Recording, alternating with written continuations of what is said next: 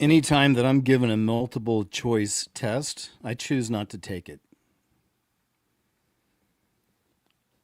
And let no man's deathbed be a futon. Another term for balloon is bad breath holder.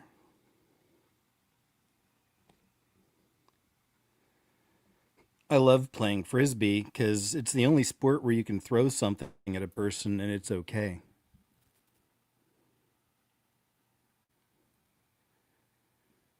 I always say count your blessings, but not out loud and not at the top of your lungs.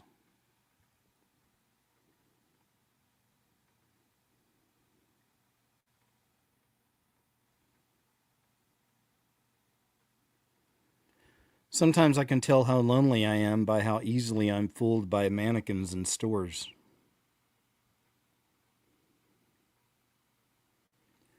A couple of weeks ago, I was on the street and I saw an unfortunately very ugly pregnant lady.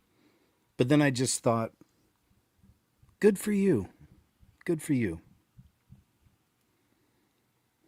I found this out the hard way, but you can make a squirrel look less uptight by putting tiny sunglasses on it.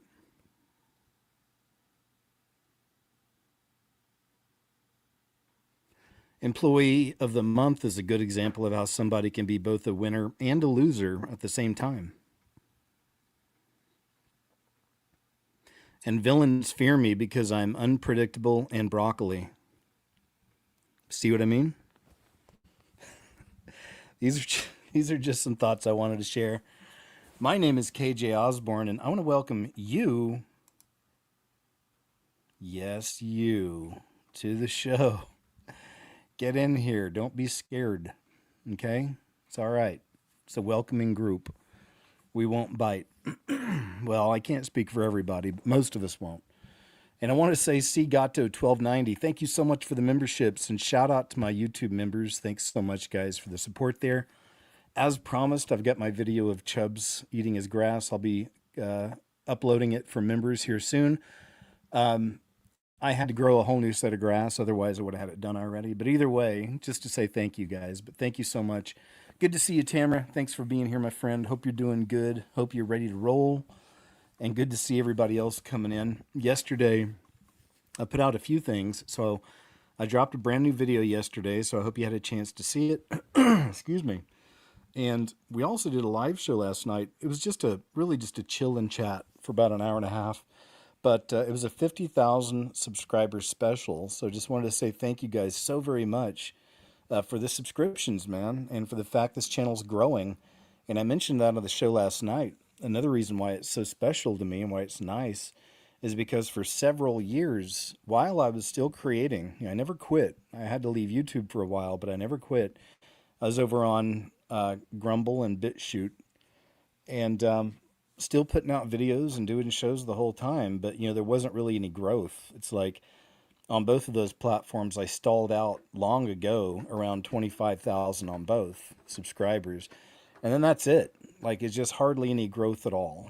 So, but I kept going, man. I'm not here just for the numbers. I'm here because this is what I do. This is who I am. It's what I was made to do. So I do it, and I won't stop, even when I'm not getting the numbers and stuff. It's like, but either way, man. So kept going through that through the kind of dry years, and now it's nice to be back here on YouTube and actually seeing growth and channel getting bigger, and I appreciate that because I know that I'm reaching more people. It's not a numbers thing for ego ever. It's reaching more people. So anyway, man, yeah. Check out the video from last night or yesterday. Check out the live show if you're interested. Thank you again so very much for your subscribing here. And again, thank you to the members. And there we go, man. All right. So I think we're all caught up. And now it's time to get down to business. So let's go ahead and jump in.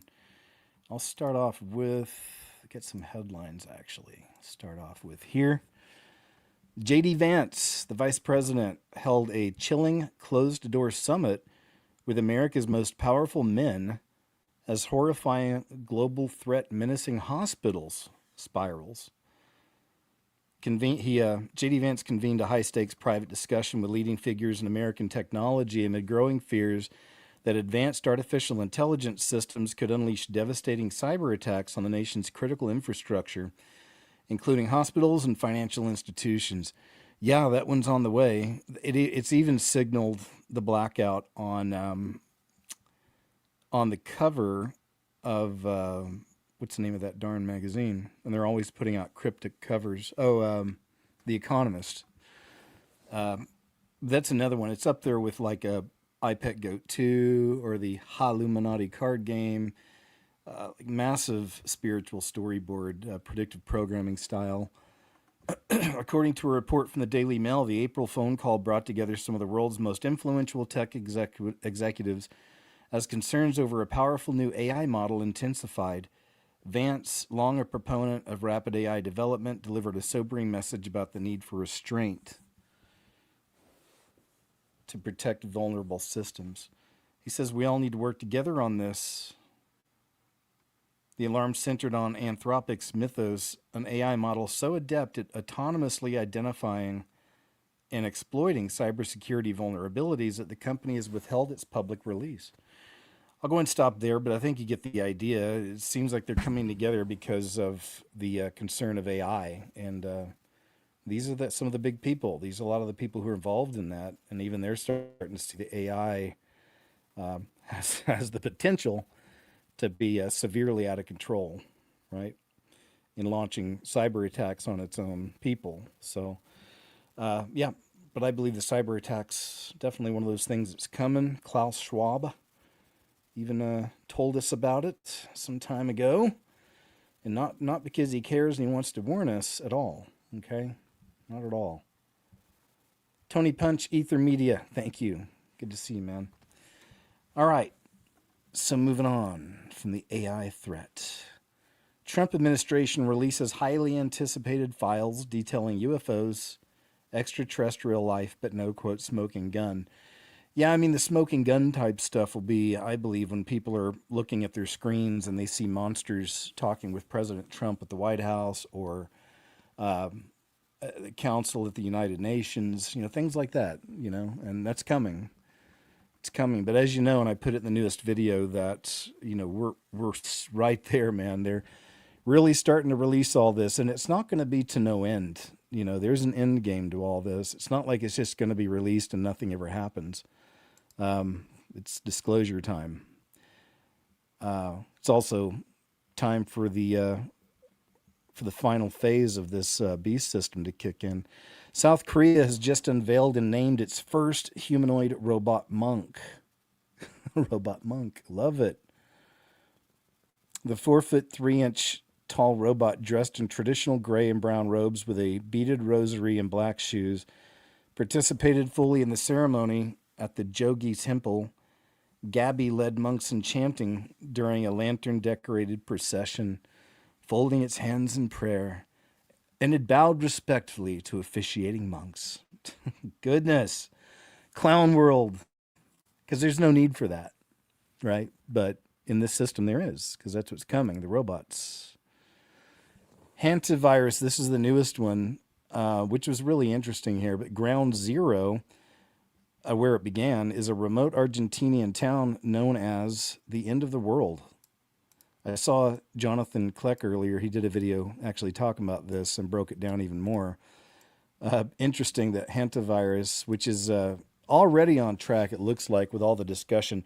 And as y'all know, this is something typically we talk all about on Monday's show. So on Monday, I've got a lot of Hanta stuff to share with you, and we'll talk a lot more about it.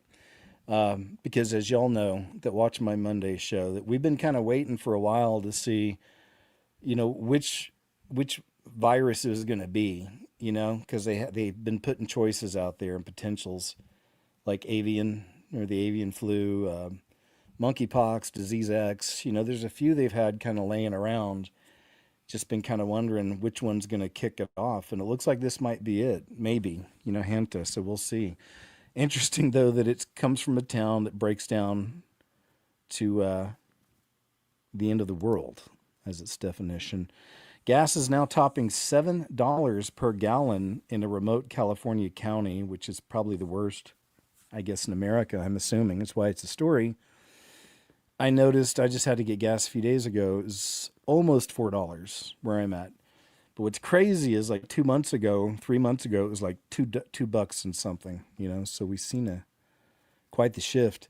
Archaeologists uncover massive artifact depicting Pharaoh that was thought to have challenged Moses in Exodus. This is freaking cool. The discovery announced by the Egyptian Ministry of Tourism and Antiquities took place at the Tel Pharaoh site. Officials described the find as remarkable in scale. The artifact weighs between 5 and 6 tons and measures more than 7 feet long, though it's in relatively poor condition with its legs and base missing. You can make out the pharaoh right there. You see it, see the head, right? All right, Ramses II, born around 1303, ruled during Egypt's New Kingdom and is considered one of its most influential leaders. Historians frequently link him to the unnamed pharaoh in the book of Exodus who resisted Moses' demands, leading to the plagues that ultimately forced the release of the Israelites. Yeah, cool, man. All right, I'll be reading more on this myself. Interesting. This one's kind of fun. Hopefully it'll stay up. Like I said, sometimes I got to remove things for copyright strikes at the end of the show. I never totally know. Sometimes I'm surprised. Sometimes things I think will happen won't. But enough of all that. This is actually a pretty interesting story. This is Goldie Hawn, the actress Goldie Hawn, who's been with Kurt Russell forever. Even something else I noticed just watching this, you know, Lord bless Goldie Hawn. She doesn't look like she's had any surgery at all. Like she's just her real face, which is nice to see. It's crazy that that's a thing now. It's like, whoa, they look real. That's a surprise. Goldie Hawn on her crazy alien experience. So this is a pretty cool alien story from Goldie Hawn, the actress, who is brave enough to just be herself. I love it. That's good. A lot of the members of your family seem to have in common is that you've had sightings of unidentified flying objects. Really? No, yes? No. Yeah. Kurt has. Yeah. You have. Yeah.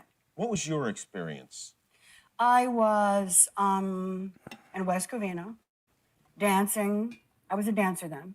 I was about 18-ish, and 19 maybe. And I literally was dancing in Anaheim. I thought that was Hollywood, but I wasn't. And then I was living there in a little apartment. And I went outside, and I literally sat there. And I don't know where this came from. I don't know, except I'm always looking for things that I can't see to understand what's going on in the world. I looked up in the sky, and I said, I know you're up there, and I know we're not alone, and I want to meet you one day. And that was that. And about 3 months later, I was now dancing in West Covina in the theater in the round, and I got really sleepy. Like, I don't know why. I wasn't out all night. I was just like, somebody gave me a shot of like Valium. And I said, could I go sleep in the back of your car? And I said this to one of my dancer friends, his name was Todd. I lay down in the car. I don't remember anything after that. And I heard a high-pitched sound in my ear, but it was so high frequency. And I was lying in the back of the car. I remember looking at my hand and my body, and I couldn't move anything. I was completely paralyzed. And I looked out the window, two people, short, whatever, looking at me with triangular shaped sort of heads, all sort Like of the silver mantis. color or whatever, but they were droning, and the window was down because it was hot. And I heard They were the droning, droning. like making They a weren't. noise? There was sound coming out of them. It was communication through sound, not through words, and they were pointing at me. So, the next part of this story is many years later. I didn't know what happened to this day. Was it a dream? Was it really happening? But then all of a sudden I just said, I got to get out of here, whatever. I got to get out. And there's boom, I came to this, felt like a force field. And I was just asking people, wonder what that was. I wonder if I really saw anything. In the 1980s, mid-80s, there was a book that came out that was writing about all these different sightings that different people have seen, right? And I thought, okay, I'll look. It's like extraterrestrial or, whatever name the book was. And I read it. And when I read into it, I read that these people that were abducted, they all were paralyzed. And they all had a high pitched sound in their ear, this high pitched frequency, but they were paralyzed. That's when I put the book down. I said, this really did happen to me. So now the other thing is this, and I will just share this with you because I've shared it one other time. But so a very, very famous man, he's an astrophysicist. He's one of the fathers of the internet. He wrote a lot of the algorithms. I met him. Turns out he's been studying UFOs for many years, working with the government. And he came to my house. He said, I'm spending the night. He was also coming down to San Diego. This is getting shaky. No, now. I know. But it's not going there. Okay. I told him everything I remember. It's a long time to remember this stuff. And I remembered, he asked me, what were the mouths like? What was it about? Do their ears? Were their thing? Just all these questions. And it almost took me back into something. And I suddenly, he said, what were their fingers like? And I saw their fingers, and I remember these long fingers. Oh my God, I'm going to get emotional right now. But I do get emotional when I say this. I said, oh my God, I forgot something. They touched my face. And what I said, it was the most benevolent. Those are her touch I ever hands. had. It was like the finger. I'm sorry to say this is because, God, but when I said the finger of God. And I got emotional because it was so beautiful, but I had not remembered any of that stuff. Is it possible that you and your family are aliens from another?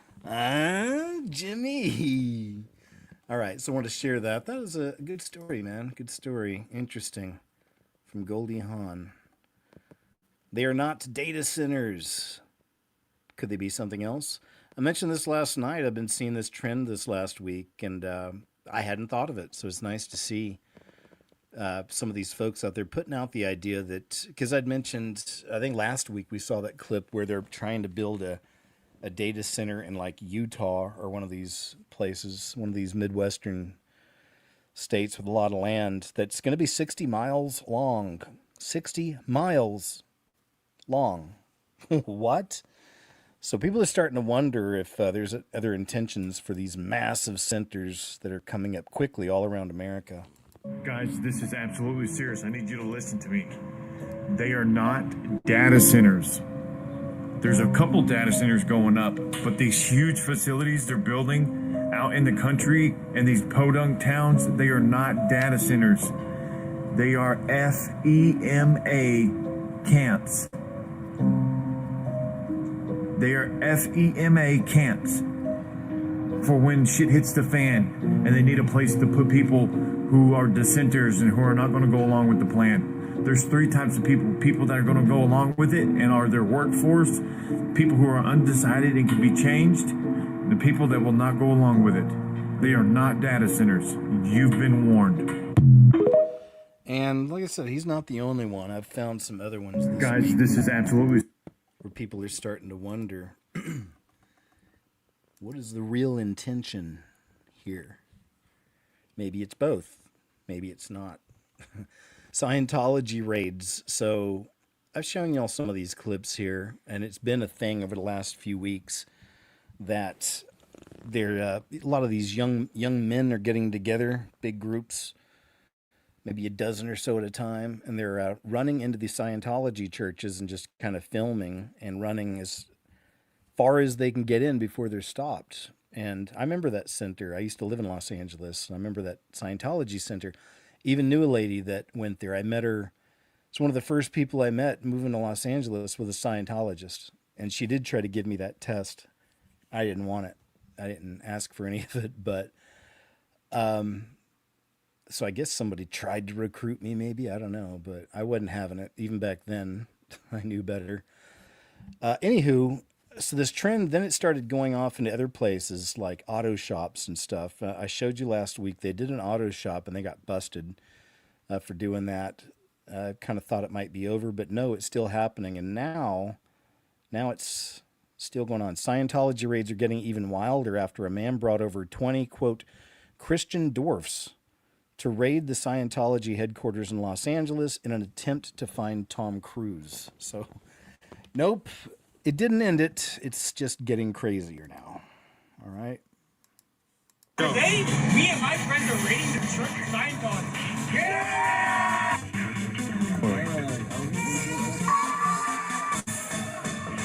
go. And now let's go. And B. Let's go. Woo! Where's Vito? Jesus is king, baby. Go. Let's find Vito. They go in the building. Go. I'm gonna find out where you guys live, and I'm gonna go to your house. Today, me and my Crazy, right? All right. There we go. Wacky. But that's the LA I know. Not that I'm from there, of course. I lived there a few years, but I liked all the weirdness and the randomness. You know, as long as no one's getting hurt, you know, why not? Let's have some fun. Oh gosh, this one's not cool. Especially because I used to like that brand, Dave's Killer Bread.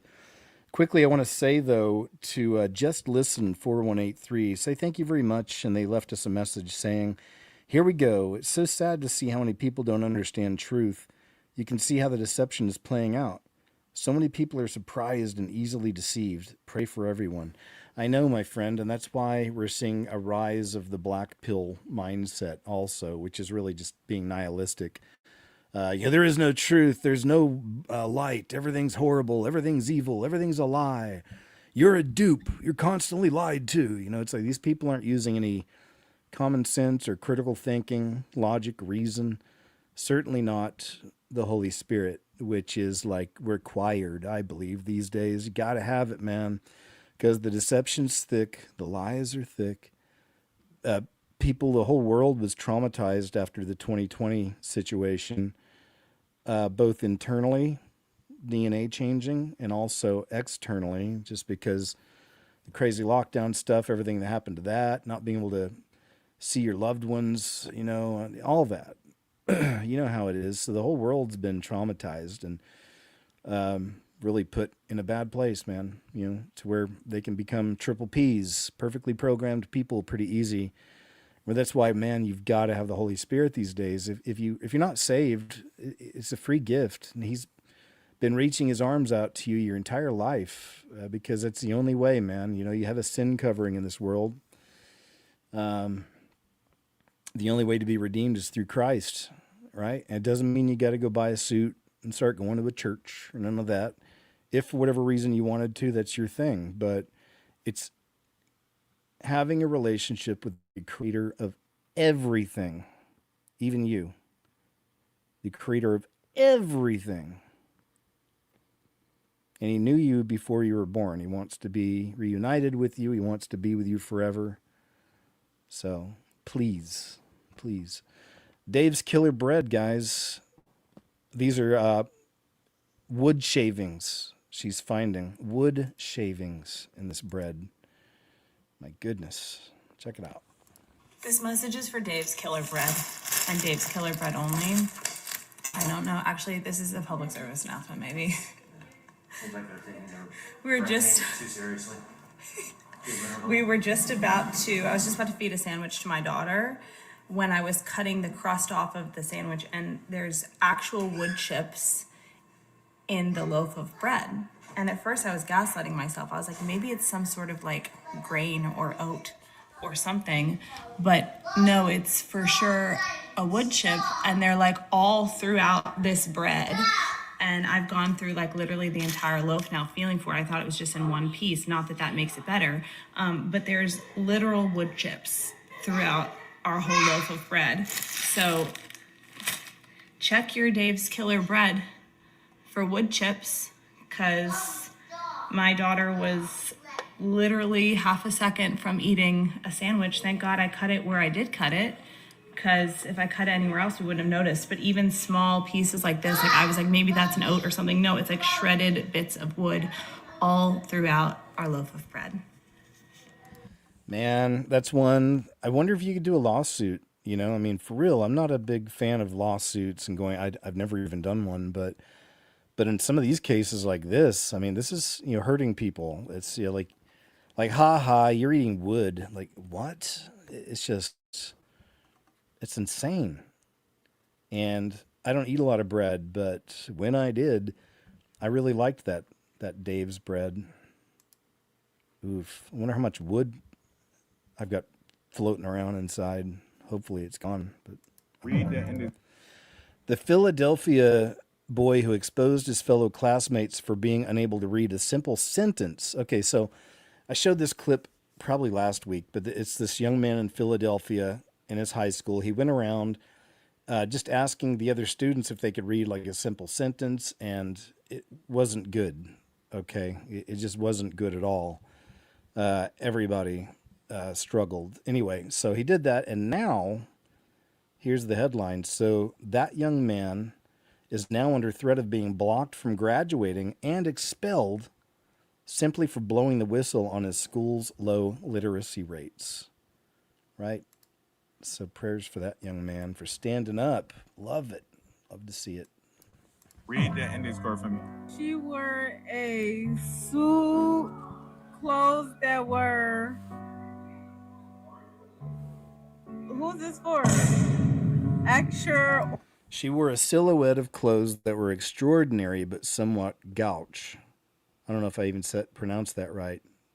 Gauche. Anyway. Ordinary but somewhat.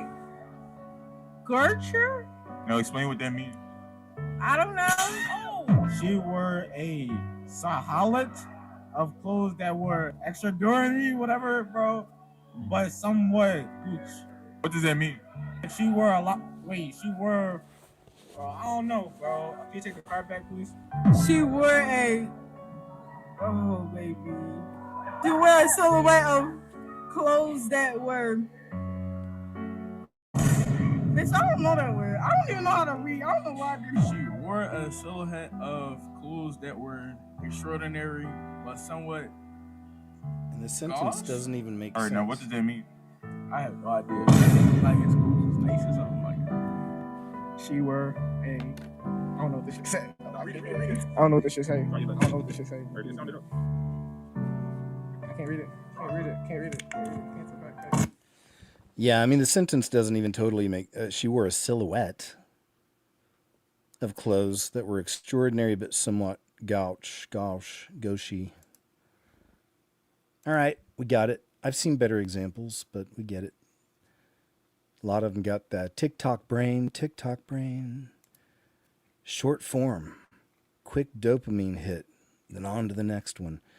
The 2008 film Eagle Eye, produced by Steven Spielberg, shows an ultimate AI surveillance system. They always do this. 36 floors beneath the Pentagon, so 3 6s. The film depicts a Pentagon-based supercomputer that tracks citizens via phones, cameras, banking data, and social media. It's an autonomous system using networked devices to monitor and control individuals in a national security scenario. Didn't the White House say the ballroom was needed for national security? So it's just another one of these. We need to watch it. We got it. Eagle Eye, if you're interested. Produced by Steven Spielberg, who's playing his role in Disclosure. She left her notifications on. Family vacation. Oh, this is a silly one I was watching, but I guess it's just this dude caught his wife talking to somebody else. Not even worth sharing. So much of that on both sides, you know, the cheating stuff and all that. It's crazy. That we are. So the Assistant Attorney General for Fraud, Colin McDonald, just revealed that little Tim Waltz is using taxpayer dollars to sue the federal government to block investigations into fraud. This is like a cartoon. It's crazy. Yet another reason federal funds should be fully frozen in Minnesota, but they're not yet. Wait, what? Okay. What's going on? That we are putting onto this problem. With respect to Governor Walz, I see that he has a newfound interest, and I would say that if he is truly serious about solving the fraud problem, then he should stop suing in court. He should, in fact, turn over the information that would help maximize and accelerate investigations. This includes information with respect to SNAP fraud in his state. This includes information that's been long sought with respect to voter rolls in his state. So if he is truly serious about getting into this game, then he should engage with us on those issues and actually provide information that would turbocharge the investigations in his state. Minnesota maybe was the start of things, but people are now looking to California. That we are putting onto this problem. Yep. Well, good. I hope that something happens. Just an observation. This guy right here looks like he's 40 and 17 at the same time. Just has that look. There's some people out there like that, you know. Oregon passes a new water law starting January 1st, 2026. So I guess it already started. A kayak, which I love. That's what I do during the summer. I like kayaking a lot. A kayak, paddleboard, even an inner tube is legally a boat now. Okay, cool. Some of these laws are nuts, but it's about money, right? So I live in Oregon, and I live on the Umpqua River, and we float the river every year in kayaks and paddleboards and inner tubes, fun stuff like that. And I found out yesterday they are going to be counting inner tubes that are tied together. If you have two inner tubes that you tie together with a rope, they're going to count that as a boat.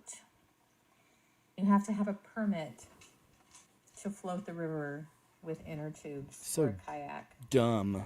Because that's going to be considered a boat.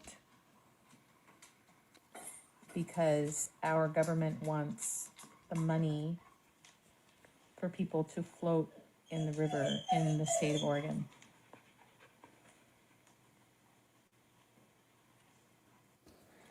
That So is I live in just, again, that's just nuts, man. Like, that's personally, it's like my favorite activity during the summer is kayaking.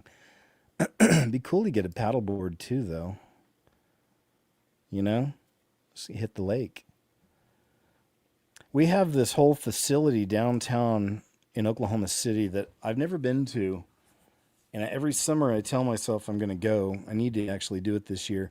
But they got everything. They got like a surf wall there. It's like a water park thing. They got kayaking. So a whole like kayak thing they set up. And it looks like it's got some really good dips and just a whole water park thing down there. The Olympics, I guess they used that area for training or something. It's like a whole deal. It's like a big deal. I still haven't gone, but I need to. I need to go this summer if we're still here. This mom is bravely asking the question so many parents are thinking but not saying out loud. Are our kids even going to school for a reason anymore? Well, there's a reason, but it's not what the original intention was. It's definitely programming now. All right, I know this is going to sound crazy, but just hear me out, okay? Does anyone else feel like our kids are going to school for no reason? Seriously. The world is changing so rapidly, let alone the chaos that's happening every single day that everyone could just implode. But on a regular note, what are we preparing them for? Our education system is so outdated. Technology is moving so fast. AI is taking over way quicker than they anticipated. And our kids are still going to school learning what exactly to prepare them for what. Like, I'm literally sitting here thinking, how are my kids going to make money? Is like the workforce is like non-existent, okay? Everyone needs a job, all this. Yes, people need to work, but what are people doing for work in like the next 10 years? What are our kids doing? And if it's a waste of time now, like, okay, elementary school, get the basics. You need to learn how to read. You need to learn how to count, blah, blah, blah, blah, blah, right? All those things are great. But then what? They're going to go to junior high and learn fake history. And then they're going to go to high school and dink around and deal with bullies and chaos and possibly, shootings, just crazy stuff. And then what? What are they going to do? I have a almost 11-year-old and a almost 5-year-old, okay? What are they going to do when it's their time to go out into the world and work? And every single job is being taken over. Every single creative job where people who are creative, who could align themselves with an area of work that people couldn't easily replicate, that's gone. entry level jobs gone. I mean, even like construction workers, they have like machines now that will just lay bricks and slap cement for them. I mean, really, what are we doing? Are we going to end up with like a world where we get like a stipend for food Yes. and we all sit around on computer? Like, what are we going to do? That's it. And if it's a waste of time, You've all told us. and if this world is literally falling apart on top of that, I just want to spend time with my children and my family. That's all I'm saying. Because it just seems something's weird. It seems weird. She's feeling it too. A lot of people are. There's a lot of these videos out. Because, you know, I follow some channels on YouTube that just grab clips, right? They just show a bunch of clips. And several of them are showing a bunch of clips about people feeling the same way. And we know what that is, man. You know, we're at the end of the road, dude. This is it. Prophecy's playing out. It's real. You know, we really are at the doorstep of tribulation, man. So far in that they're really pushing the alien stuff out. And like I've said, I was personally talking about panspermia in 2015. It goes way back, over on the Scariest Movie Ever, and talked about the movie Paul and all these other things. I'm not doing that. I'm not trying to get credit. I'm just trying to say that for anybody out there saying, nothing's going, everything's fine, it's cool. It's not, you know, because some of us have been watching for a long time, and it's kind of shocking to actually, and exciting to be here now and to see what's happening and see it coming out. But a lot of these people, man, they may not know Jesus. They may not know about the end times or whatever, but even so, many of them are feeling it. They know something's off. And they're starting to ask questions like, how can this world continue? Where do we go from here? Yeah. And Yuval Noah Harari told us a long time ago what humans will be doing in this future. They're going to have basic income taken care of every month. He says they'll be playing games online and doing mind-altering substances while they're at it. I know some people may think, man, that sounds awesome, dude. For the rest of your life, for years at least. Tracy Hunter was convicted 2014, unlawful arrest. I don't know what I was looking at here. Let me see if it'll go back and show me. Nah, okay. Sometimes I'll do that. I'll grok some of these things. But then I'll miss the whole video. All right, so the expression of the group of raccoons trying to... Oh, this is great. So raccoons, I wanted to share this one too, because I have raccoons. Where I live in the attic, it's been that way ever since I've been there. I've been there for many years. Sometimes we've had to have people come over there and take them out, you know. But, you know, I've just kind of learned to live with them. They broke into the house one time. I woke up, middle of the night. Chubbs is laying out there just watching them. It's not scared at all. They're just chilling. You know, one of them was in the trash, one of them was in the kitchen, and one was in the living room. Anyway, but so I don't really have a big issue with raccoons, though. I mean, generally they're pretty sweet, from what I've noticed, and they're huge. The ones I've got are massive. I've thought about, because there's some of these channels. There's a guy's channel, I can't remember its name, on YouTube, but you know, he just goes out on his porch and gets surrounded by raccoons, and he just feeds them hot dogs and stuff like that. You know, hot dog wieners and. You know, and none of them ever come at him or are aggressive. Like, they're all super sweet, you know. He can even pet them. So I was thinking, man, maybe I could do that. I've got raccoons already. I just have, like, my little raccoons come down, pull out some hot dog wieners, get on the porch, you know, start filming, and just see what happens, you know. Should I? I don't know. But anyway, this is the whole raccoons playing dead right here, acting as if nobody sees them, but they walked into the garage and saw this. Let's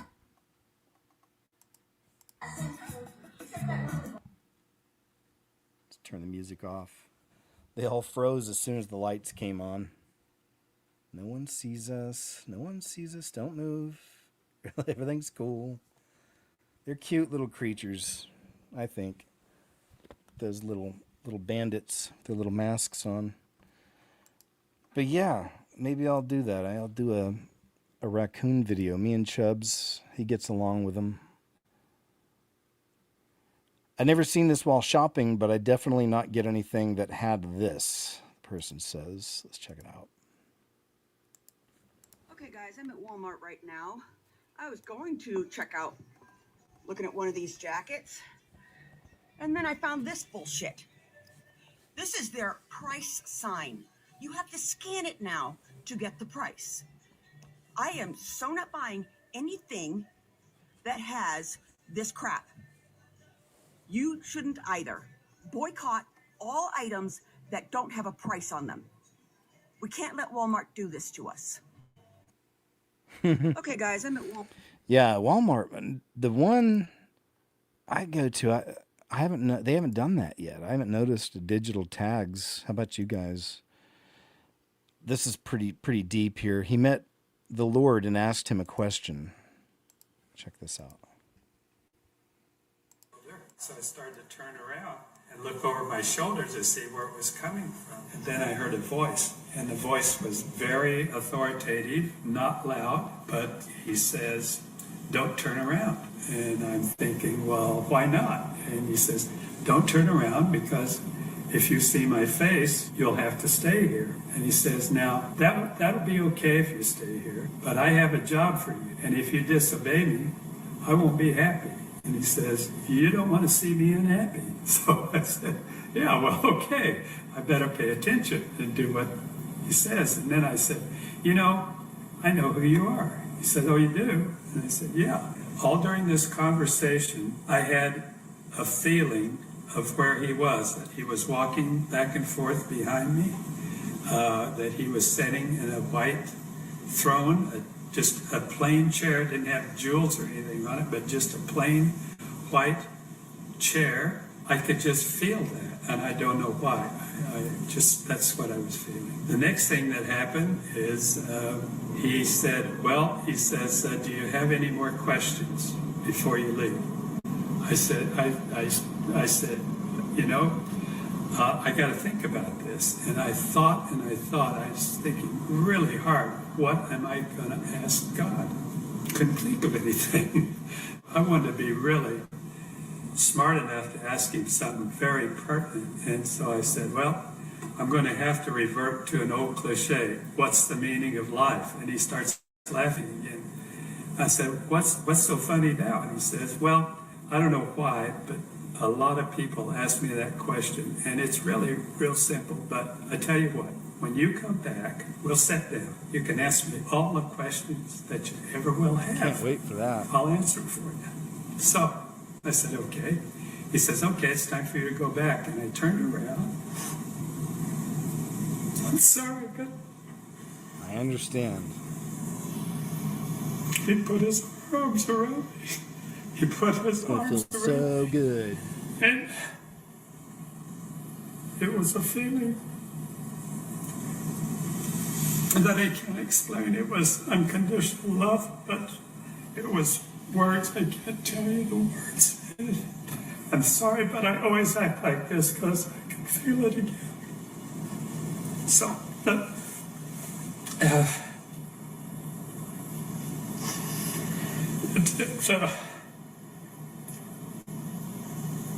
it changed my life. Love it, man. Love it. I feel it when I see the people cry when they start talking about them. I'm the same way, man. And you don't know how much I have to fight it sometimes during these live shows, man. It's like, because it's my real life. Like every day I can tell you I'll cry at least once. You know, it'll start coming on sometimes multiple times. It's because throughout the day, I pray for people.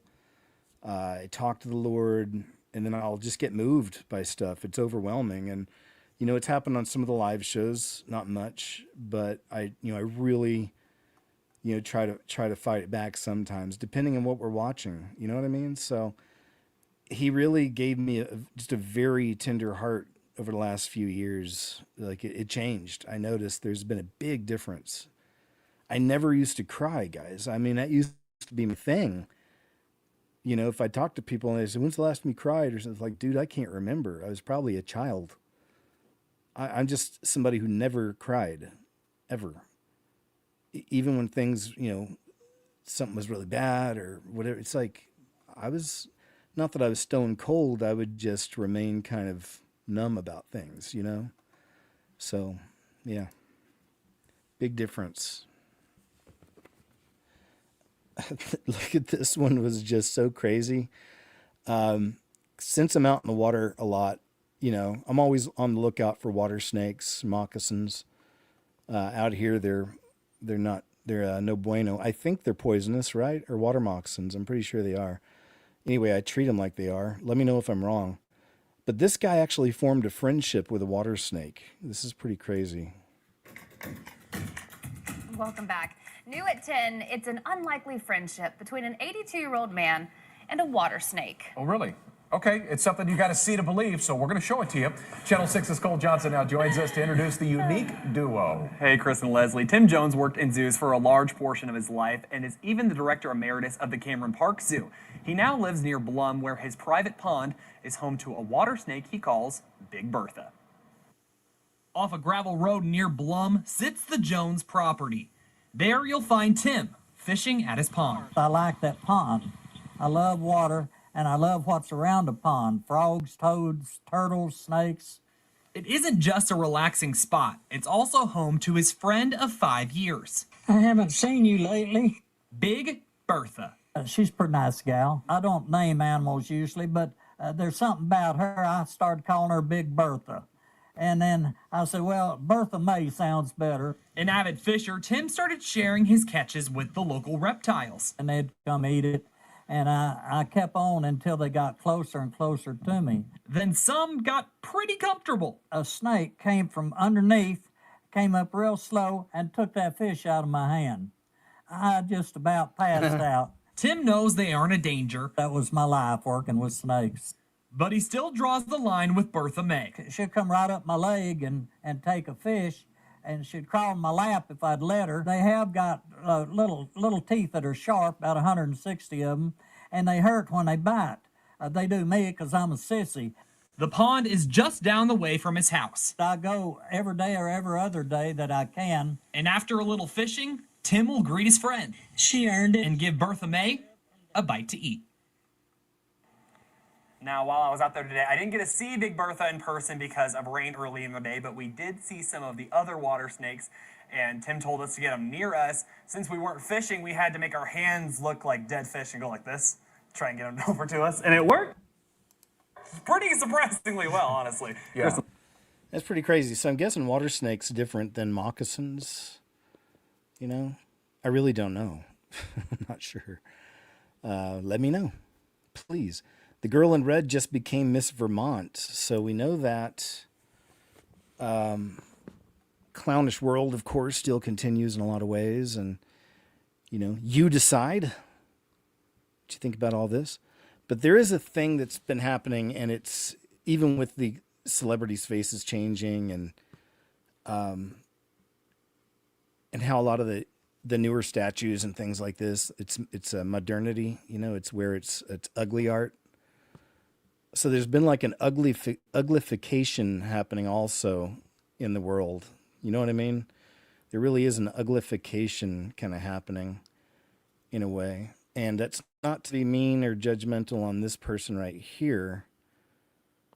It's just that when it's a beauty pageant, you know what I mean? And there's standards there. But all that stuff's changed. The lines have been blurred. And I'm not even sure if the person in the red is a male or female. Again, I don't know for sure. You decide, But let's check this out. This is the new Miss Vermont here. And again, there are two. Congratulations to you both. If you can, take in the moment. Our first runner-up will receive a $1,500 scholarship and holds a very important position. If for any reason the new Miss Vermont cannot fulfill the roles and responsibilities of the title, they will become those of the first runner-up. The new Miss Vermont will receive a $7,500 scholarship plus a fabulous prize package and is headed, of course, to the Miss America competition.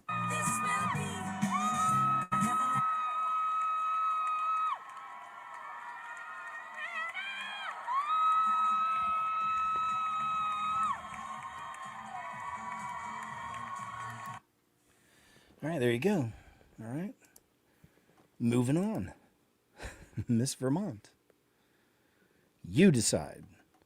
They say this dude was like a zombie, plus he kidnapped a little one and started to eat off the face.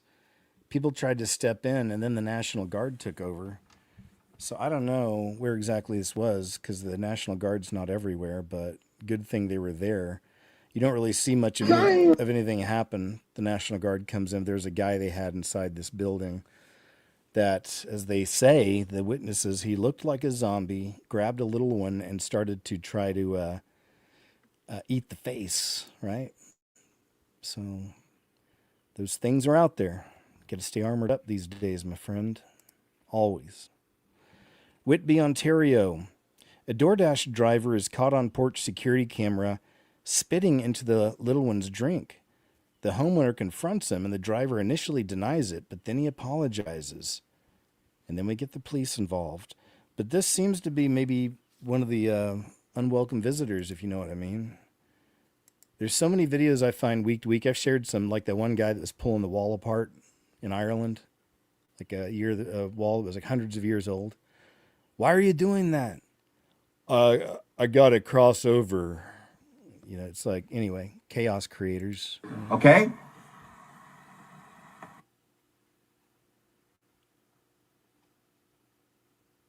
That's where he just spit in it and then he put the lid back on. So gross. It's just so gross that people do that kind of thing.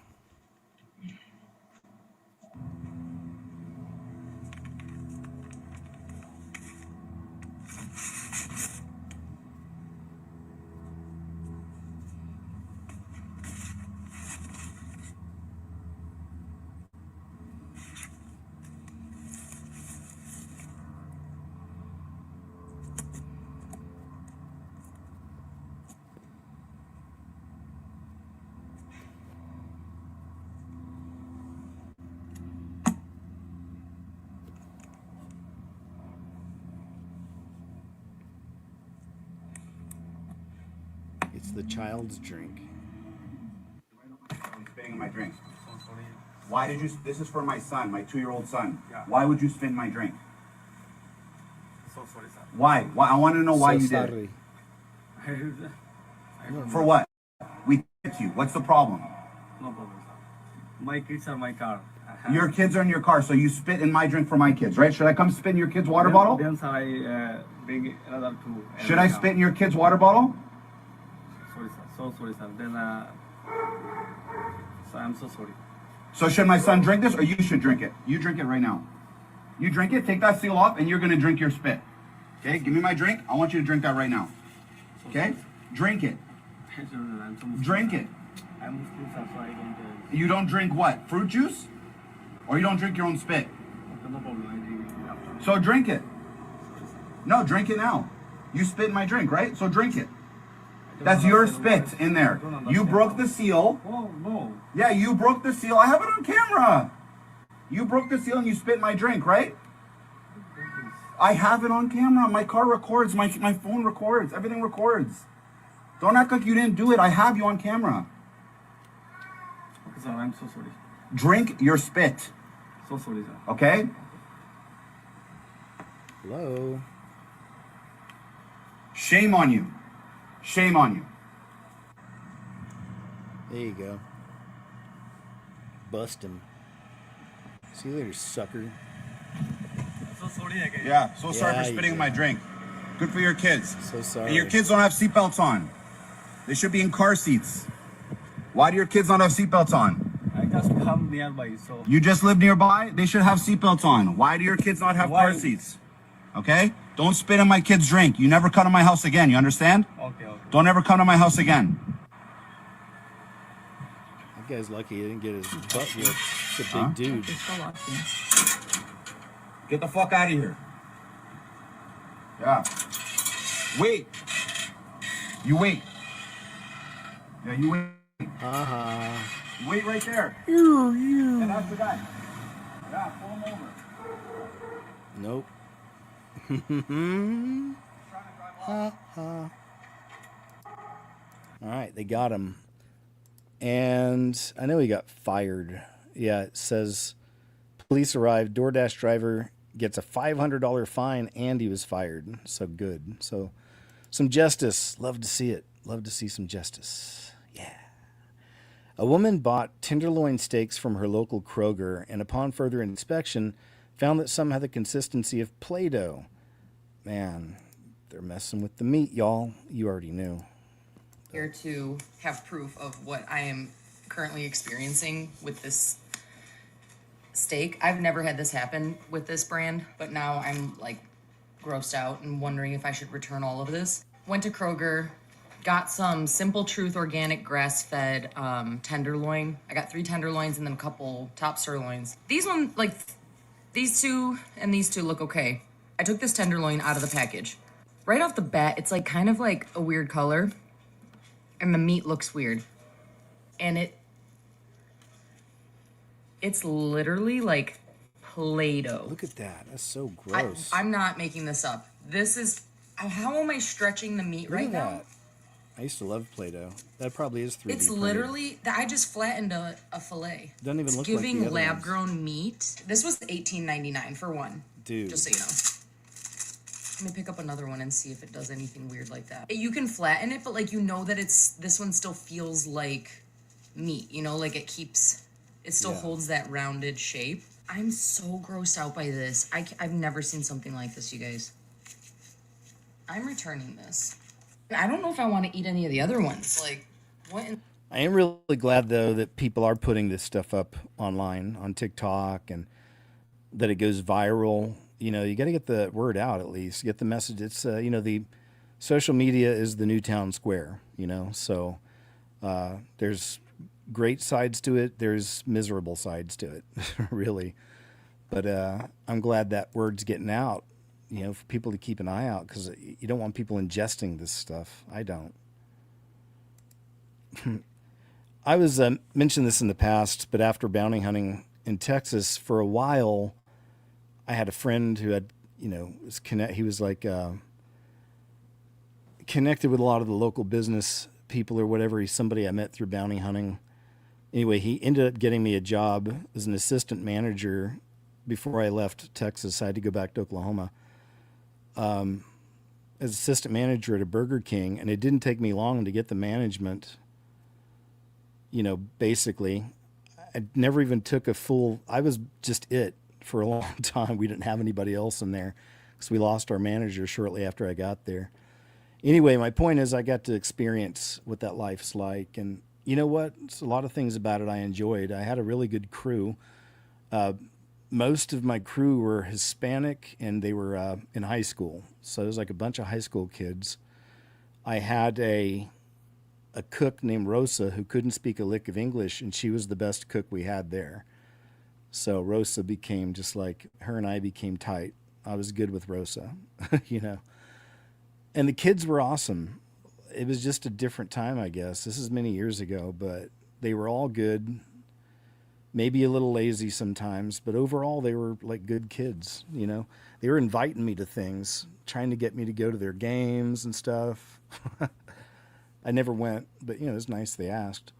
Anyway, here's a Whataburger employee is upset with her manager for refusing to let her wear a shirt like a crop top.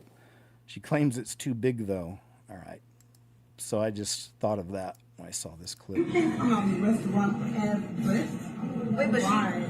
No, that's not the standard. Why? I'm confused. Why? There's nothing to be confused about. It's plain, simple English. Untuck the shirt and cover your stomach. I told you that the shirt was too big. It doesn't matter. I said I need an XXS. And that still doesn't matter. That's not warrant you to come out half dressed. You have to dress accordingly to what the standard is of Whataburger. How is my stomach harming anybody? How is my stomach harming anybody? It's harming the business. You cannot come out like that. That's not standard. We're not going to stay here and talk about this for 20 minutes. You're not standardly dressed. You can either dress properly at home if you like, or you can tuck the shirt and get to work here at Whataburger. Don't you guys ever think if you had cuter girls like on the clock, more customers would come? You can't come out of the restaurant. Yeah, anyway, I'm definitely on the manager's side with this one. You can't be doing that. It's not a fashion show, little lady. There's a trend where people are speed running. Oh, here's another one on Scientology, man. I told y'all this whole thing is really going crazy now. So, as we know, there's a trend where people are speed running, they call it, through these Scientology buildings in bizarre costumes. We just saw the midget Christians. It says, I need you to understand the lineup here. So now they have, in this one, they've got minions, they've got a Jesus figure. It's not cool, but, and they got dwarves. And in that order, Scientology survived decades of scandals and celebrity lawsuits. What finally broke them was Gru's henchmen. So they're really getting creative now with this stuff. Got to turn the music off, though. They have the Christian cross on top. Come on, guys, really? I don't know. I kind of like the madness of it, of the young people doing some of this. Like it says, as long as no one gets hurt, but it's like Animal House type stuff, you know? It's just like, what else? You know, we all complain about, so many people complain about the young generations and this and that and the other, and young white boys especially are definitely villainized, you know, over and over, called incels. They use that term. So what do you want some of these young frustrated guys to do? You know, they can't. There's the dating thing's nuts out there on both sides for the men and women, young men and women. What are they going to do to blow off some steam? I said, I guess as long as nobody gets hurt, you know, everyone's having fun. Why not, right? Crazy kids these days. What you gonna do, right? Coquitlam, I guess that's the name of this place. It's a cool little name, though, if I said it right. Coquitlam, British Columbia. Indian unwelcome visitor washes clothes in the river using harmful detergents. Locals shout out to him that the detergent will affect the salmon and other wildlife. But like I said, there's a lot of these clashing of culture videos, if you will. I keep finding. It's just interesting. There's no assimilation ever, you know. No, we don't put soap in the river. There's salmon. There's salmon and all sorts of fish. This is a good. This is. Yeah, no, this is a protected area. Please, no soap or detergent in the river.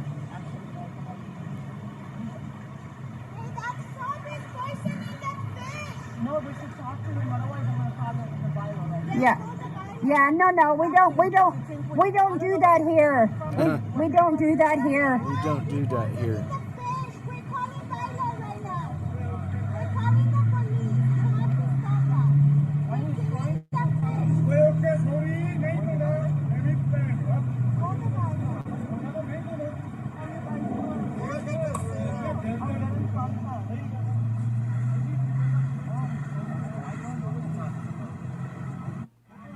No. So there's that, the great clashing of cultures.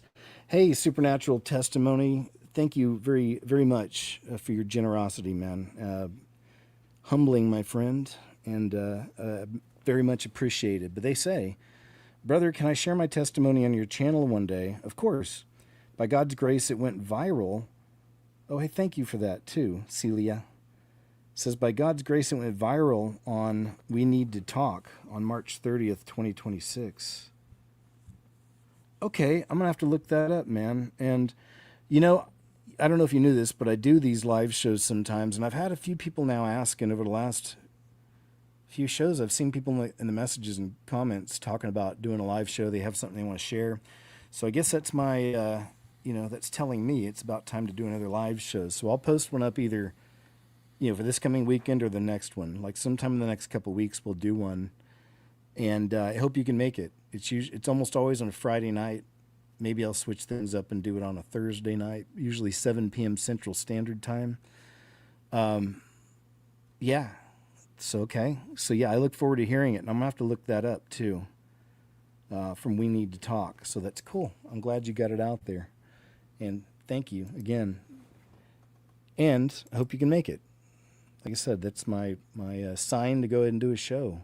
So a few of y'all been asking, This thing landed there and started emitting light. It was the size of a bus, compressed. Before anyone says it's high voltage, there are no wires. This is a dense forest we're looking at. All right, check it out. I can hear you. Okay,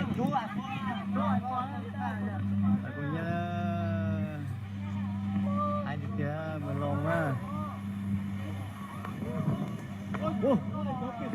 nhau. Chào nhau à.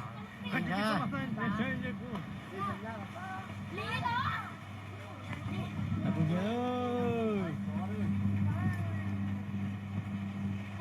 Mình lòng mình đó.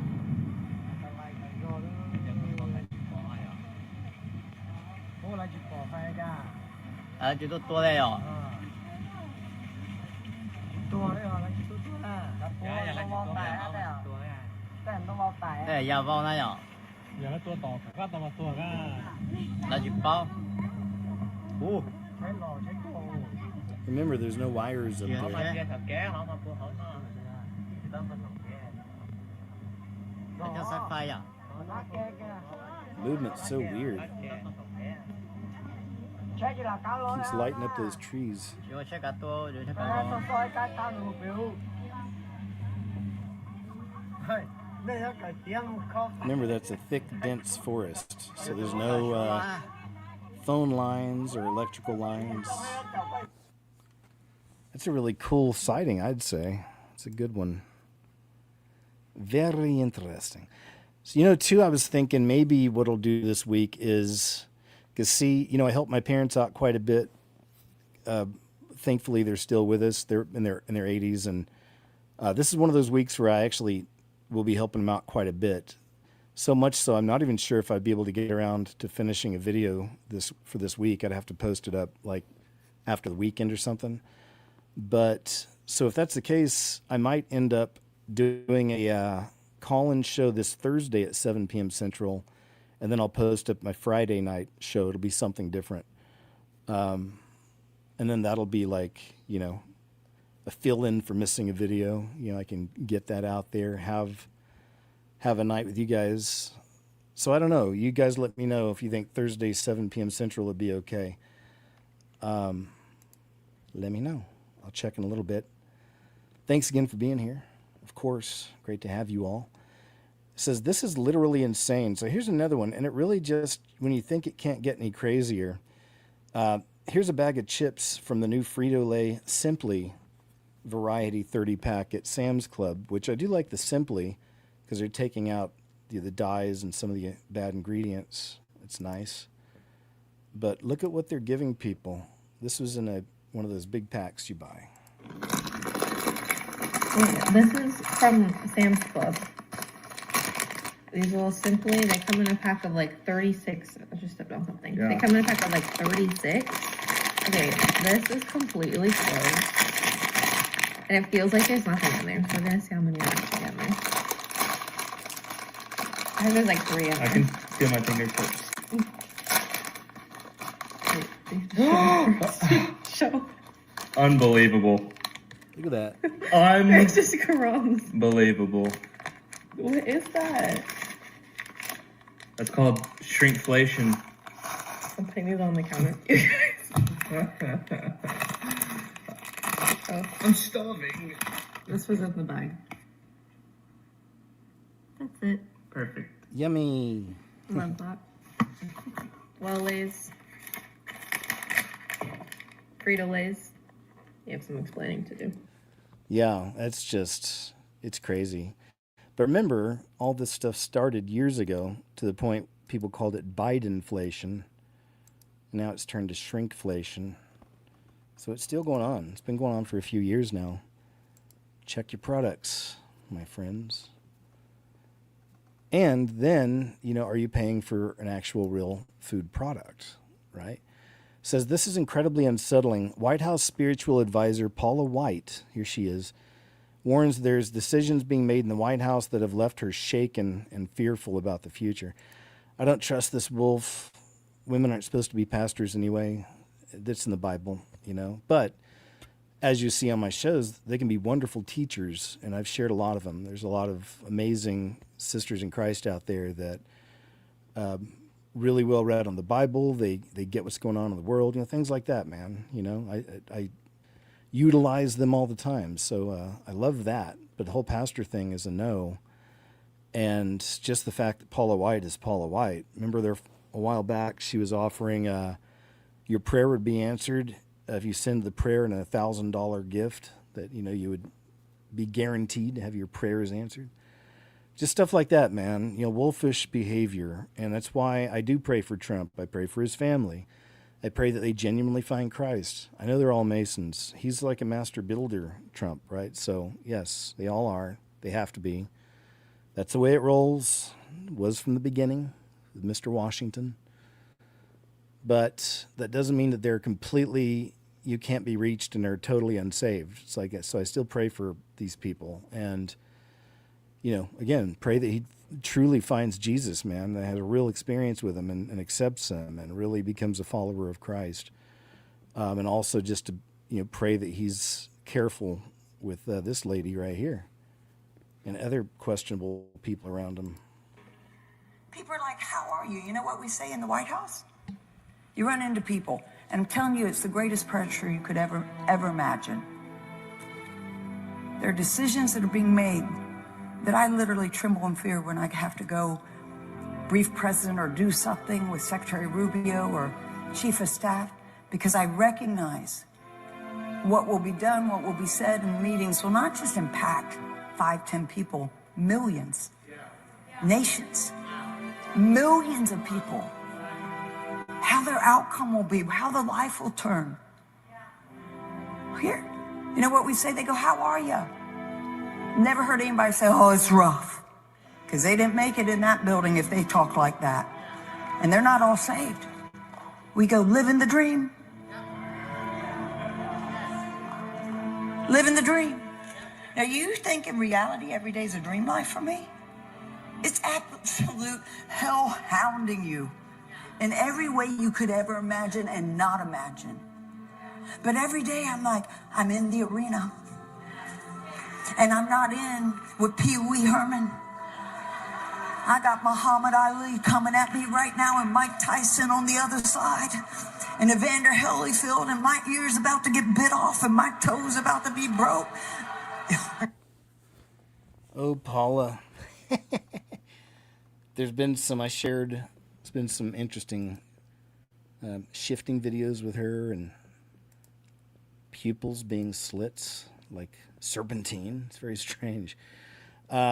Here's a channel I just found called Mike Off the Record. Sometimes it's nice to have these fun, silly channels. This seems to be one of them. And he says, I bought every AI scam ad. And this is actually, I bought this drink. And this was actually, I thought, a pretty good video. Because he really did. He shows all these AI ads, and then he buys the product, and it shows you what happens. And the difference is pretty amazing. All right, so here's one right here. That's a total scam. It's an ultra-realistic AI robotic dog. Let me jump ahead here. Yeah, here's a good one. Good example. Right, Miso? But next is what looks like the world's most comfortable sleeping bag. No way. That's bigger than a bed. It looks amazing. It's like a Snuggie, but a cat. Honestly, that looks pretty comfortable. All right, guys, did we get the giant cat sleeping bag? What? This is the cat sleeping bag? The ad showed something like 10 times bigger than me. I thought it was gonna be like a bed. Let me get into this thing, though. All right. And then we got a little cat head here. Well, yeah, not the same thing, because if it was, I would even be tempted to maybe buy something like that. I don't know. All right, here's another one. This is an interesting one here, too. Let's play a couple of these. I'm most excited for. It's a drink jacket. Apparently, you'll be able to literally wear your drink. This person definitely doesn't seem real. Why does that lady move so weird? I don't even know if I'd buy this because that creeps me out. All right, I got the drink jacket. Wow, it kind of looks like the advertisement. I mean, it's got compartments here that fill up with liquid. The arms, though, it's not a liquid thing. It's just to fill it up with air. So that's not what the ad showed. It showed liquid everywhere. And it looks like it has a drinking spout right here to drink the liquid. So far, it looks kind of like the ad. Let's try it on. How do I look? I feel like a marshmallow. All right, let's fill up the jacket with some juice. All right, here we go. She's filling the jacket up with apple juice. Ooh, it feels cold. That feels weird. It feels like there's all this cold liquid on my back. Whoa. Oh, man, this thing is getting heavy. Feel good. Feels like a lot of weight. I don't know how comfortable this would be to wear around. At the same time, it's a little cooling. So if it's a hot day, it might actually cool you down. Check it out. This is a pretty cool style. You know, imagine if you're out snowboarding, or this could be a new fashion statement. Whoa, liquid's going everywhere. I forgot to close it. Let's see if juice actually comes out of this. Juice is coming out of this. All right, so I'll try to find a couple more. Yeah, like this one. Just some of this stuff is just so crazy. And I could see where these grifters who create these things are making tons of money, you know, for sure. Because these are real, you know, these ads are just like, what? Honey. Really? Okay. What? This is just impossible. Like, there's just no way. This makes me want to eat some honey right now. I don't know if this is like ASMR. This is crazy. All right, let's check out the honey keyboard. This thing was $100. Hope it looks like the ad. What the heck? It's just like a orange clear board. There's no honey. There you go, right? So there's a bunch of that. Just want to share a couple of them. You can go to Mike Off the Record YouTube channel if you'd like to see some more from that young man. Or not. You get to choose. Hey, if you didn't know, Mel Gibson and his team recently wrapped up production or shooting on the Resurrection of the Christ movie. So it just wrapped production. There's these different behind the scenes they're putting up on this channel, Verite Vision. It says, first comment, there's never been a movie in my entire life that's made me this excited. Love it. So here's some of the...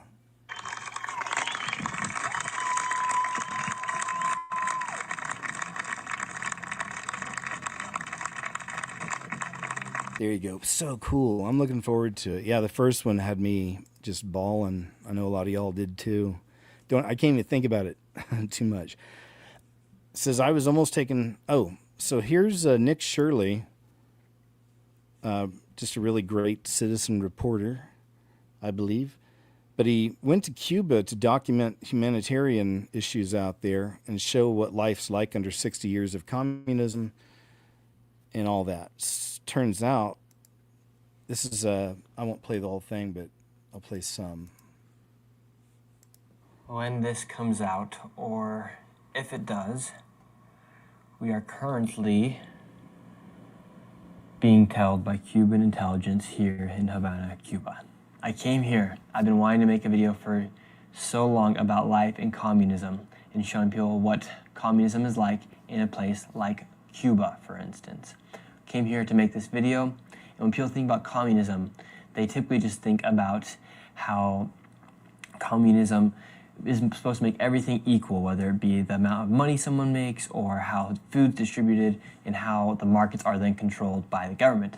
However, something that people do not think about, including myself, is how in communism, they do not have freedom of speech. They don't have freedom of press.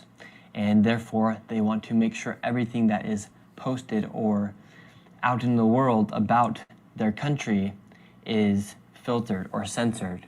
So here in Cuba, as soon as I arrived into Cuba, I did everything that you need to do to come into Cuba as far as the documentations that it takes to come into Cuba. Right now, there's a big problem taking place here in Cuba, the largest humanitarian crisis they've had in maybe 50 years. And there's no oil or gas due to the blockade after Trump and the United States took over and captured Maduro. So Venezuela is no longer supporting Cuba with any oil or gas, and that also affects everything that they have, essentially, between whether it be the food or from it being the lights and the power shortages here, or just the gas alone. Here in Cuba, you hardly see any cars driving around because nobody can afford gas. For 1 liter of gas, it's $10. Okay, so what am I getting from here? So I go out at the airport. They seize all of my cameras. They seize both my GoPros, my Meta glasses. These are not my Meta glasses. All my microphones. However, the only thing they don't take is my iPhone camera. That's what I'm filming this on right now. They don't take my iPhone camera, and somehow they didn't get this microphone that was in the very, very bottom of my backpack. So we get out and we go start to make the video asking Cubans about life in communism, showing what's going on with the blockade, showing kind of the downfall of Cuba. One sec, I'm working on getting this out. Right now, we're currently planning our escape route out of Cuba right now, so I had to respond to take a message to get out of here somehow. So we go out into the streets and we start filming this video. We're showing people what life is like in Cuba right now, how there's hardly any cars out in the streets. The buildings are like crumbling essentially. All the university is destroyed, the University of Cuba. There's hardly any food out for the people, and just the mass poverty that's taking place, and asking people about things such as communism, what life is like in Cuba. Well, when we're doing one interview near a hospital where there's a huge line outside the hospital, because here the hospitals aren't even working, essentially. The lines are taking forever, and with their hospital and the government controlling the hospital, that also affects the power. So right now you currently have surgeons doing operations with flashlights. Whoa. All right, so I'm going to move there because someone said he's done an update since then. So let's see.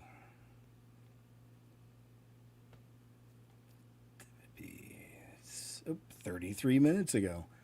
So, okay, looks like he's out and about. Thoughts on communism? ¿Qué piensa de comunismo? De lo más malo que ha existido en la vida ha sido el comunismo. Porque realmente ninguno es comunista. None of the gas stations are even in operation right now because there's quite literally no gas. We stand out like sore thumbs here, so they're wondering why we're here with cameras, interviewing people. They want to know what's happening and what people are saying. That's why people are not talking to us much. They're asking why are we trying to leave the hotel early. Cuba right now is facing one of the largest humanitarian crises in the world. Cuba's government is a one-party communist-ruled country, and they are facing massive food shortages, daily blackouts, and a lack of medicine. And right now, a U.S. blockade is restricting oil and gas from coming inside of the country. With communism and socialism on the rise in the West, I wanted to see what life in communism is really like firsthand, as Cuba has been living underneath communism for over 60 years. Upon arrival, I completed all required documents and had received a visa for journalistic activity. However, once I landed, all my camera gear was seized, and within 24 hours, I was planning my escape out of Cuba after their intelligence followed me all day and a 2-star general came searching for me at the hotel. Now let's go see the reality of Cuba and eventually plan our escape out of Cuba. Where are the people at? ¿Dónde está la gente? No hay nadie aquí en la calle, no hay nadie aquí en estas casas. ¿Dónde está la gente? The problem is that there's no gasoline. It's not easy to move. Anyway, we have a lot of limitation for work. None of the gas stations are even in operation right now because there's quite literally no gas. When the United States captured Maduro, their main supplier of gas and oil was shut off. So the country right now has hardly any gas, and if you do want to get gas, you have to wait in a line from the government. The guy that we're in our taxi with right now, he said his position to get gas is $1,200 in line, and gas from the government costs around $1, but gas, if you were to buy it on the black market, costs $10 per liter. That's $40 per gallon if you were to buy gas here in Cuba. Before they captured Maduro, was there gasoline in the gas stations? Always. It was easy. Nowadays it's really bad. But it was easy to get gasoline. And for you, every day you can go to the gasoline station and buy it normally. It was normal. But nowadays, it's really bad. ¿Y cómo está sobreviviendo la gente aquí en Cuba? Just imagine the reality of it. With 1,000 sacrifices and 1,000 daily struggles, the average Cuban citizen is the one really going through absolute hell here in this country. It's so interesting being here in Cuba because, and then when we did try to make it out to go get a taxi, the guy barely let us out the door. And then when we got out to get a taxi, they called us back in. We're running into some complications here, just trying to get out. They're asking why we're trying to leave the hotel early. Immigration police. and they took Yeah. us into the back room Prayers of for the this hotel, young and we man. had a meeting with a 2-star general who interrogated us for 10 to 15 minutes about why we're trying to leave Cuba, what was our purpose of our travels, what kind of questions we were asking the people on the streets, what kind of footage we got. The general then said we could go, and he said they would get us a taxi to the airport. However, we waited for 5 minutes and there was no taxi. We thought we were about to get set up, so we left the hotel and set off on foot to escape Cuba. As soon as we made it down to the hotel lobby, they had their guys down there. We had immigration, and they brought us in for an interview. Gabe, so what's the current circumstances that we got going on right now in Cuba? We're trying to find a taxi. We've left the hotel. We're a few miles out now. No taxis are anywhere. How are we getting out of Cuba? So, number one, second we got downstairs, we had, what you want to call their undercover police, walking through the lobby, just playing it cool, acting like Everyone's on the know that we're trying to leave Cuba right now. We'll see if they let us board our commercial flight. We made it to the airport, and now I had to go get my camera gear that they had seized just 24 hours before. They questioned me for another 30 minutes. They then took one of my security guards, questioned him as well, and then they ended up letting us get onto our Oh my gosh. Muchas gracias. Of communist Cuba knew that we... So they made it. There we go. But yeah, quite the reporter. Nick Shirley, if you're interested. But yeah, he's doing a good job. I pray for him and his family, and they were all brothers and sisters in Christ also. So American bought a brand new printer. She bought the ink for the printer. She bought the paper for the printer. Now she's at home, is ready to print. She can't print. We're getting into another issue happening in this crazy economy now with subscriptions. Everything's becoming subscription-based. You'll own nothing and be happy otherwise. Okay, listen to me. I just tried to print something from my printer that I own. My printer that I own with ink that I purchased, and paper. And I can't print without a subscription plan. The concept of having to have a subscription plan to print in your own home from the printer that you own that already has ink and paper in it, they remotely shut off my printer until I paid $7.50 to print in my own home. To print on my printer that I own in my home. Okay, listen to me. So since I've seen other videos with the same issue, it's almost like they're conditioning the people right now for what's coming. Because it's all going to be digital. You're not going to be talking to humans. And you have an issue with whatever it is. Ultimately, in the system, the AC and all, they want the IoT and the IOB. These are things we talk a lot about on Monday's show. The Internet of Things, Internet of Bodies also. But everything will be connected, you know, and people will be running into issues. And if you don't have enough credits on the free money you're getting, quote, free money, you know, from the gov, you'll run into problems. You're not going to have any real customer service. It's really gross what this system's turning into. We can see it. But this world is not our home. We are set apart. The Bible says we are a peculiar people, and we are. I'm proud to be peculiar in a world filled with madness and degenerates and things like that, right? Where all that stuff's considered good. And trying to be a just decent human being and tell the truth is considered bad. It's like, yeah, sure. Definitely. You know, I'm not one with this place, proudly. Some crazy shiko in LA started harassing a peaceful Christian street preacher. Yeah, this is you know, sometimes you'll see these with the street preachers. People out in public will get one on them, if you know what I mean, and just kind of lose it. But if I do something like, the mob is against me. My friends, God loves you enough to send his son to die for you, but he does not love you enough to just let you keep defying him and rebelling against him and to just shake his head and be like, it's cool, I'm gonna love you no matter what, and you can just live however you want to live, right? That's not the type of love that God loves us with. God loves us to give us a way out of sin by his son, Jesus. All right, you gotta stop, you gotta stop. But if I do something like, Yeah, so yeah, I mean, These folks that can get out there and street preach are just on a different level, man, and I appreciate them. It says, in case you're wondering what, oh, this is nuts. In case you're wondering what $585 a month will get you in this Chicago neighborhood, you'll need to get yourself a toy bed, whatever the heck that is. But this was pretty shocking. There's a whole new thing happening where the economy's changing so much that the whole, I just read this. I don't even know if I have it posted or not for today. But the roommate living scenario is like really, you know, it's on the uprise, big time in all kinds of states. People are opting just to rent out a room in somebody's home. And I did that, gosh, twice. I've done that twice in my life. Just, you know, living at a place for a little while, renting out a room in someone's home. And it was pretty good. Let me think. One was a little weird. That's when I was in Austin doing that, managing that Burger King. This dude's wife was a little off. Something was kind of weird there. I just tried to stay away from it.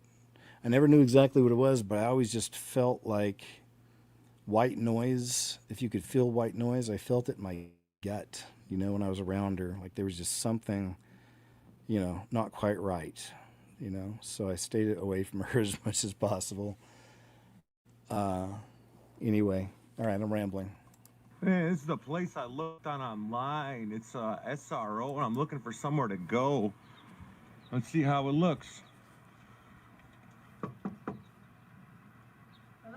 How you doing? Hi. I'm looking to get a room. Oh yes. What are you looking for? It's for a monthly basis. That's fine. We'd like you to stay at least 6 months. Yeah, I just moved here from Philadelphia, so Oh, okay. Cool. need some place to go. What kind of work do you do? Construction just started. You live in a neighborhood now? Yeah, I know. I'm kind of jumping from bridge to bridge, you know. I can show you a room. It's 85 a month, okay? Uh-huh. And I'll show you a room. I need a copy of your ID, Mm-hmm. your email, or we can send it out. Mm-hmm. And then do a background check. I'll Mm-hmm. show you this room right here, sir. How long does all that take? It'll take maybe 2 to 3 days. Okay. No problem. Get your call Yeah. right away. Yeah, everything's fine on there. And this is where we have ice box, the dresser. We have a bed that comes in here.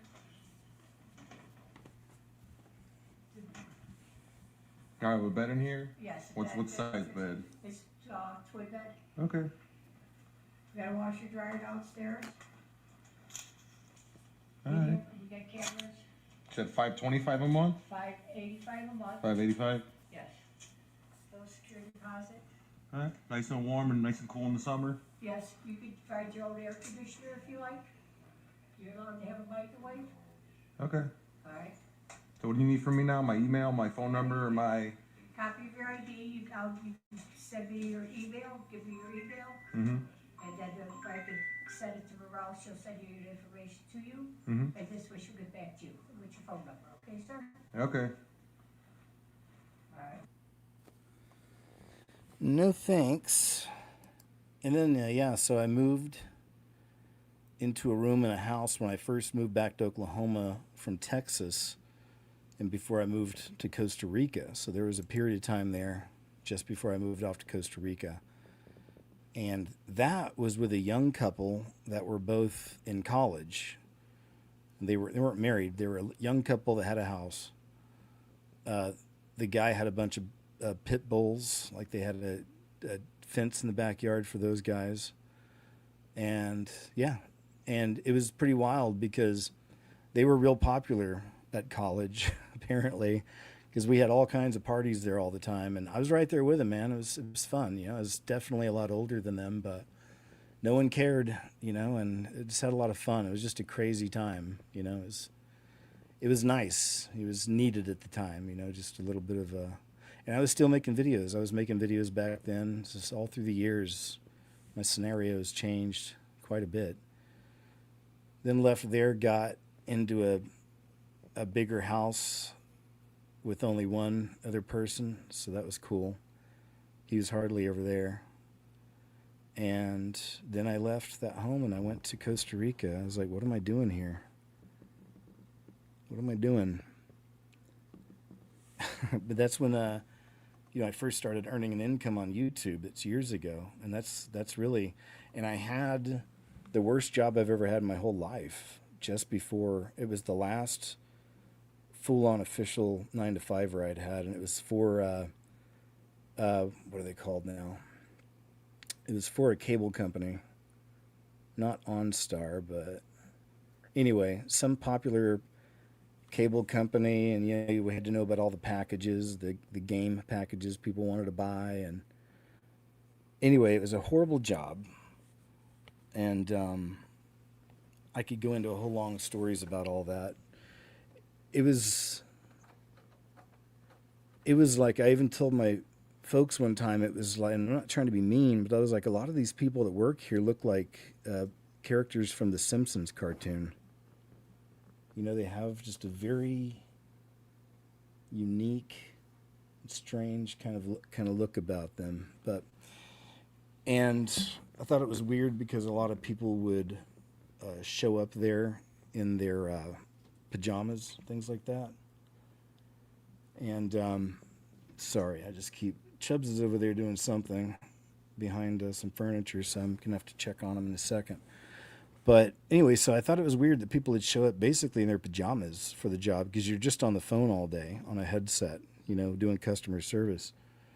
And then after a few months, I started showing up basically wearing, pajamas, sweatpants, house shoes. Everyone else wore house shoes. And I gained a lot of weight there. It's like the heaviest I'd ever been. It was after working there for several months. Hey, stop. Hey, Chubbs, no. Sorry, guys. Hold on. I'll have to go grab him in a second. He's getting out of hand. But anyway, we're on this picture right here. Was this a real picture? That's the thing. I remember when this came out under the so-called Biden administration. Who is this? But was this real? Look at this. This is just one of the weirdest pictures. And then they have up here at the top, it's like, assuming it's, thank you, sir. Come on, out of there, huh? All right. He had a bug. I just seen him finishing off some kind of a bug, so I don't know what it was. Anyway, here you go. Strange picture. Laughably. Is it real? Is it not? I don't know. It says they really are data centers, LOL. Now here's another guy talking about these centers. So funny. I never said they weren't building data centers. I'm saying the huge facilities that they're building and they're calling data centers are not what they're telling you they are. Do you really think they need huge football field size buildings and facilities for memory so they can hold data? You can get a memory card this big that goes into your computer that holds terabytes of information. Why do they need huge data centers? Are y'all thinking with your head? Don't let the propaganda get to you. It's not all data centers. They don't need huge ass facilities and a bunch of water to store data. You can buy memory cards this big. Use your head. Use your head. I'm seeing more talk like that. Like I said, about the data centers perhaps being more than what we first thought. Oh, so this is from Alex Jones Network. So this is the new InfoWars, if you want. AJN Live. Says it's pathetic. In the Onion's imposter InfoWars broadcast, Tim Heidecker addresses Harrison Smith. Alex Jones can't help but chime in too. Watch the response here. So anyway, Harrison Smith is a longtime reporter for InfoWars, for Alex Jones. I've always liked him. I've shared a lot of his clips. That's him right there. But apparently, as you know, InfoWars was sold, and now it's, the Onion. Those guys have it. I showed a clip last week. I think it was like the first clip from them, and it was really pathetic. It's not funny at all. It's dumb. It's like they don't even get AJ at all, the person they're supposed to be mocking. But anyway, it continues. So here's this right here. Let's check some of this out. Here we go. He wants me to work for him. It's very strange. So I'd like to, because of course, and I thought I would address old Tim Heidecker, because as despicable and evil as the man is, he wants me to work for him. It's very strange. So I'd like to officially and formally reject that offer. But thank you very much. I appreciate it. Guys, we can pull in the Onion video and start at around 14 minutes and 15 seconds. Then we will, I'll pause it and respond to old Tim Heidecker. And I don't know if they're going to do another episode of this. I don't know. My guess is that we might never see another episode of this because of how badly this one was received and how badly it did and how unfunny it was and how hard it seemed to be for Tim Heidecker to fill 30 minutes with entertaining material. I know you're not Harrison Smith. You're not Alex Jones. You can't do it 3 or 4 hours a day, every day. You can hardly do it for 2 minutes. I mean, I tried to watch it. I made it about 2 minutes in, and then I just skipped forward until I saw my picture and was like, oh, me. And then I went back and watched this part. So I don't actually know how most of it was, but the first 3 minutes was just, they forgot to write jokes. Somebody online. What the?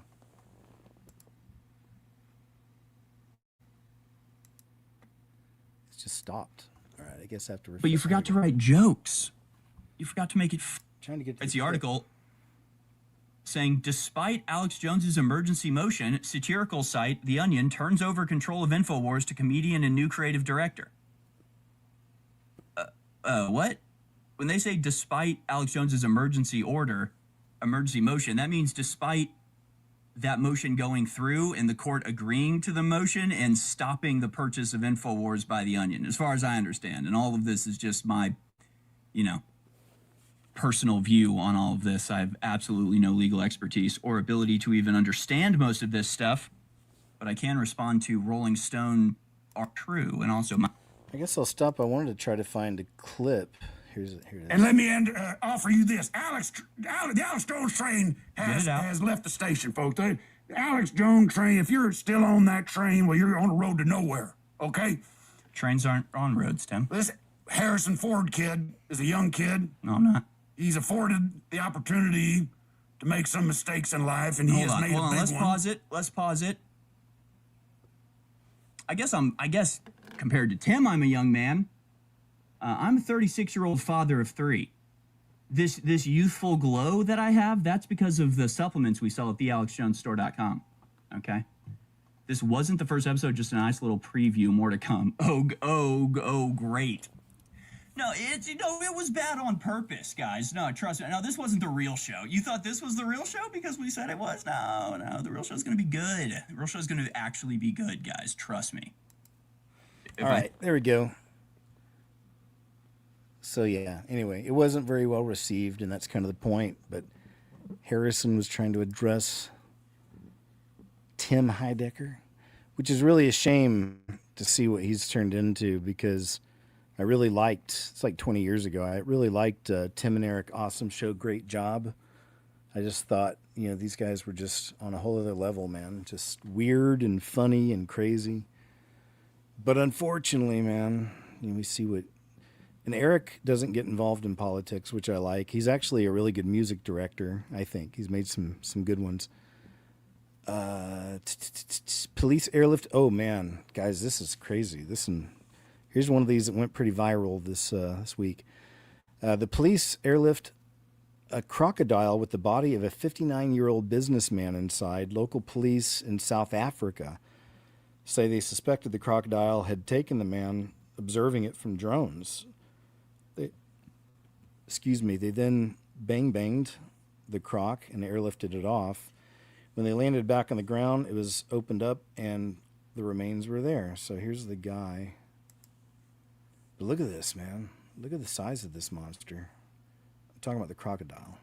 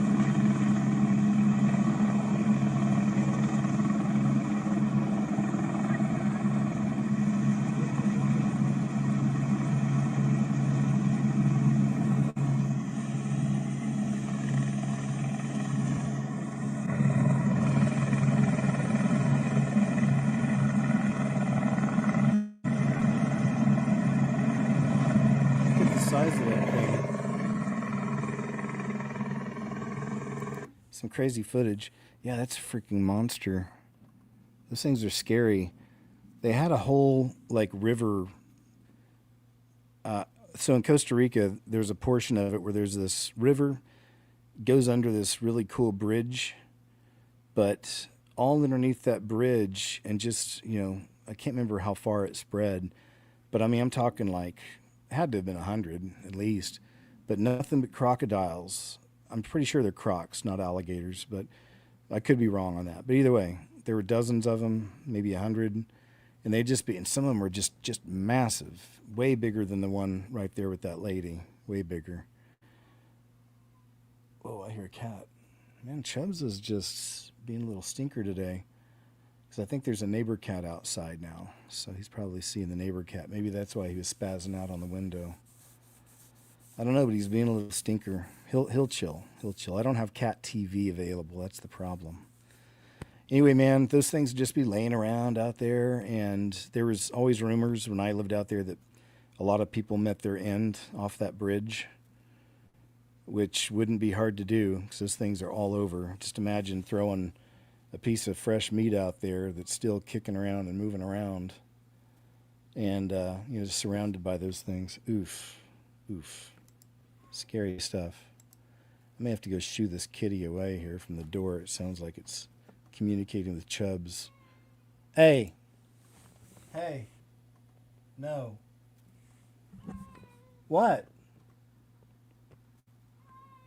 Chubbs, can you guys hear him? What's wrong? Hey. Let me go check on him. Let me play this here for you. Come here, buddy. It says this footage. Can you hear him? Chubbers, did you eat something bad?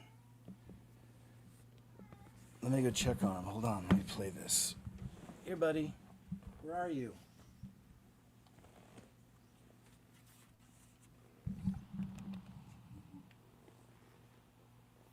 Give me a second.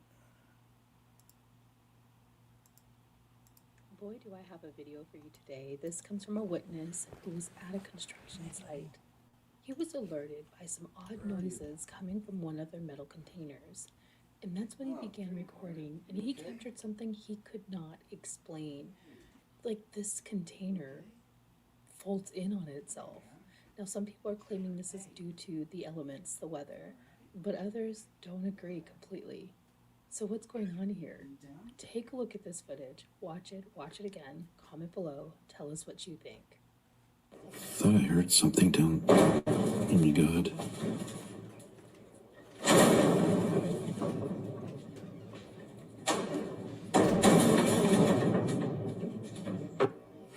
Thought I heard something down. Oh my god.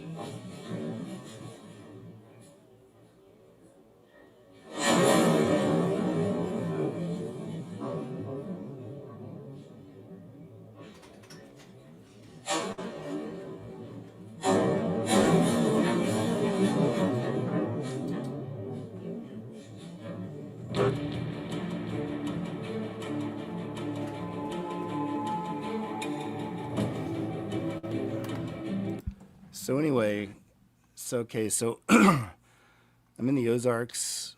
I'm in that same, the same cabin. I had those 3 crazy days with some activity out here. And anyway, when I'm here, Chubbs always stays in my vicinity. There's a whole other section here he never really goes to at all. He just always stays kind of in this main area here. But then, come here. What's up, man? But then he started moaning and he was acting weird. I couldn't find him. At first I thought maybe there was another cat outside, because that's happened before, and they're just sitting there chatting with each other. Then I got up and I realized he was in the back, all the way back, where he never goes, and he ran all the way up here, charged up here. Seems like he's chilled out a little bit now. I brought that grass in, so I'm going to maybe see, because I thought maybe it was his stomach. But now he's sitting at the edge of the living room, staring down the long hall to the rest of the cabin, just standing there acting weird. So I don't know. He might be, you never know with cats. Anyway, so that's what's going on. Sorry we had to had to jump on that real quick, but he never acts like that, you know. I saw him eating a bug next to the window earlier, so I thought maybe he ate something bad. I don't know. Anyway, all right. AI generated video. I guess that was removed from the uploader. Caught red-handed. Tucker Carlson lied straight to the interviewer's face, and the interviewer won't have it. Check this out. Talking on your show about whether Trump is the Antichrist. I have not said that. On your show, the day after Easter, you noted he did not put his hand on the Bible during his swearing-in ceremony as president.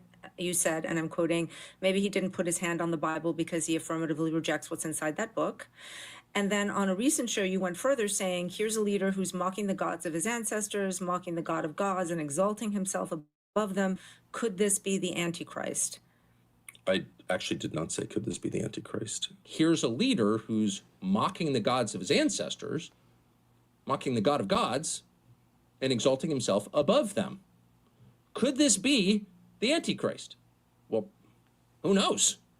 I don't know where that comes from, but I know that those words never left my lips because I'm not sure I fully understand what the Antichrist is. If there's just one, I actually tried to understand it. I may have said some are asking that. I'm not weighing in on that because I don't understand. All right. Busted indeed. Yeah, that was a big deal when he came out and said that. It was all over the place. No, I don't think he is that guy myself. From Maria Z, governments are now classifying massive AI data centers as, quote, military operations, while they're quietly stripping communities of any power to stop them. Oh boy.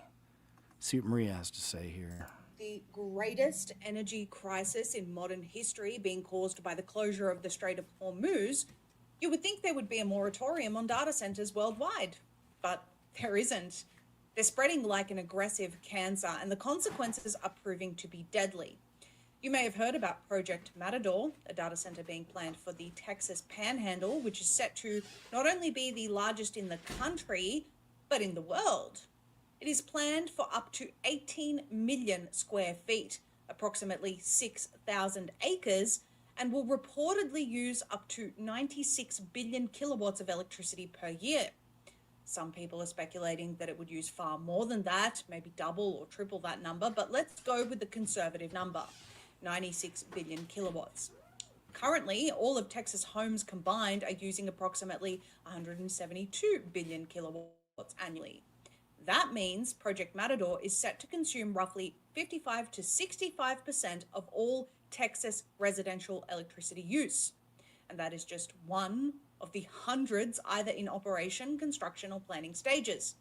To give you the figures, there are 87 in operation in Texas that we could find, approximately 135 under construction, and a pipeline of over 600 data centers planned in Texas alone. We continue to hear reports of how these data centers are absolutely destroying communities, and it's happening all over the country and the world.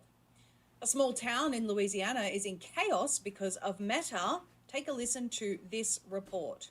Meta's new $27 billion AI data center is causing chaos in a small town in Louisiana. In February, I flew down to Louisiana, to Richland Parish, a rural county where Meta is building a mega AI data center. Just to put it in perspective for you, this AI data center is 4 million square feet, 2,250 acres. That's roughly 70 football fields. When I was in Richland Parish, I spoke to over a dozen residents and really got to hear their concerns. People are talking about how their rents are going up because there are thousands of workers coming from out of state, staying in these massive RV parks. I also spoke to local businesses that are suffering. While there are definitely businesses that are making money hand over fist, you're also finding small businesses that are struggling because they can't get in with the right people or get the right catering jobs for the Meta workers on site, for example. And then you're also just seeing a tremendous amount of noise and bright lights. This is a massive site that's brightly lit all night long, and people just see a halo over their house. It's important to keep in mind that this area of Northeast Louisiana has typically struggled with jobs, with poverty, and this AI data center is considered to be an economic boom opportunity for the whole region. A lot of people ask me whether these mega AI data centers are worth the disruption. I can tell you that I've now visited 5 across the country, in Texas and Michigan and in Arizona, as well as Louisiana. And I can say it's hard to tell how it's going to play out. They are incredibly disruptive. The residents often don't realize what's happening until it's already happening. There are many people who still hope that the long term is beneficial for these regions, but right now, it's chaos. Now, she's giving a very conservative take there. Well, we don't know exactly how this is going to play out. We're not sure if this is going to be beneficial for communities. In my opinion, anyone giving you that take simply doesn't understand where they're taking AI, the ultimate control they will have with it, and the ways in which these data centers are going to completely drain water and energy to the point where communities won't be able to live there anymore. In my view, that may be the entire point of continuing to put these data centers in rural communities. It serves the smart city agenda, make the countryside unlivable so people have no choice but to move to the cities. And what are they going to do next to ensure communities have absolutely no say? Well, now it's a military operation. That's what's happening in Utah, apparently. The proposal for what is referred to as the Stratos project will actually rival Project Matador in the Texas Panhandle. Jason Bassler on X says the largest hyperscale data center in the world is being proposed in Box Elder County, Utah.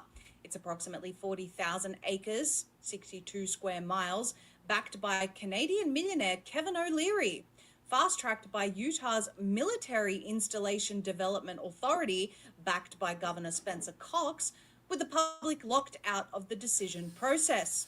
Utah say hello to a 50% increase in CO2 emissions, polluted water, and 24/7 noise and light pollution. So is this the new tactic?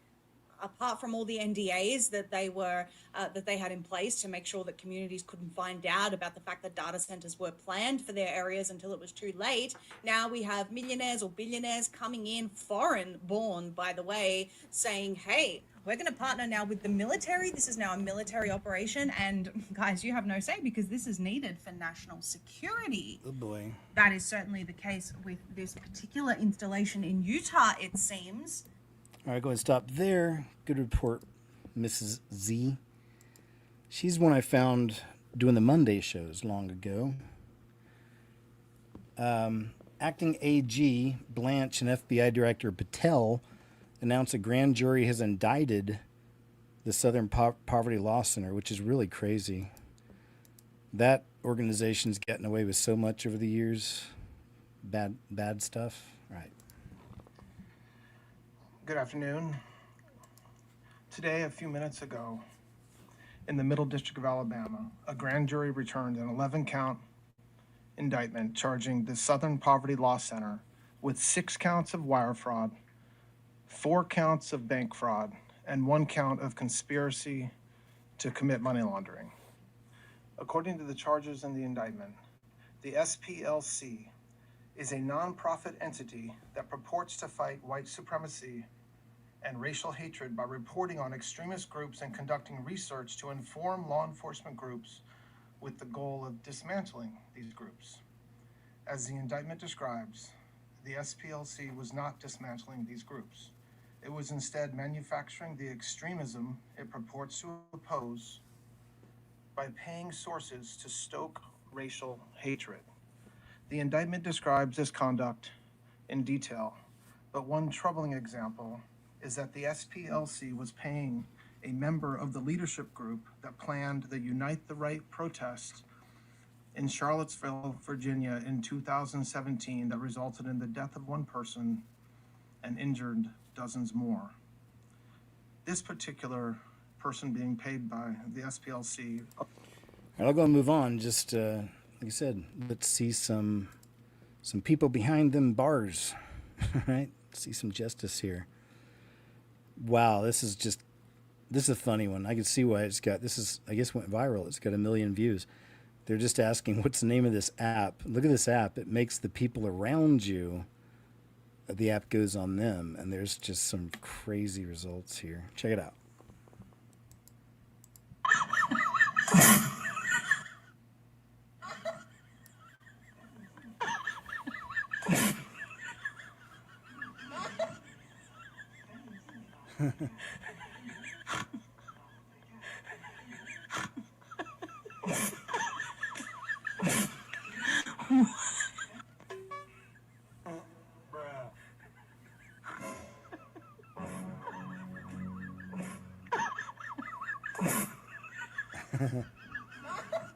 Okay, it doesn't look bad.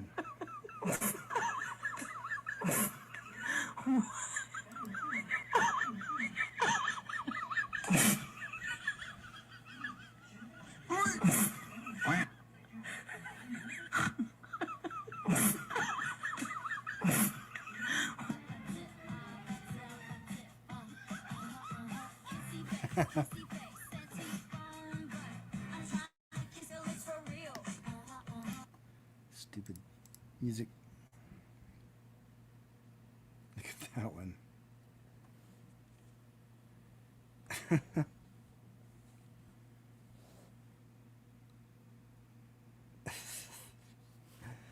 Yeah, what is that app? If you guys ever find out, let us know. Apparently that's an app. Apparently. With some fun results.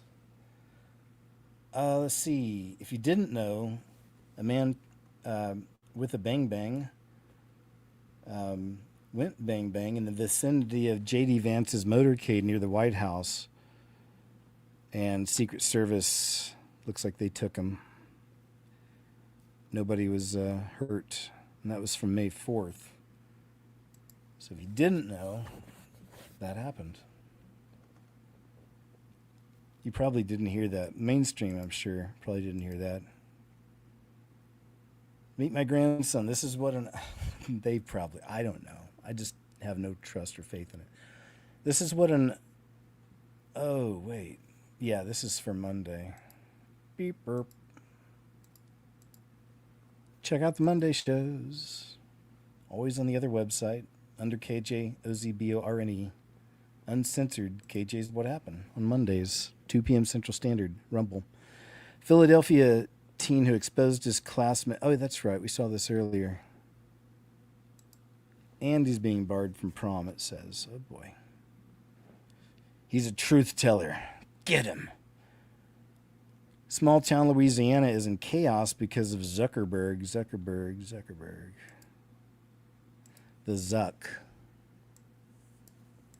Meta's new $27 billion AI data center is causing chaos in a small town in Louisiana. In February, I flew down to Louisiana, to Richland Parish, a rural county where Meta is building a mega AI data center. Just to put it in perspective for you, this AI data center is 4 million square feet, 2,250 acres. That's roughly 70 football fields. When I was in Richland Parish, I spoke to over a dozen residents and really got to hear their concerns. People are talking about how their rents are going up because there are thousands of workers coming from out of state, staying in these massive RV parks. I also spoke to local businesses that are suffering. While there are definitely businesses that are making money hand over fist, you're also finding small businesses that are struggling because they can't get in with the right people or get the right catering jobs for the Meta workers on site, for example. And then you're also just seeing a tremendous amount of noise and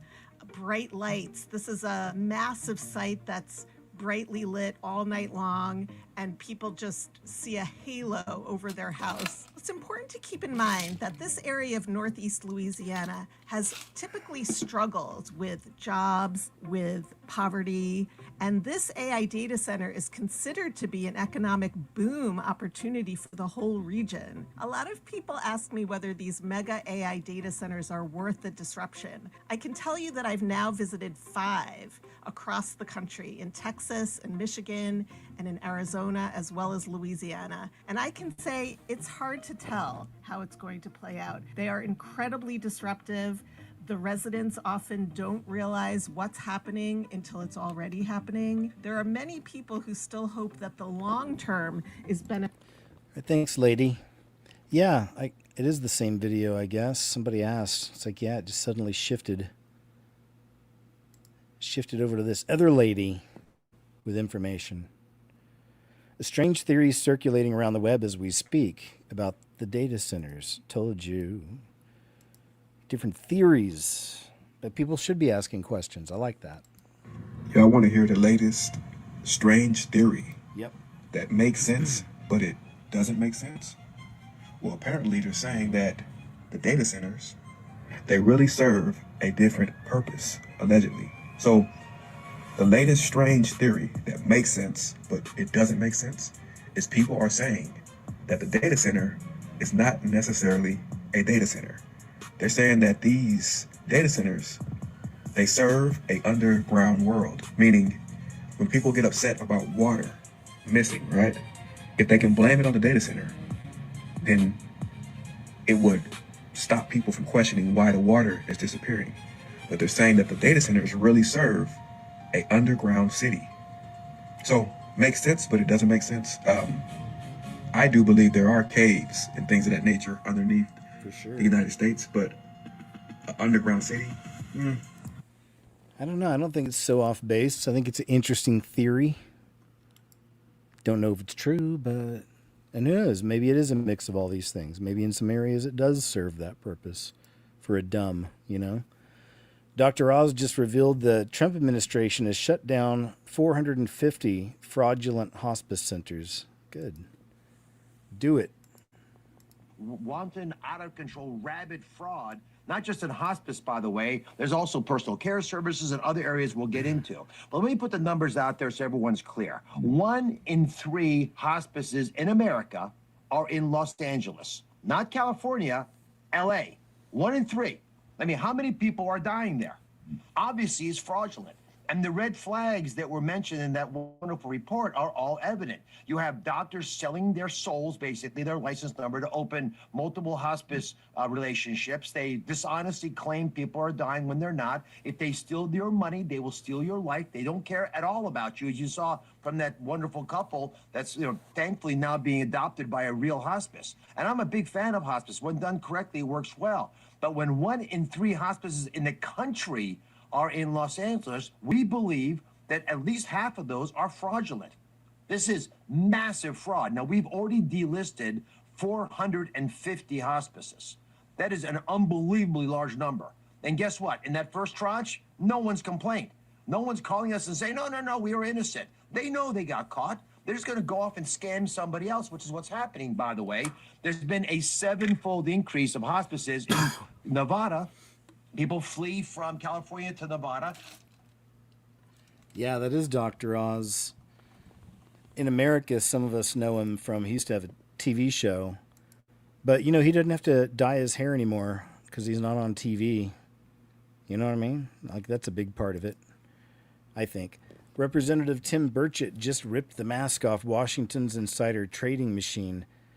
I like him. He puts out a lot of quotable clips. And he's real big on the disclosure. He's also real big on calling these things what they are. We see them as, too. They're interdimensional creatures. Brother Paul, thank you. Thank you, Seth. Thank you, Brian. Somebody asked me if I was going to wear my jacket up there, and I said, to quote the immortal words of Henry Winkler when he played the Fonz, I always rumble in this jacket, because that's what we're up against. This is a fist fight, folks.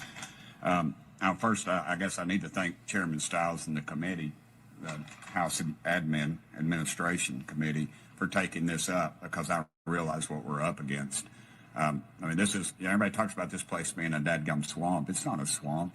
A swamp is something cool God created. It filters water. Animal life lives and flourishes around it. This is a sewer. This is created by man, and it needs to stop. We've, for years, Congress has been using hardworking American taxpayers' money to get rich. Dadgum, it's got to stop. America knows what the heck's going on. Everybody wants to knock Pelosi. Heck, she's not even in the top 10. Get on that Unusual Whales site. This is pathetic, folks. We all know what's going on. Congress knows what the hell's going on, and it needs to stop. This body has been enriching itself on the taxpayers' dime for too dadgum long, and it's got to stop. This place is crooked, and is as crooked as a dog's leg. That's an old East Tennessee saying, but it's the truth. And it needs to stop. America knows what's going on. We're in committee meetings. We hear things before y'all do. We can make those connections. When you see a member of this body making 400, 500, 600 trades a year, you know something's wrong. Everybody ought to do like I do. I got my buddy Tommy Siler, who invested in my mutual fund. I ended up having to cash it out because my daughter's going to school. I'm not a wealthy man. But look, this thing is broken, and it needs to be fixed. And this is the right avenue to do it. And I want to say something. I'm going to get these guys mad at me, but I really don't care because they can't vote in my district. This thing ain't going to pass. If we're going to pass something in the House, and then guess what? The Senate will either, one, not take it up, or they'll come back in righteous indignation and say, oh, we need to make this stronger, something totally ridiculous, and they'll send it back to us. This is a scam that's being played on the American public, and it needs to stop. Let's quit with this nonsense. Let's give America a reason to trust Congress for once in our miserable lives. This is our chance to stand up and say, we hear what you're saying, America. We're going to fix this dadgum problem. But we probably won't do it. And I'll remain ticked off the rest of the day because of this. And it needs to stop. I want to thank all these folks, really. I joke around about it. You want to talk about something that, we all working together? Dadgummit, this is the issue. This is the issue where Democrats and Republicans. Dadgummit, if I can stand up here with these two. Yeah, these two. I mean, people back in East Tennessee are going, what in the heck's Burchett doing sitting next to Proud Paul, for goodness sakes? Well, I'm not going to beat her in her district, and she sure as heck ain't going to come down to East Tennessee and beat me. But this is an issue that America's united on. We ought. So there you go. Just want to share a little bit of that right there for you. Thank you. Thanks, Fallen. Appreciate it. That'd be nice to see, because it's just, in our country, we've gotten so used to this, so much of the corruption, and that's not a good place to be either. And again, I know where we're at, biblically, I believe. That being said, it'd be nice to see justice in this world as well, But at the same time, we know the system's being torn apart, and it will fall. This is the final age, or the end of the fourth age, going into that final age. And many people even make the observation that perhaps we'll see the AC will end up destroying the Illuminati, if you will. And it's something, he used these organizations for years, needed it anyway to build his system and control it. But now that part's done. It's like now he's coming center stage. So what another great way to earn the public's approval, but to be the person that takes all that stuff down, totally exposes it, So there's that thought out there as well, right? McDonald's is phasing out self-serve fountain drinks by 2032. It's just a matter of time before all restaurants do the same. Indeed. Is phasing out self-serve fountain drink stations, according to our sister station in KTLA. They tell them that, quote, we will be transitioning away from self-serve beverage stations in dining rooms across the U.S. by 2032. This change is intended to create a consistent experience for both customers and crews across all ordering points, whether that's McDelivery, the app, kiosk, drive-through, or in restaurant. Now, some McDonald's have already started to remove them, and customers have had to go to the counter to ask for a refill. Yeah, McDonald's is phasing out. Right, there we go. We got it. But, we've seen clips over the last few weeks of a lot of restaurants just going way more towards the automation side and not even utilizing any humans, if not maybe one. But we know that's what's coming, right? And you won't be able to do anything eventually if you don't have that mark. So that's where all this stuff's heading. Can't get in anywhere, right? Won't be able to buy, sell, or trade. Here we go about Mel Gibson just finishing rapping on the movie. Let's see what this young man has to say about it. Passion of the Christ 2, Resurrection of Christ, has wrapped filming in Rome, directed by Mel Gibson. The movie has a production budget of $250 million and will be split into two parts, set to release in 2027. The actor who portrayed Christ in the original movie has been replaced with a newer actor, because too much time has passed, so they just got someone younger. The film will follow the descension of Christ into hell. And this has really rubbed people the wrong way. When you talked about people about Jesus Christ going to hell first before he resurrected, they get so mad and so pressed. It makes you wonder if they actually know the story of Jesus Christ. Because the Bible specifically tells us that Jesus went through a battle of such, a war with hell and the devil, to open the gates of heaven for all of humanity. And that's the story that Mel Gibson's trying to tell. It sounds pretty epic to me and something I want to see. I'm a Catholic, so my understanding and the way I was taught may be different than other people. But in traditional Christian teaching, Jesus Christ went to hell, in other words called the harrowing of hell. The 3 days between him being crucified and then resurrected is this war with hell. Jesus wasn't going to hell because he deserved it. This was more or less a rescue mission. He broke down the gates of hell to liberate the righteous souls of the Old Testament. Adam and Eve and Abraham were waiting for their Savior. They were waiting for Jesus Christ. Christ even talks about his victory when he is resurrected. I was dead, and now I am alive forevermore. I have the keys of death and Hades. This shows me that he was victorious, and now he holds the keys to unlock heaven. Jesus was sinless, and he was able to defeat the ultimate sinner in the devil. Jesus has the final say on your soul, and not the devil. But many people don't like the idea of Jesus Christ going to hell and fighting the devil in any way. But it sounds pretty epic to me and pretty badass.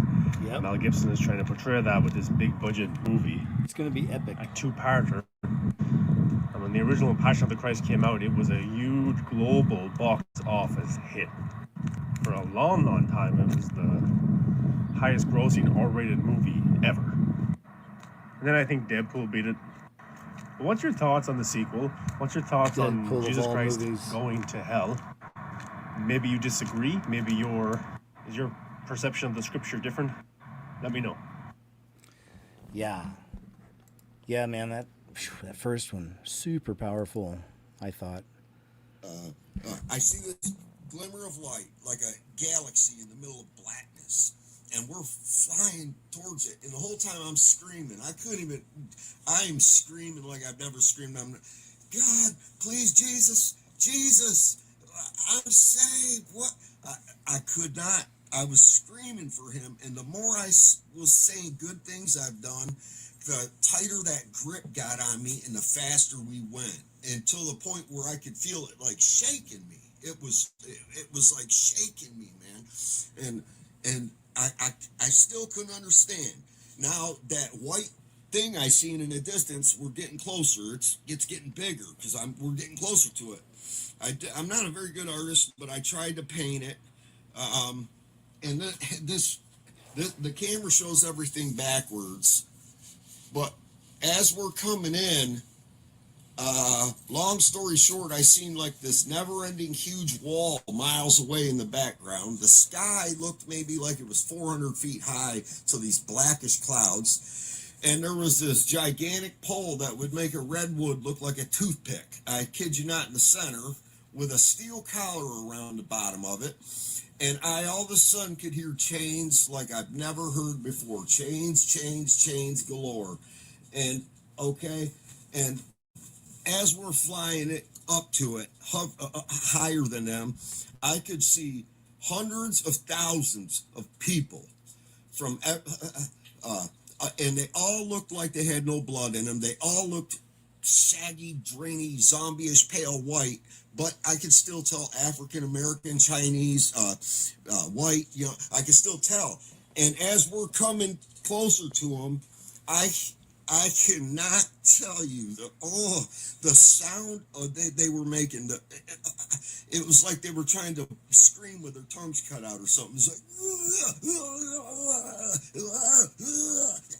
you know, and you it's just, it was so terrifying. I was screaming, Jesus!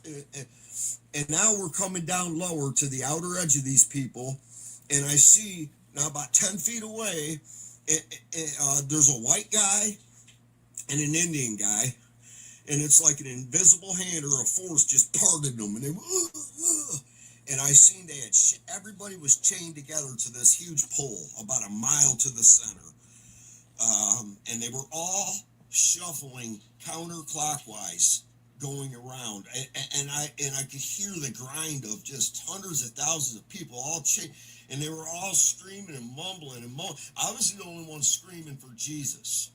They had no hope. They were just I see this glimmer of light like a galaxy in the middle of blackness, and we're flying towards it, and the whole time I'm screaming. I'm screaming like I've never screamed. God, please, Jesus. I'll stop there. I did just realize it started over again. Interesting testimony, though, sir. Thanks for sharing. I appreciate it, at least.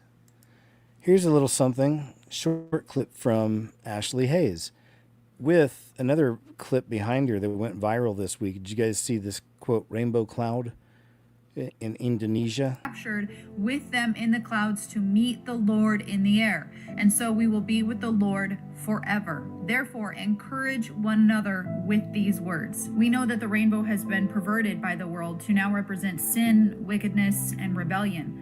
But the rainbow is a sign from God. It is a sign from God to represent the covenant that he made between him and all creation. These last few seconds on this earth before the Lord takes us home, before the Lord calls us home with the trumpet call of God, with the voice of God, it is these small reminders, these small glimpses into the beauty, the splendor, and the glory that we will soon experience. At once I was in the Spirit, in the twinkling of an eye, and there before me was a throne in heaven with someone sitting on it, and the one who sat there had the appearance of jasper and ruby. A rainbow that shone like an emerald encircled the throne. Surrounding the throne were 24 other thrones, and seated on them were 24 elders. They were dressed in white and had crowns of gold on their heads. The 24 elders are the Holy Spirit-filled church, the believing church that were removed from this earth. We were harpazo, we were raptured before the 7-year tribulation, before the wrath of God is poured out on this unbelieving, unrepentant, sinful, wicked world. Y'all, we are the final generation. We are that generation. Not only are we that generation, we are in the last few seconds of that. Yeah, man, there was a really good rainbow cloud video from probably a couple years ago now. Some of y'all might remember this, but when you looked at it, it didn't look like this. It was a different formation. But it was another, quote, rainbow cloud, is how they always, the Weather Channel, I guess, called it a rainbow cloud.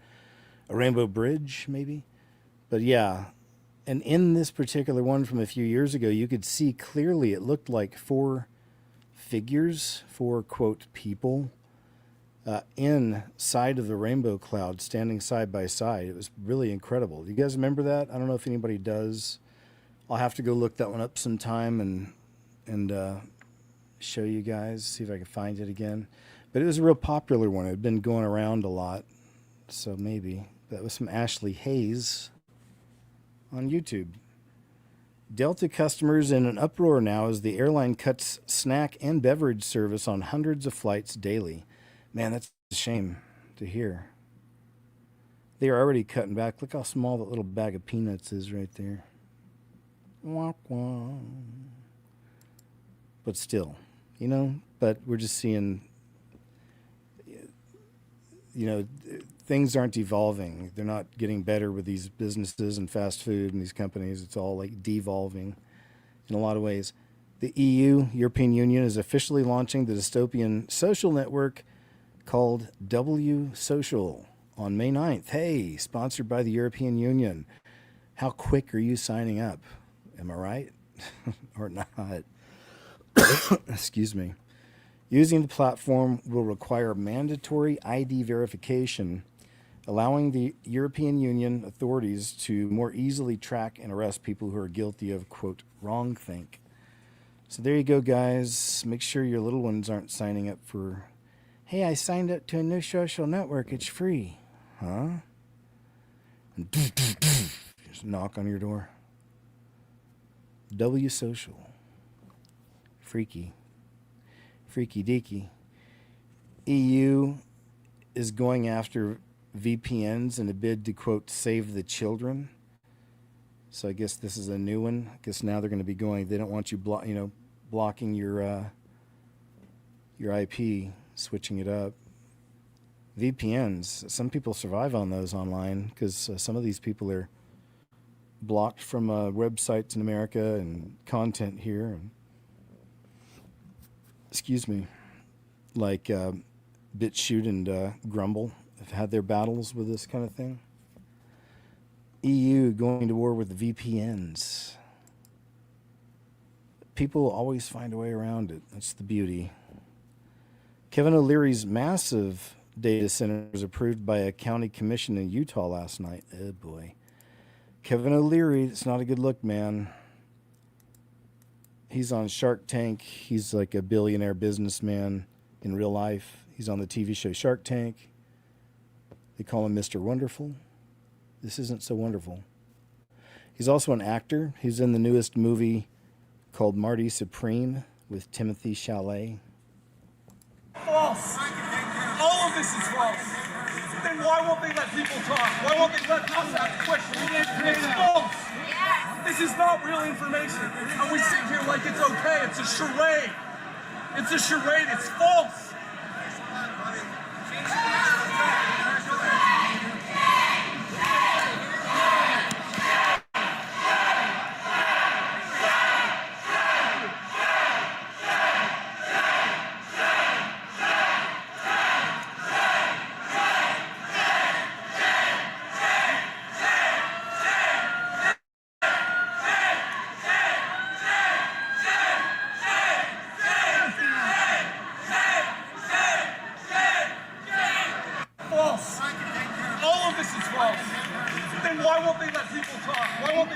So there we go.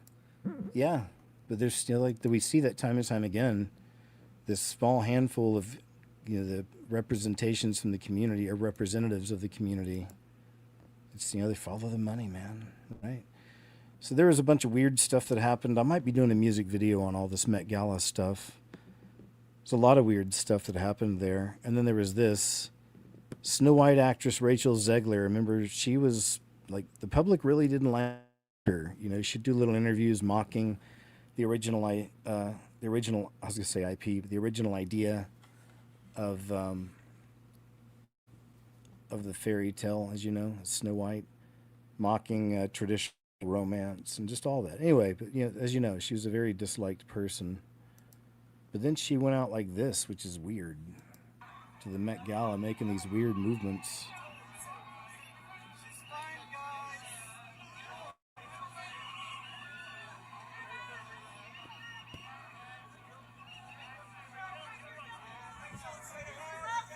Very disliked celebrity.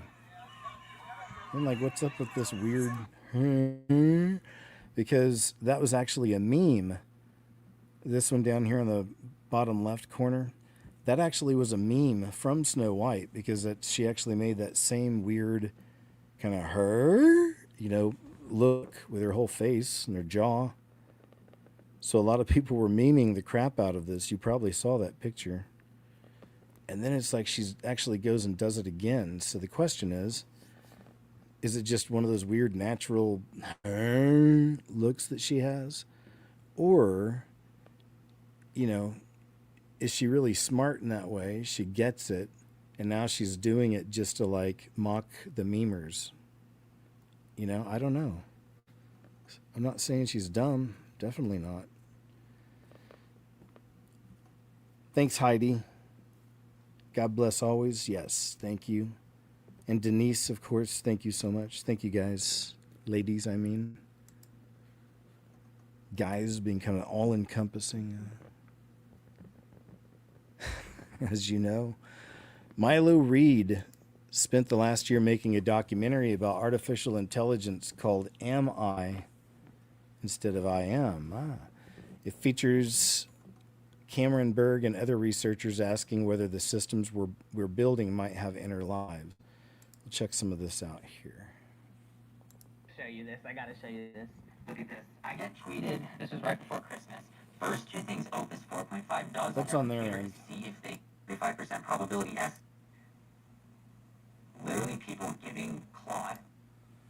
Yeah, that's on their end. I don't know why they're doing that. This is anecdotal, but I got a couple of these. This is. Yeah, that's not cool. I wonder if that's on purpose. Let me see. I'll refresh it. See if what happens. Tries to act. No, that's too bad, man. Anyway, I guess I'll just read. Well, I already did. So free on YouTube. Here's a look. So you can look it up if you want. Called Am I? Documentary on artificial intelligence. Am I? Rather than I am. The great I am. This is really, really wild, man. What do you think about this? 72-year-old Amazon worker's video message was projected directly on to Jeff Bezos' $120 million penthouse in New York City before the Met Gala. What do you think about this? Jeff Bezos, my name is Mary Hill. I am a 72-year-old warehouse worker at one of your facilities. When we struggle from paycheck to paycheck, from week to week, really angers me. Because if it weren't for every associate in every Amazon facility, he wouldn't have all those zeros behind his name. Shame on you, Jeff Bezos. The people that need to be being celebrated at the Met Gala are the workers, people like me. We deserve that celebration. We deserve so much more than we're getting. There's power in numbers, and there's more of us than there are of you. Remember, Jeff, ordinary people like myself that helped make you billionaires, if we built it, we can tear it down. Think about that tonight, okay? After that bottle of champagne when you go to bed. We're gonna keep growing, and we're gonna keep building, and we're gonna keep protesting, and we're gonna keep marching, and we're gonna keep fighting this dystopian culture. We're not stopping, we're just getting cranked up. Enjoy your damn gala. But that really is just, again, making the highest earners the enemy is old school tactics, as you know. There is that, but it is interesting the timing because we are seeing the end of one system and the beginning of a final. So she's not totally off on that, on some of that. But yeah, there you go. I don't know if he was in there. No, I guess he was at the Met Gala, right? So. Says we aren't just getting shorted in product weight on food. This is a 100-pack of screws from Home Depot. But look what she found. Home Depot, get fucked. Hey, it says there's 100 screws in here. There's not. I just counted them because I opened it and I was like, listen, I've won a few of those jelly bean in the jar contests and this does not look like 100. So I dumped them out. 73. There's 73 screws in here. You guys owe me 27 screws. And I can't fucking return them because y'all are just gonna think that I fucking opened them and took whatever screws I needed out. I'm not that bitch. All right. Thanks, lady, for the report. Appreciate yous. Says, and we wonder why they don't teach cursive anymore. Says, keep dumbing down our children for easily controlled robots. Indeed. Research has shown over and over again that when you type something into your phone, when you type, actually, if you're actually typing on a machine like a keyboard, there's only around 9 neural pathways that get activated. When you print, there's something like 37. But when you use cursive, there's like hundreds of different neural pathways that get activated. Therefore, if you write something down, a to-do, in cursive, your brain is much more engaged. You don't forget it. And your subconscious starts working on it infinitely more than you would if you just typed it into a phone or a computer. Very interesting. Yeah, I knew it was a bad idea. Research has shown over and over again. When they first decided to do that, it was just like, we talked about it back then. Horrible idea, but okay, sure. But then we see it being replaced, any kind of real education for a lot of the people in public schools, depending where you're at, they replaced it with programming, with what some might call the woke mind virus, right? American bought her Mazda vehicle for over $30,000. It came with a remote start. That was one of the features she really wanted. You know where this is going, right? You'll own nothing and be happy, the whole subscription-based everything. This economy is making me a criminal. Okay? I'm currently researching how to jailbreak a car system. That sounds crazy, right? Listen to this. I bought this car because I wanted push to start. I wanted to be able to start my car when I'm not in my car. Okay? Not that complicated. This is already installed. It's installed in the car. Yay! I find out I have a free 3-year trial. Meaning after the trial, they want me to pay a $10 a month subscription cost for something already installed in my car. Are you fucking kidding me? It's already installed in my car. You want me to now pay you a subscription on top of the $30,000 car that I bought from you? Right? Make that make sense. It used to be Mazda. Are any other car brands doing? It's another really good example of where things are heading, because it used to be perks. You know, you used to be offered all these perks for getting a new vehicle, all these little extras, you know, but now it's reversed. Now it's like, well, we slowed down on the perks. Also, you know, you're going to owe us some money if you want to do these certain things with your vehicle that you just spent all this money on. Not because what? I remember when I was young, my mom had push to start on her key. Like she could just press a combination of buttons. She had to pay one time to have it installed into the car, and that's it. That's what I thought we were doing. I have a I need someone to jailbreak my Mazda 3. Anyone do that? Poor lady. Sorry. Yeah. Looks like more and more it's not worth it to get one of these new vehicles that are connected, you know, to everything. You catch my drift. This gentleman says, remember, it's all of them. Celebrity, I call this an altar room. I'm going to be doing a video diving more into. He's talking about Donny Osmond, apparently, the celeb, the Osmond, is it twins they used to call him? Donnie and Marie. They used to have the Osmond show. What this house was, what this room was used for. I'm hoping to have it finished up later today or tomorrow. But now going down this spiritual path, when I went through this house, it was back in 2020. I didn't really know what I was seeing. All I knew is this house just made me feel sick for some reason. Like I did not feel good being in there. I felt super creepy. There were a whole bunch of just really weird things in this house that I didn't understand. But now going down this path, I more fully understand what was going on in the house. Anyways, I'll be posting that later on today, hopefully, or maybe tomorrow. Stay tuned. I'm actually kind of terrified to say or post anything more about this altar room house. Over the last 24 hours, I've had 3 types of direct messages, and I've had to offer you. I think I'll go and put this over on Monday's show, actually, now that I think about it. We'll get a little more into it over there, because there's some startling allegations against Mr. Donny Osmond. Says, I made a stupid video about the president. The far right found out and posted it on Twitter and then got me fired from my job.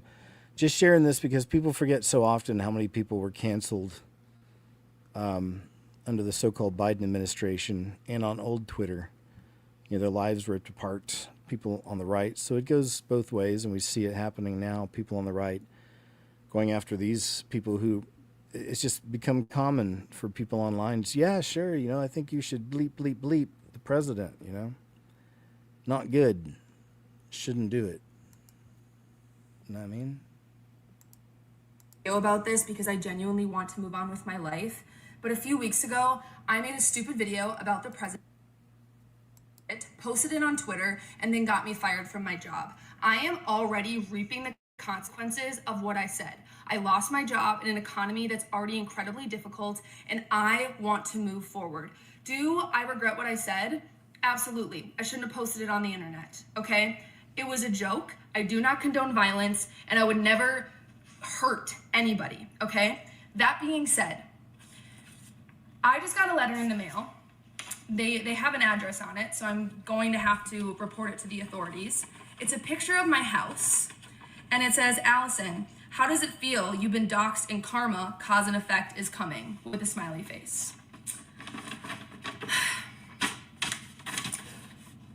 All I have to say is that we're living in an incredibly scary time.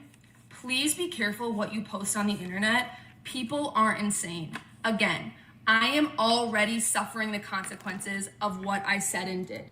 I'm going to move on. Just want to share some of that unfortunate situation. Forrest Frank is doing a challenge online, and these are the best ones. One is Donnie Wahlberg. So Forrest Frank, I'm guessing, because I don't know who he is, but I'm guessing he's like a well-known person. Do you guys know who he is, Forrest Frank? He's doing a challenge online, and then it looks like Donnie Wahlberg steps in. So let's check this out, what this is all about. This is the King and he's alive. Hallelujah.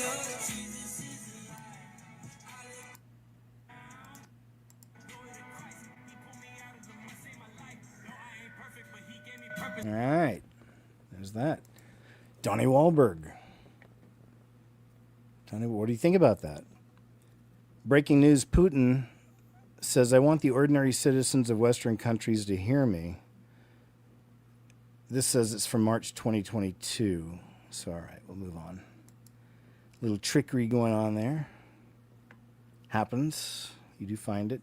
A lady at the grocery store shows that every single thing she picks up now says contains bioengineered ingredients at Aldi. I'm going to believe her on that. It's not cool. A woman loses her home in fire. She asks insurance to rebuild the same home. No upgrades and no expansion. And what do you think happened? People having issues with home building too. And home prices. I'm not one to come on here and cry and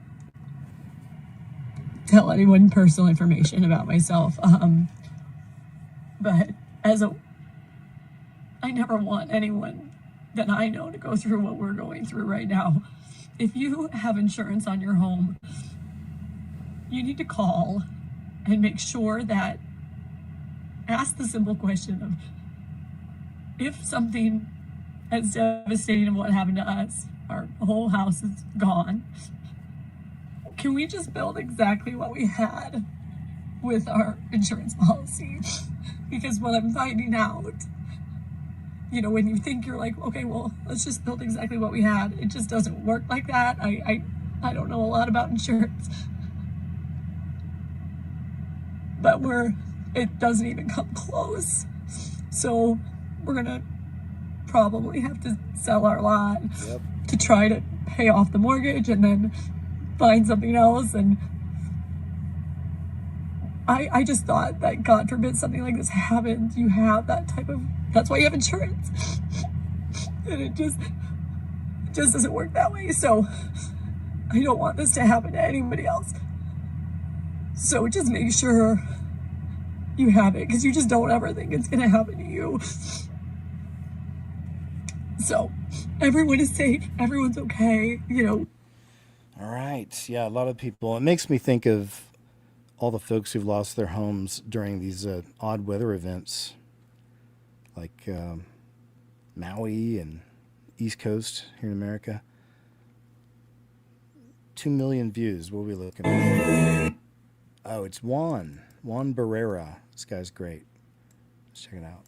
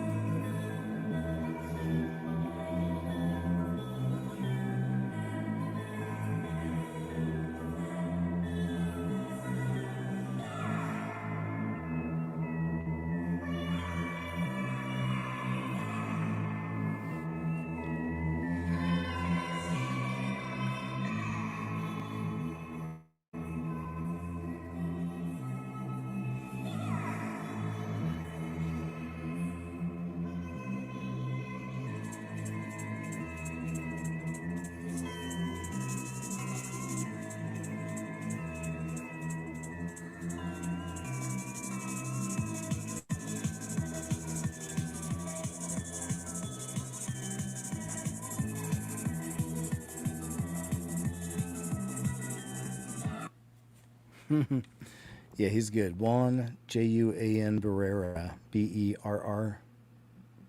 Berrera, something like that. Spell it out. Influencer doesn't care anymore if he's called a racist for showing the massive influx of immigrants in his city. So, yeah, check this out.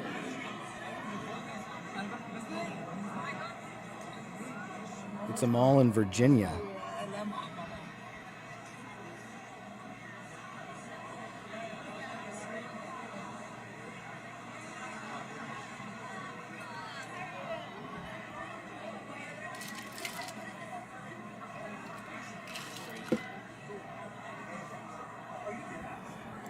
I think we get it. We understand. We got it, sir. It's all part of the plan. So they say. Does the new currency issued by the Federal Reserve illustrate future national tragedies? From AJ. Oh, you know what's crazy? That's why I'm sharing this. It's Jonathan's work. Jonathan Kleck. It's not Jonathan on here, but they're using all of his work. And he tells them where to go. Kleck Files, KLECK FILES, if you ever want to go find all of his stuff, because a lot of it's been taken down through the years. So there it is, Kleck Files.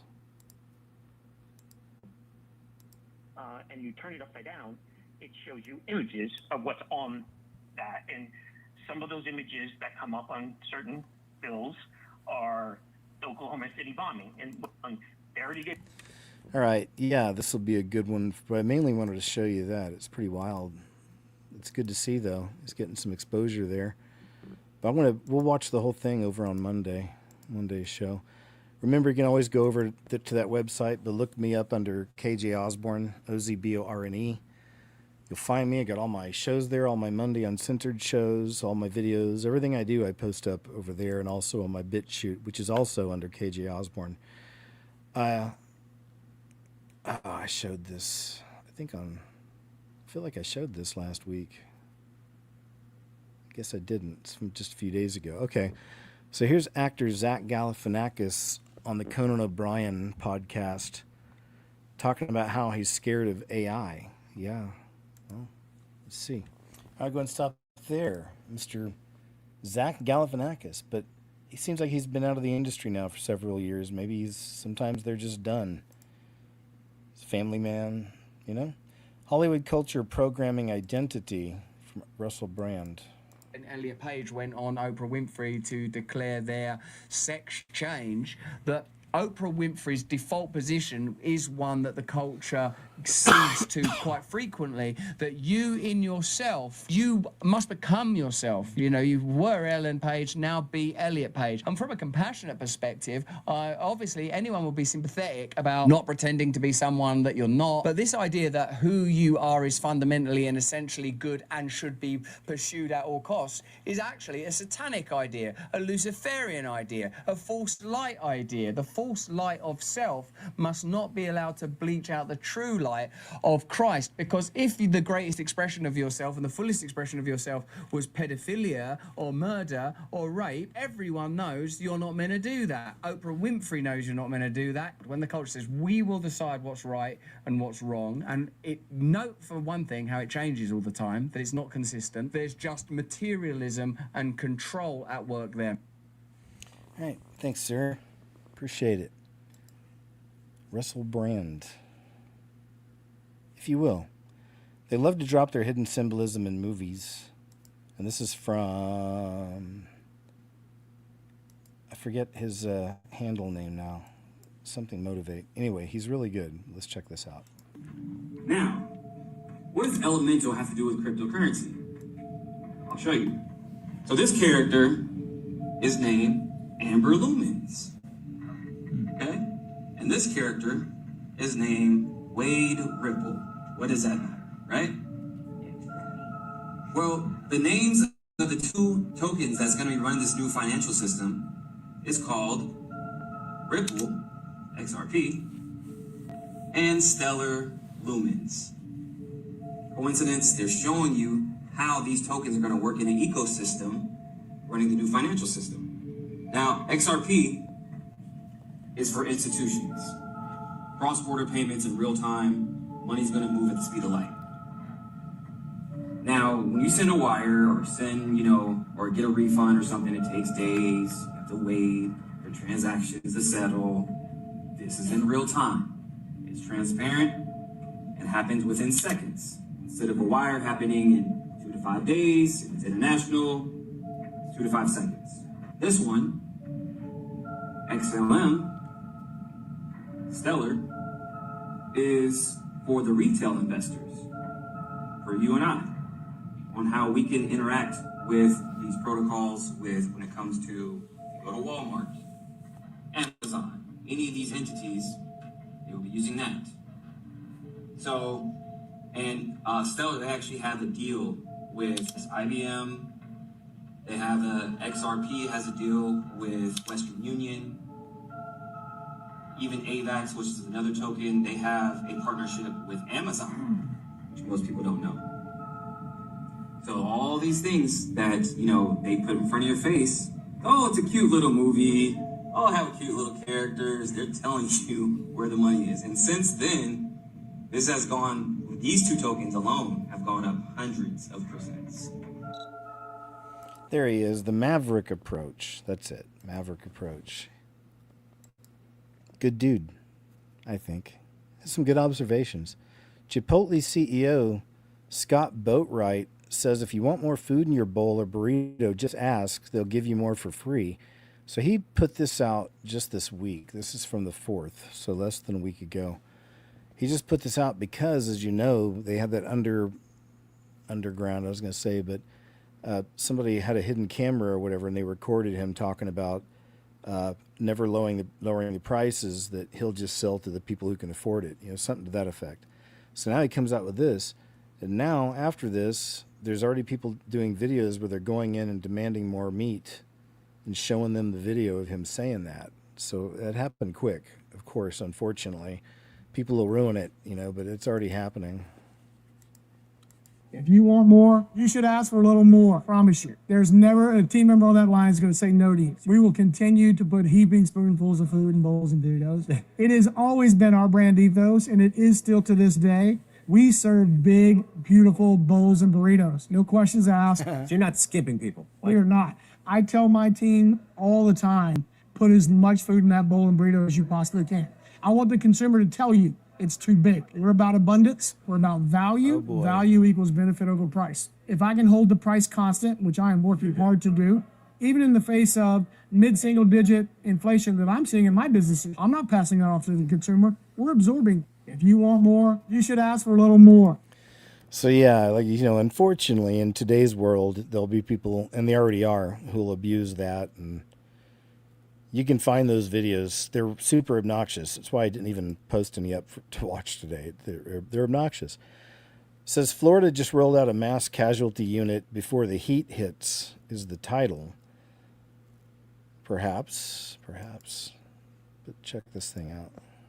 Hey, y'all, come and take a look at this. I told you guys this summer is going to be different. Because look at what they just rolled out in Florida, bro. Look at this. The biggest EMS vehicle that has ever been created just for Florida, bro. And it looks like they got another one back there. But look at this, y'all. They're unveiling it right now, y'all. But this thing over here can take about 25 patients. 25 people laying down. And then it can get people sitting down as well, too. Say that again. This is the first time anybody in the public has seen the inside of this truck. Brand spanking new. I told you.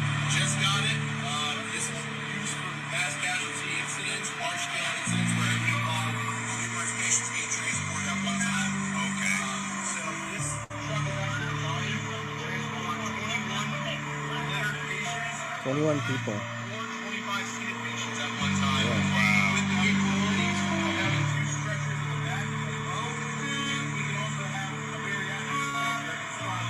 If God forbid there's somebody that's like 400, 500 pounds that not really fit in one of these or on a normal stretcher. They can fit. Actually, a winch. There's a winch removable.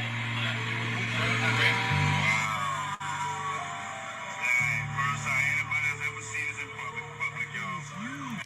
It's pretty crazy. This is 2026. We're watching a guy filming interaction an interaction with another guy. But that's the world. That's it's one of the things we see. Who else wants this? Oh yeah, this is really cool actually. I guess it's real. It looks like something out of a movie, but they made this house. You'll see. I think they have a little voiceover. How cool is it though? You'll see what I mean. It'd be amazing to have something like that. Sold our apartments in New York and invested everything into building a remote, fully autonomous fortress base deep in the forest of Alaska. We built a high perimeter fence from shipping containers with watchtowers for observation, fully equipped for security. We got a powerful all-wheel drive Chevrolet pickup to move around the terrain. Inside the base, we created a greenhouse with a stove so we can grow vegetables year-round, along with outdoor garden beds.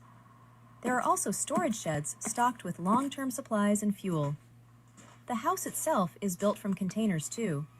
Inside, we have everything needed for living: a functional kitchen, a cozy bathroom, solar-powered electricity systems, and a full water filtration setup.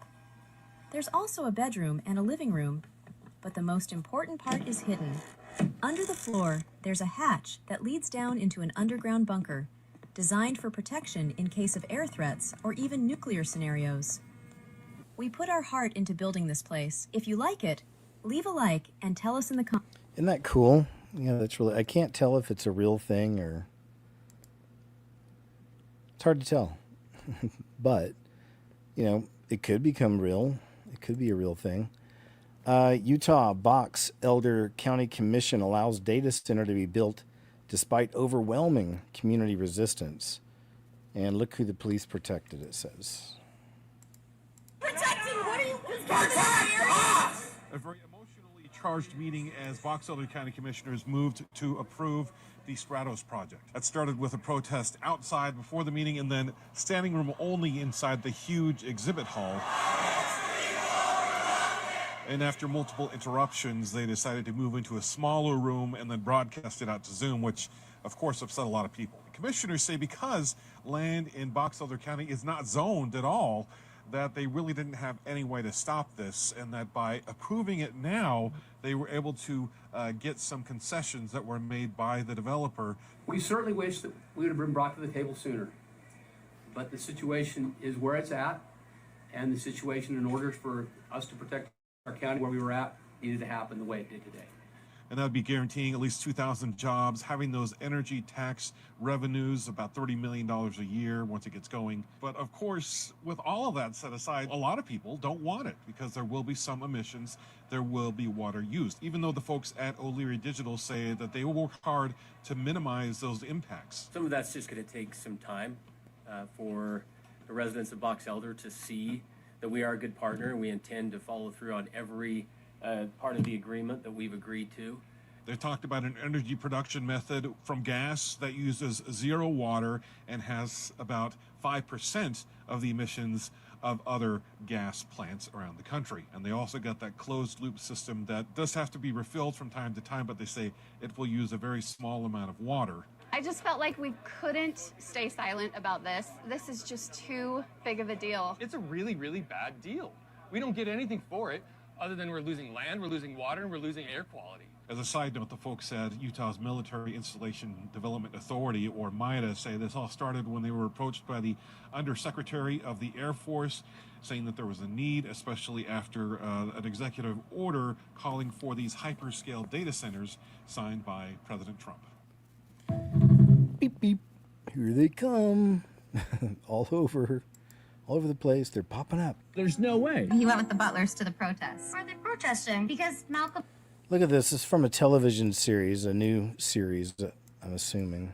Check this out. No way. He went with the butlers to the protests. Are they protesting? Because Malcolm organized one after Trey got beat up by the Popo. I don't understand why the police beat up Trey. Did he do something wrong? The police are the ones who did something wrong. But they're supposed to be the good guys. Jesus Christ. Yeah, but there are some bad ones too. So, if there's ever an emergency, should I still call them? Of course, sweetie. They would never hurt you. Right, because I'm a kid. Actually, it's because you're white. Man. You see, the police in this country have a history of treating us better than they treat treat black people. Oh my God. There's no way. He went with the butlers to the protest. Are they protesting? Because Malcolm organized one after Trey got beat up by the popo. I don't understand why the police beat up Trey. Did he do something wrong? The police are the ones who did something wrong. But there's... All right, so there we go. It's playing again. But yeah, it's just unfortunately, it's the programming, constant programming. Old Farmer's Almanac says the summer weather forecast where it'll be hot and dry. Oh boy. Oh, it's making me sign in. Look at 9/11. All right, can't get past it, I guess. Anyway, I was going to show that this summer it's looking like it's going to be rough. Most of us have seen that. And already... So everyone's been sending me the video. Our seasons are already completely wrecked where I'm at. It's been crazy. Creator proves us right by subscribing to old media. Check this out. She's talking about the Mandela effects. The girl who signed up for some kind of subscription of old media, like old newspapers, old magazines. So she was able to track down some of these old Mandela effects and prove them to be true, right? Her theory is that it's basically to hide things from us, to change the past by telling us that it was never this and it has always been this, regardless of our memory. But my question is, why would they do that? Why are they trying to tell us that it was Looney Tunes with a UNES when we know that it was shortened for cartoons? And it was always OONS. One of them also talked about Publishers Clearinghouse with the checks going by Ed McMahon, showing up at your house. I don't want to miss Ed McMahon. I don't want to miss Ed McMahon showing up at my house with a big check.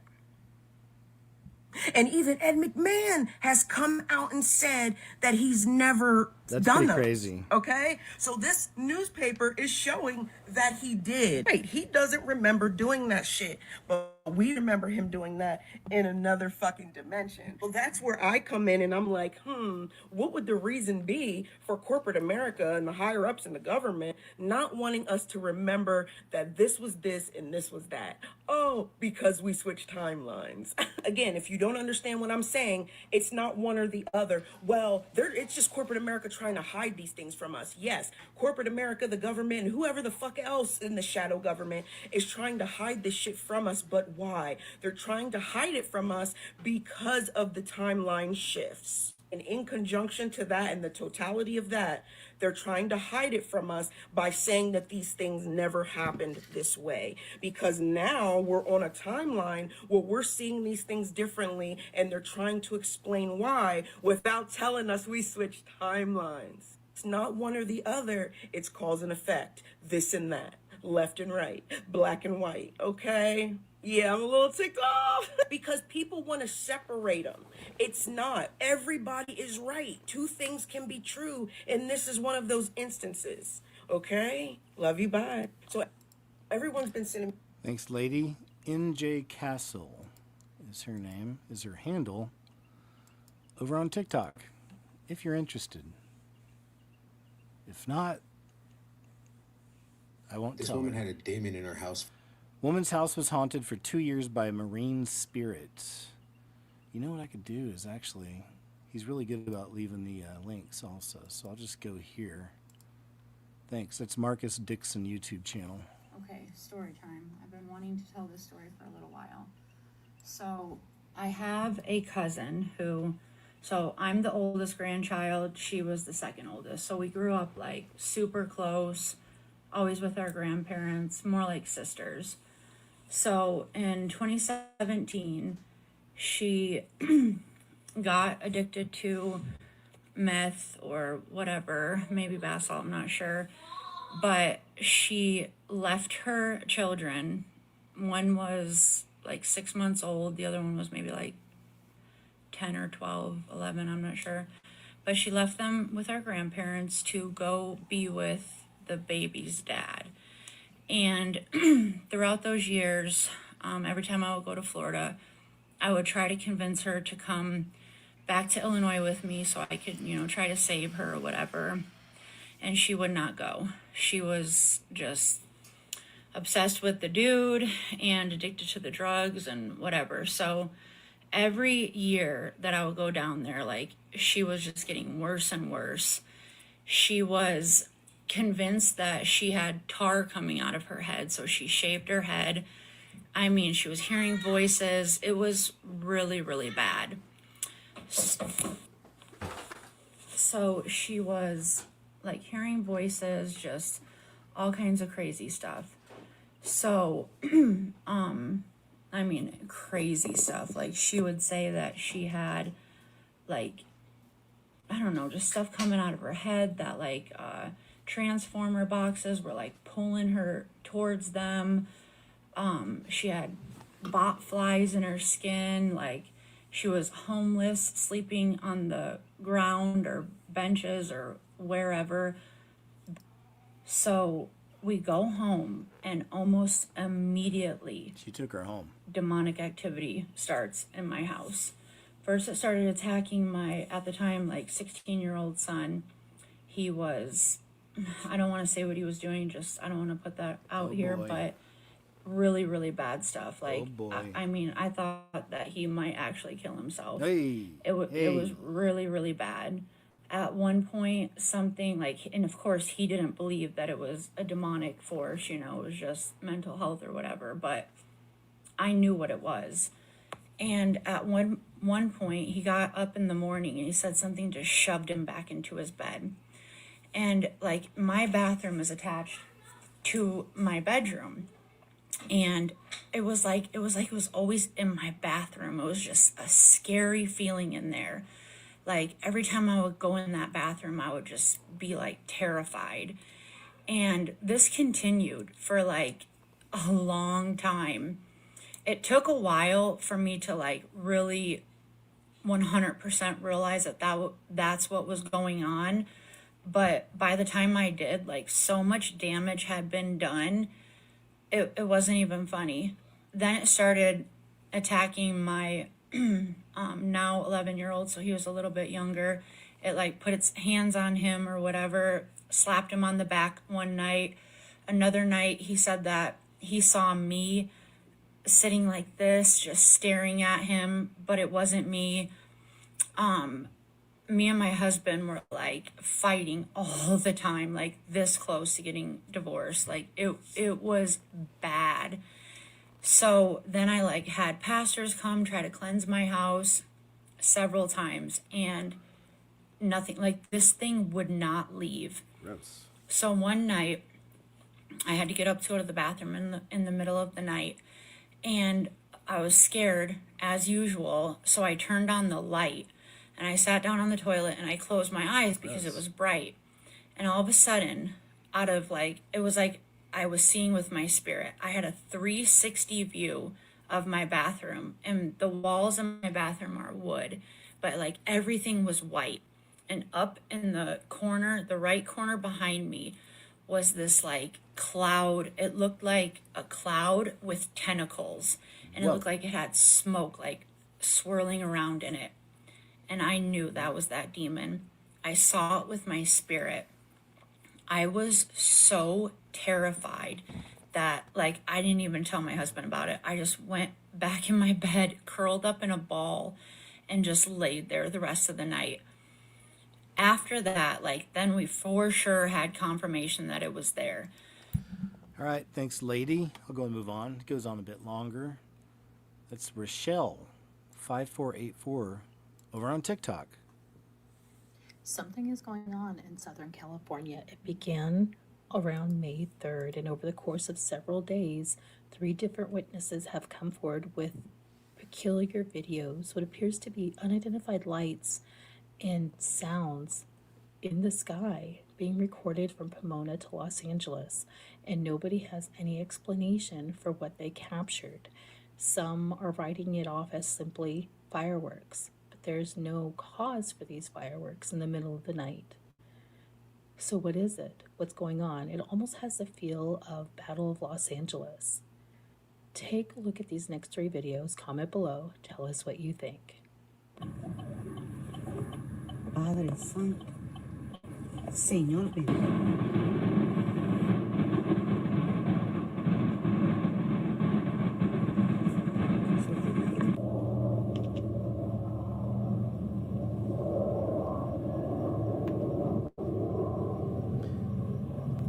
The ghost lights are back.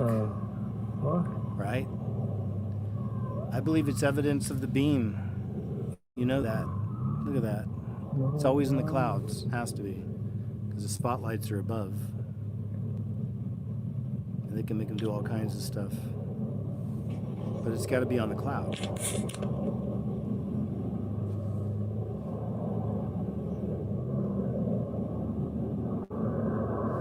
It's freaking ghost lights. Thanks, Mavi. Shout out to Mavi, giving us, at least showing us all that footage all those years.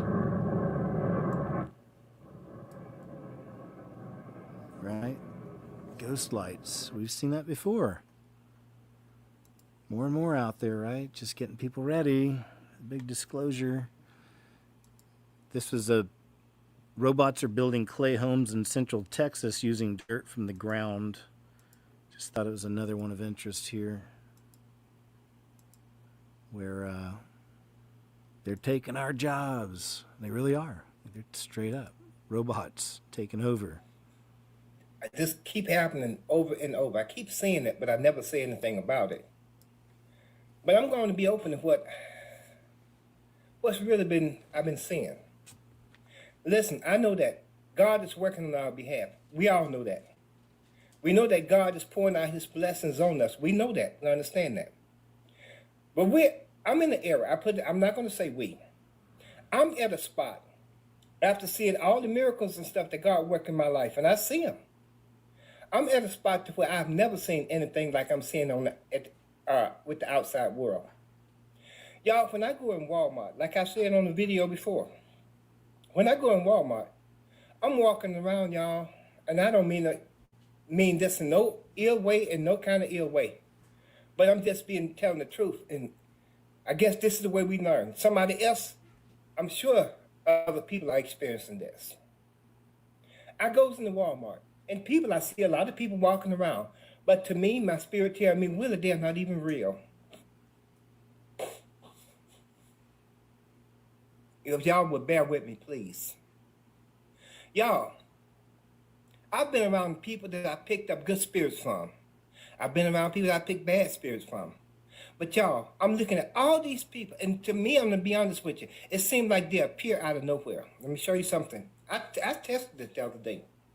I had to test it because God give us a little bit at a time to show us things. We at a spot now like we ain't never been before. Manifestations are being, our gates are being opened. Something is being revealed. You remember when God told Daniel, when Daniel was asking him about something, God told Daniel, he said, go your way, Daniel. He said, you will be resting in your lot, meaning that you will be asleep during this time. He says, it's not for you to even know right now. A lot of stuff now is being revealed to us. I'm in Walmart. Y'all, I picked this up. Okay, let me tell you what happened. One of the times I was in there. I'm in Walmart, and there was this old man, a white man, and he was just walking around behind me. And I could tell, too, by this. It's like they're really eager. It's like they're really looking for something. But please stay with me. Here was this old man behind me, old white man. He just had a little cart, and he was just running around. But he was behind me. And I'm trying to get away from him. I just don't want you behind me because it's a spirit that I'm not familiar with, and I don't want to be a part of me. Y'all, it got to the point to where I want to just, like this, is to keep him away from me. And I did a little bit. I tried to move up, and he walked by me. Then he found, because I stopped, and I got out of his way. That man did not stop until he walked up there. Oh, excuse me, and patted me twice. And I rebuked that. I did not like that, period. Yesterday, I was in Walmart. I didn't want this particular food I looked at. But I'm just thinking about it. I'm looking at it and I'm thinking about it. The same thing happened. But this time it was a little old white lady. She ran up behind me and she just picked it up, and then I said, wait, this is the same pattern I've been seeing. It's something wrong. I was just listening to this one video of this lady. And matter of fact, I'm going to see if I can get it for you. Or maybe some of you all know which video I'm talking about. But she's standing in the street. And she's saying, y'all, don't no cars come down this road. She said, the road is blocked off. She said, I was trying to tell y'all that people just appear out of nowhere. And she's standing in the street and a whole bunch of cars is coming back to back. But the road is blocked off. She said, what we're seeing is not really what's there. So, like I said, we're in a different era. It's pretty interesting. You decide, as always. But we've seen other videos about, and that's becoming a popular term I'm finding just in everything I look up, is timeline shift talk. There's a lot of that. I'm finding that. Hear me out, y'all. This gonna sound wild. But you know I'm gonna get you to think every time. Do y'all think there are portals in Walmart, or at least in the Walmart parking lot? I promise y'all, be some strange shit every time I go to that damn store. Meanwhile, I keep carrying my ass over there. But something about that place is not normal. I'm not just talking about the fact that they make us bag our own shit and get up too, and harass us at the door for the receipt like you ain't just watched me do this shit. If you ever just sit and observe some shit, you're gonna notice there's some strange beings at Walmart, as well as some strange energy. So December 2024, I pull into Walmart parking lot. I got my youngest daughter Jada with me in the passenger seat. Before I get out the car, I'm like, let me make sure I got all my cards, my keys, everything in my purse. So I'm looking down, fidgeting in my purse, and something just tells me to look up. I glanced over at the lady standing in the parking lot. I just give it a quick glance, make sure everything copacetic, and I go back to minding my business. Right before I was about to stop looking at these ladies, I noticed something. This lady's smile went from ear to ear. Y'all know that movie Smile? Yeah. She looked just like that. I know I'll be in my own universe. Speaking of which, click the link in my bio if you want to go to yours too. With that being said, I was like, I'm not that up there. No, I'm not tripping. So I slowly turned to my daughter like, did you see that? She was already looking at me, and I'm like, girl, did you see that? She was like, yeah, I saw that. Now, I know I wasn't tripping. Now, as we discussing this shit, now we don't see where the lady is. She's not walking in the store. She never got in a car and drove away. She just wasn't there. Needless to say, I drove my ass to the other Walmart across town. I wasn't shook of none of that. I chose not to interact with that type of energy. It was giving real demonic. But I'm not the only one who had strange encounters at Walmart. There have been many people who reported people glitching and shit, shadowy figures, eerie presence. Here we go. Something to think about. There are strange things afoot at Walmart, it would seem. But I got to say, though, where I'm at, you know, the Midwest, I mean, ours are... It's always been just a different breed in the Bible Belt. You know, as crazy as the world can get, there's always, I believe, you can count on really good people here in the Midwest, like just over and over again. It's been that way, which is very nice. It's very nice. There's really wonderful people here. The United States sues the New York Times claiming discrimination against a white man. So we're actually at that point now with the discrimination stuff. It's crazy.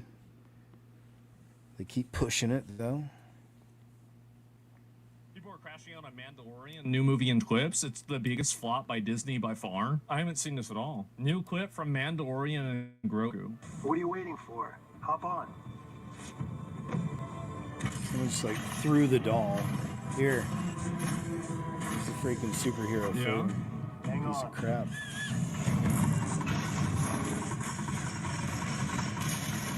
Okay.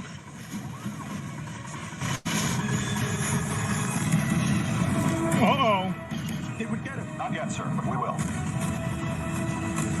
We missed him! He's under us! Oh, and this is another one, too. So they're making a movie out of it? Is that right? Grogu, I need you to go to the control panel. Remember the buttons I told you Yeah? to touch? Okay. I'm gonna need you to touch them. Look for the ignition relay cutoff. It's next to the fuel differential readout, which is between the pump compression gauge and the primary reserve. No, don't touch the missile battery switch. So- That's why there's a safety guard on it. Do you see the fuel readout display? I will go and move on. It's really not that interesting, but I do like his clips, Asmongold clips. Oh yeah, don't forget, huge shout out to those moms out there, man. Thank you, moms. Have you ever noticed how... Love my mom.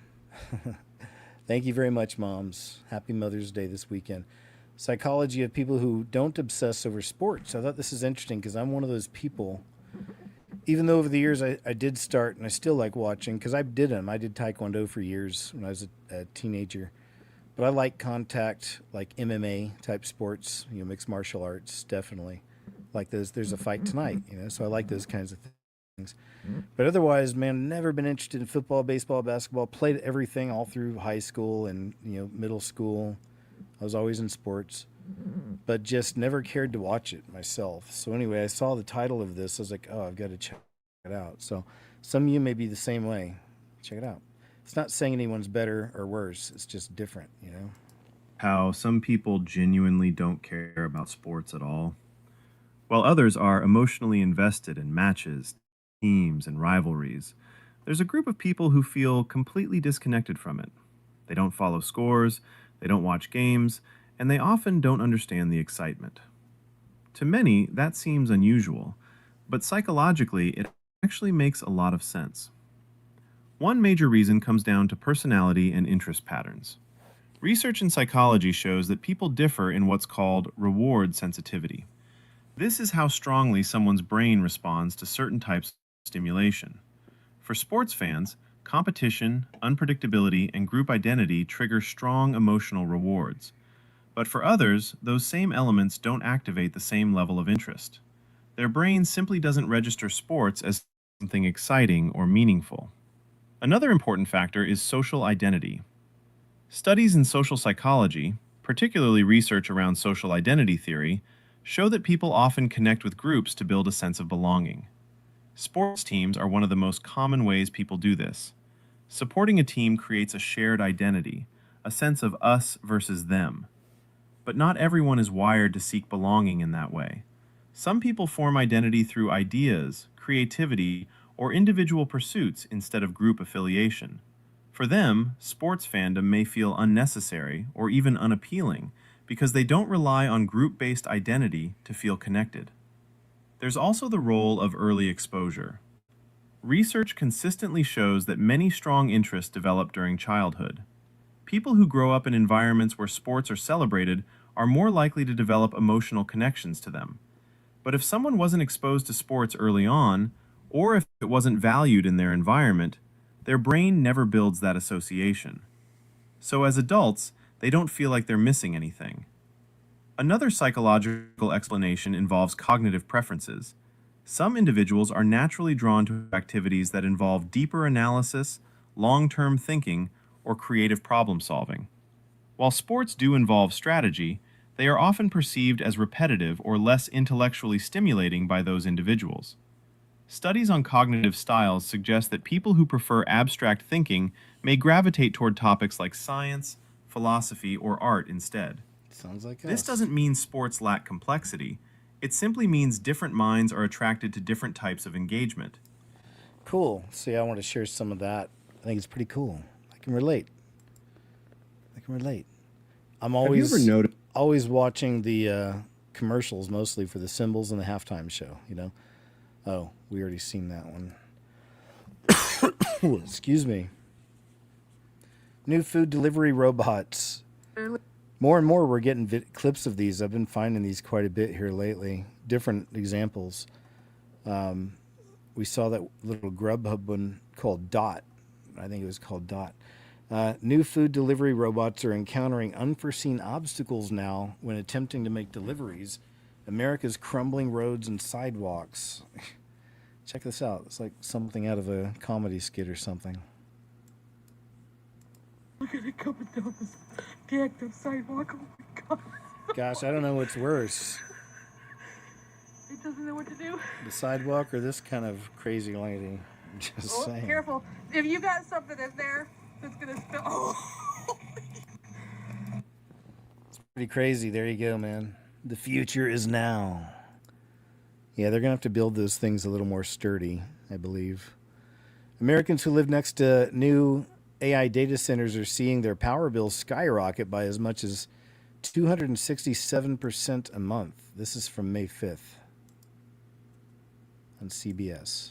Keep the doors closed all the time. It's a sunny afternoon in Atlanta, Georgia. But inside Carolyn Kane's 3,000 square foot home, it's cold. I'm walking around in a ski suit, trying to stay warm in the winter. My fur jackets. It's just one of the ways Kane has tried to beat her skyrocketing electric bills. So effectively your bill had almost doubled in like 2 years. Yeah. She's now turned off her heat and water, leaving much of this home hard to live in. So where do you live right now? I live in a little apartment in the back. Is Carolyn's story unique?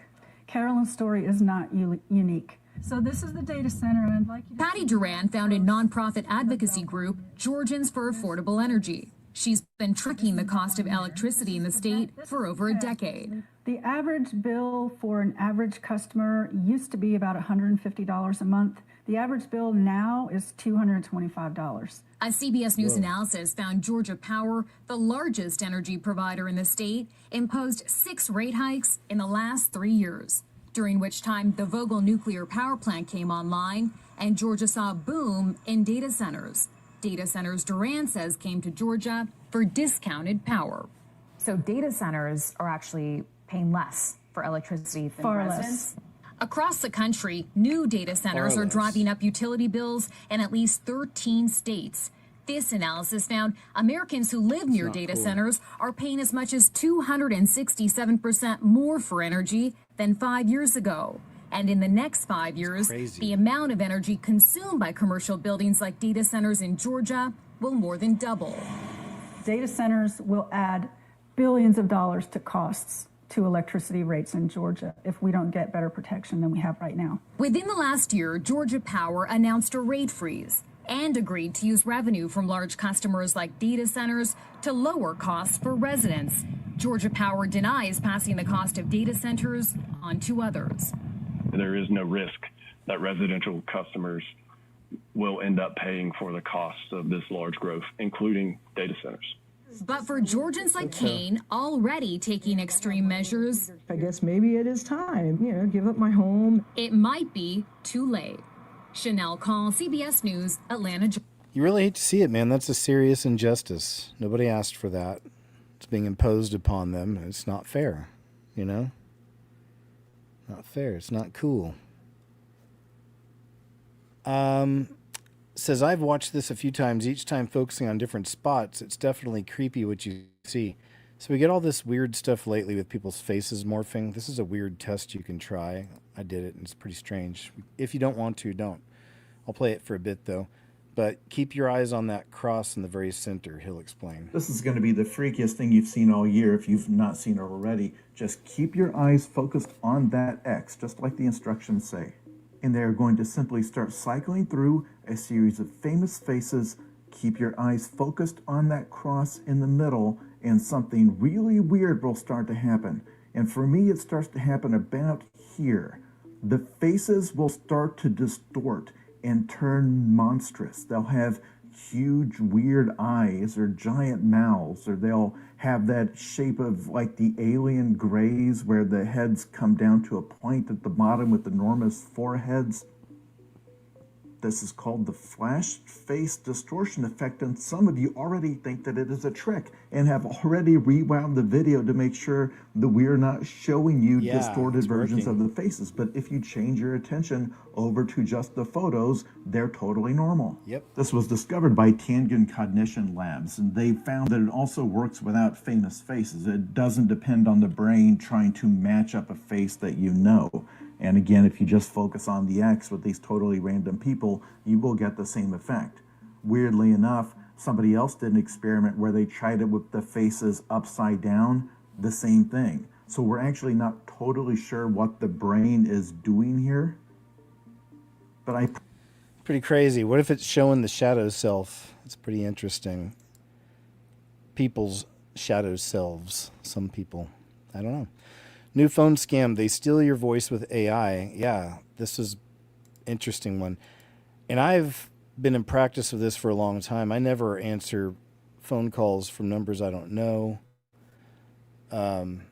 Typically. Every now and then I have, but I'll do it like if I'm watching a video, like just during a regular day. I'm not working on a video or anything. I'm just kind of collecting clips for the shows. And one of these random numbers call, sometimes I'll pick it up and I'll just put it up right next to the speaker and then play that video, whatever it is. It's like they're calling me for whatever dumb reason, and then they're going to get an earful of reptilian caverns were found underneath Los Angeles City back in the 1930s. Who knows, right? Something, but anyway, check this out. Attention à cette nouvelle arnaque téléphonique absolument redoutable. Okay, never mind. I forgot. All right, we get it. But the point is, it says you receive a call, no one speaks on the other end of the line. It's deliberate. The goal is to record your voice during those few seconds of silence to clone it with AI In less than 10 minutes, they obtain an almost perfect copy of your voice. Gosh, only knows what kind of creature they've formed from the random clips I've played these people. It says, then they call your loved ones impersonating you. Mom, I lost my phone. Send me money urgently. It's already happening in France, it says. Golden rule, if any unknown number calls and no one speaks, hang up immediately. Don't see anything back, never call back. Or play them a random clip on YouTube or whatever you're watching. There were a large number of pastors that had been invited to go to a certain state to hear men in the United States government and others share with them a concern that they had, what they're about to release from what we're hearing. There's going to be a release concerning aliens and concerning unidentified flying object spacecraft that some of the people who were in the meeting were telling us as pastors. You need to prepare your people and you need to get ready to answer them for what you're about to hear being released. Before I say anything, I want to mention that this video is not intended to instill fear, panic, or worry. We're going to speak the biblical truth about the times that we are living in, because there is a lot going on right now all at once. We have the oil crisis, we have the soon coming alien disclosure, we have this now happening, and we have the hantavirus, which could very well lead to pandemic 2.0. But that's the strategy of Satan. Create as much confusion, as much chaos as possible, so people don't know who to trust. People don't know what's real and what's not. People don't know left from right, up from down, because very soon there will step out somebody with all the answers. Now let's speak to this first. We know the alien disclosure is coming. We know that they are about to tell us that we are not alone. If you are a true Christian, if you are a true follower of the Lord Jesus Christ, if you are in his word, studying his word, none of this should surprise you. Why? Because God already told us that we are up against real entities. We have a very real enemy. Y'all, the spiritual realm is real. Demonic entities are real. And guess what? They can manifest physically. Principalities, powers, fallen angels, Nephilim, hybrids, clones that house demonic spirits, all from Satan's camp, all the demonic kingdom. Now, are these pastors sharing the truth? Yes, they are. Are they controlled? That I don't know. But what I do see happening with this, there's a narrative at play here. They chose lesser known, I guess you'd say, I don't want to disrespect any of them, but lesser known pastors to share this for a reason. Because what I already see happening is the majority of people are coming against these pastors, right? Saying that, using their lesser known status against them. Saying that, oh, this meeting probably didn't even happen. You know, why is it top secret if they're all of a sudden all over social media sharing about it, right? They're questioning it. They're questioning this narrative and thus questioning what they're saying. So I see it as Satan is using this to share the truth about what he's going to do. Karmic retribution, right? This is what he does.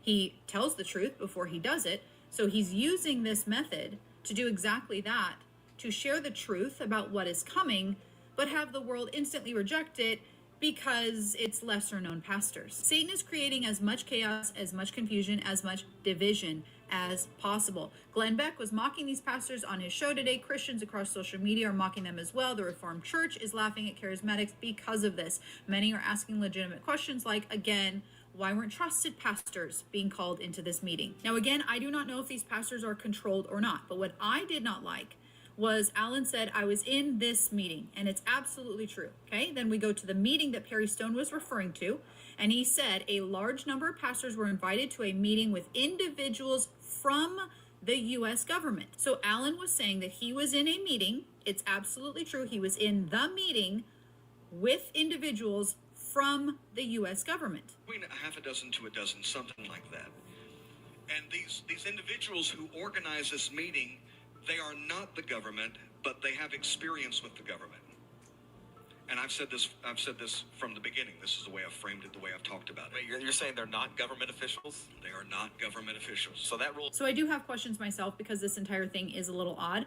However, I do see the intentional narrative, and it's already playing out, right? To get everybody to just disregard this entire thing, to kind of laugh it off, not take what they are saying seriously, because what they are saying is the biblical truth about the entities that will soon arrive. Now remember, the Antichrist will tear down religion. He will come in and dismantle all religions, all belief systems, including Christianity, and he will establish his new age, we can all be gods, ascension, this is the truth that has been hidden from humanity, lie. The church is talking about UFOs right now because the simulation script is flipping to its final chapter. They are not warning you out of love. They are reasserting narrative control before the veil tears wide open. This is not a psyop to destroy the church. This is a church being activated as the final gatekeeper of the old matrix. By framing every non-human intelligence as fallen angels, devils, principalities, spiritual wickedness in high places, they keep the story locked inside a 3D religious operating system. You have to remember, the release of the Epstein files was intentional. It was intentional to get the world to see the blood sacrifices, the blood stuff, right? Because Satan wants the world to correlate the blood stuff that's done in satanic rituals to the blood sacrifice of Jesus, thus making the blood sacrifice of the Lord Jesus Christ evil, putting all of that into one camp, all religious people into one camp, making them evil. Because Thanks to Ashley. I'll go and stop there. Ashley Hayes, Hays, over on YouTube, if you'd like to see more. Walmart now being exposed for selling certain TVs at a loss so they can force customers into mandatory Walmart accounts. So it sounds like more of that subscription type madness we've been seeing. Check this out. Did you realize that this TV right here is a Walmart tracking device to track you at home? Walmart bought Vizio Television. When they did that, they acquired millions of people's data. And more importantly than just the TV itself, they acquired the data system. They bought SmartCast and the data advertising platform that was owned by Vizio. So here's how it works. You pay $598 for the TV, you get it home, you unbox it, you plug it in, and you realize you can't operate it without a Walmart account. Actually, it says right here that a Vizio account is required for Smart TV. And that's more than deceptive labeling, that's a straight up lie. You'll be immediately redirected to set up a Walmart account. And here's the sinister part, like I said before, it wasn't about buying the physical TVs, it was about buying SmartCast. Any Vizio televisions that have been manufactured in 2026 require a Walmart account. And look at the deceptive pricing scheme. $238 for the TCL 50-inch and $178 for the Vizio. SmartCast is the operating system that lives inside the TV. It runs all your apps like Netflix and YouTube. It controls your home screen. And most importantly, the ad data system. What it does is detect what you're watching, even from cable boxes, game consoles, or DVDs, and your cell phone connected to the Walmart A surveillance app. state being Now set they will up. tie in what you and your family watch, search, and buy to relentlessly market you into their store. Even more Orwellian than that, linking your TV to your purchases to your location. Now you are a probable target for personal product pricing adjustments set according to your needs or desperation. This is called dynamic pricing, based on your personal data.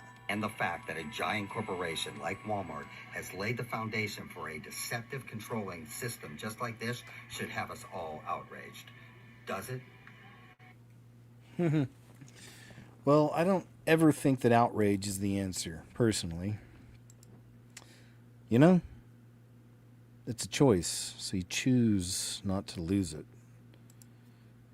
The great deception is coming, says Itty Bitty. For the past few years, we have had alien propaganda pushed down our throats. And it is because there's about to be a great deception. They literally have the technology to do this. And now they are warning pastors that it is coming. These demons, because that's all they are demons, are going to say there is no God and that they are the ones who created us. The Bible told us this was going to happen. Revelation chapter 13, verse 4 through 5, and they worshiped the dragon, which gave power unto the beast, and they worshiped the beast, saying, who is like unto the beast? Who is able to make war with him? And there was given unto him a mouth speaking great things and blasphemies, and power was given unto him to continue 42 months. Because no one's going to say, who can make war with just one person? But if you think of it as a fallen angel, who can make war with them? but God. A second pastor has spoken out about what was said in the meeting. A group of men who are connected with the intelligence world that are believers, but are still have very high security clearance. These are legit, true men of God that are still connected to Washington and even this current administration and all branches of military. And they literally told us, we had a sitting congressman, a very well-known congressman from Missouri. He called into that meeting as well. That was just for pastors. And Showed this is this what in he my said. video. On speaker, listen. How many pastors Yeah, we saw that in my video. out there just sleeping and not telling their congregation what is coming? I mean, most of them are out here saying the president's going to save us still. Take a look around. Our country is falling. Our country is literally on fire. Our water is literally disappearing. We have another pandemic coming, it looks like. Food prices are going up. It looks like the seals of Revelation are about to crack open. Yep. I'm with you, itty bitty. So trust in Christ in these days for sure. And if you haven't accepted him yet, please do. For what's coming, for sure. Amazon's Alexa says there will be no Christmas in 2026. I remember seeing some of these almost a year ago, and people are back at it again. And check out this little test they ran. Alexa seems to be giving away another PSYOP. Alexa, how many days to Christmas 2026? There aren't any Christmas holidays in 2026.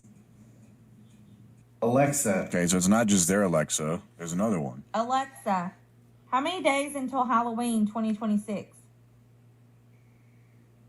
Halloween in 2026 is 301 days away, on Saturday, October 31st.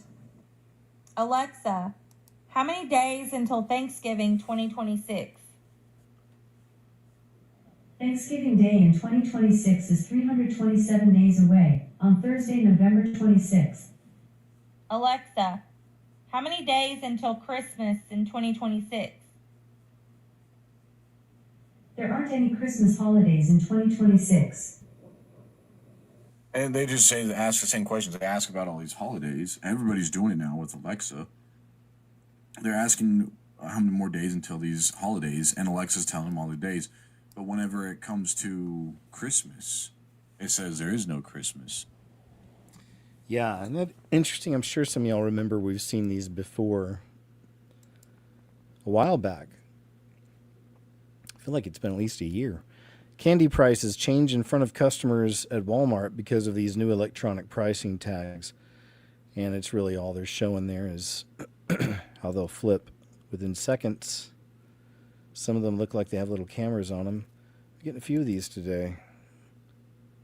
Yep, it's actually gone. Removed. The movie that makes you go back to the beginning to watch it if you weren't focused, it says. Oh yeah, Vivarium. Interesting movie. Check it out if you'd like. Conspiratorial type of a movie for sure. But I think I brought this up because I'm guessing this is the neighborhood. I thought I had a clip up here somewhere with a neighborhood that looked like something out of Vivarium. I guess I did. Maybe I don't know where it is.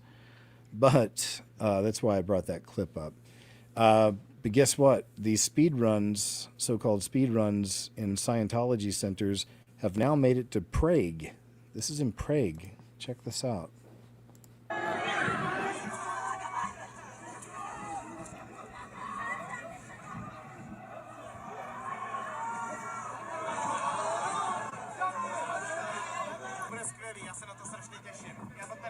Nejdu asi, protože nechci mít další zápis v tím rejstříku, když žádný nemám, ale ty vole, to bude fakt zajímavý.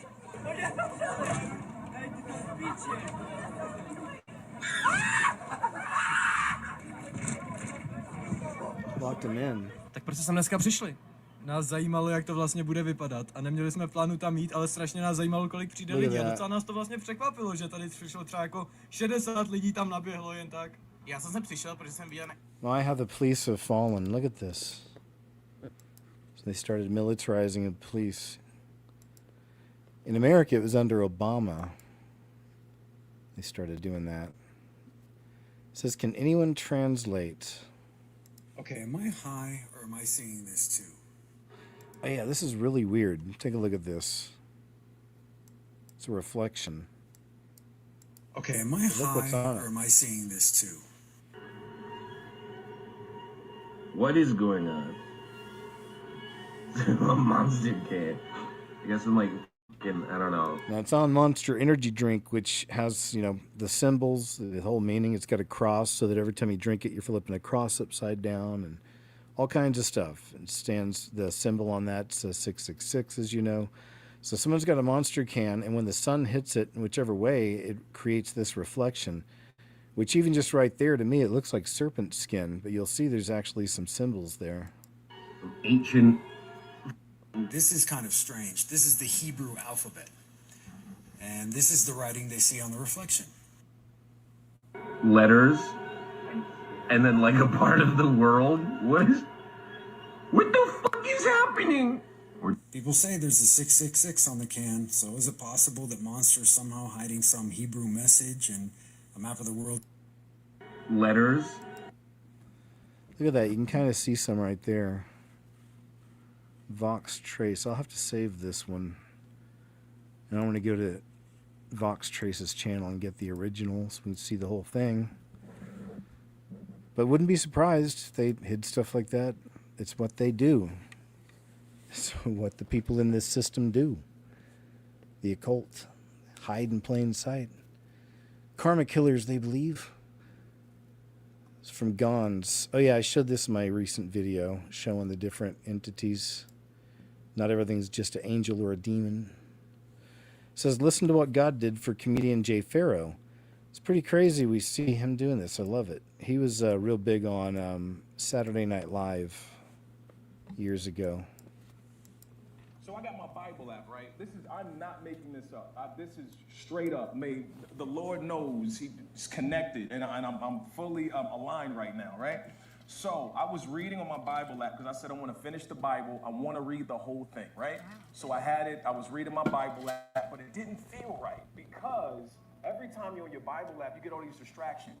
You got Instagram, you got Facebook, you got all these things coming up. And I said the Word of God should not be limited to an app. So I said, what I'm going to do is I'm going to get myself a hard Bible like I had when I was a kid, you know? And look, that ain't even the punch, y'all. It ain't over.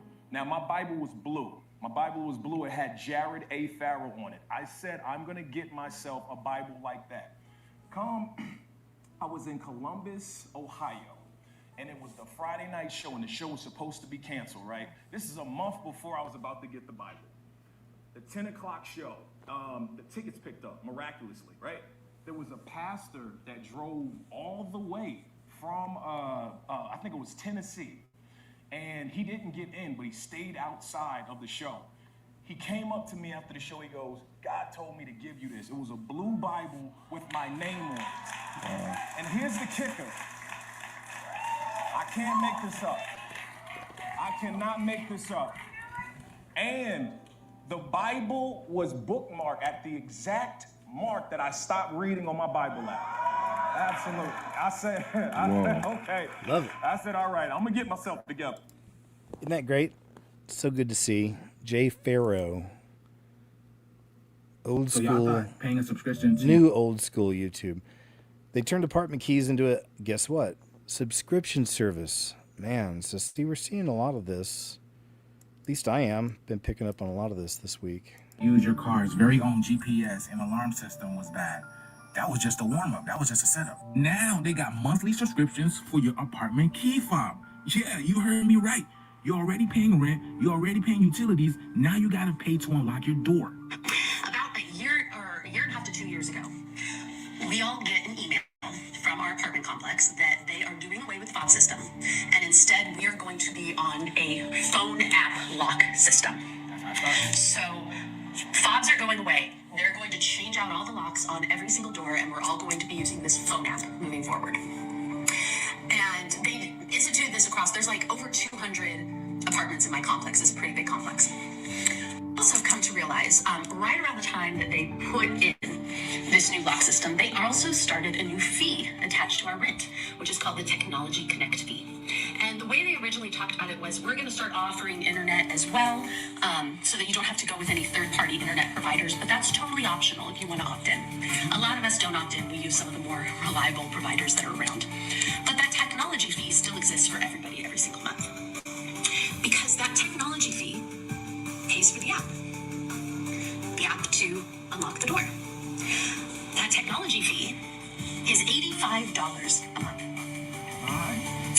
We all pay a subscription of $85 a month to unlock our fucking doors. $85 a month, almost $100 a month, not to live here, not for your rent, just to get in the fucking door. Craziness, man, right? So, but again, it goes back to that, like, it's happening now, and it's conditioning people for this 15-minute city lifestyle mindset. It says why empaths don't show themselves on social media. Here's another one I stumbled on this week, and I thought it was a good one from Chase Hughes, just sharing from Empath's YouTube channel. Can you watch my testimony? This is from DeLaFay Testimonies. Former sorority leader exposes demonic rituals. I think it was right around here she starts getting into it. Let's check this out. Rating of you as a person. Oh no, you're not a number 9. You're a negative number 9. You will never be a number 9. You can't even live up. Look at you. Look at your hair. Look at your face. Look at it. And it would just be a utter beating up on you just as an individual, as a person. And so if I'm a number 9 at 9 a.m., I would have to call like 3 people, okay, that were the previous number 9s. And I would have to know their name, their information, where they work, what were their line. I would have to know all of this information about all of these people that were in the previous lines that were before me. And you would have to know their full line. Like if it's a line of 30 plus other girls, you would have to know maybe 10 of those type of situations. And all of that. Let us know if any of you had to go through the sorority rituals, if any of you ever participated. It's okay, there's no shame. Everyone has a history, and maybe some of y'all actually went through that. Or the gentlemen, if you guys were ever part of a fraternity. Information, you would have to know it, and you have to say it quick. You would have to know the founders, Osceola McCarthy Adams, Marguerite Young. I mean, and it would have you were like a drill sergeant to the point that all you knew was that type of information. We would go to sleep with that information just in this thing, this notebook that we had. And this notebook that we had was called Take These Things. They were supposed to, in exchange, give us this secret knowledge that we needed to learn for the organization. And Sounds the like secret Eastern knowledge Star. would be something along the lines of, oh, we're going to tell you about the past national presidents. Oh, we're going to tell you about, I don't know, the executive board of Delta. It would be stuff that you're sitting here like, did I just do all of that for this? And it would be, those would be the things that are the secret knowledge things that they're sharing with you.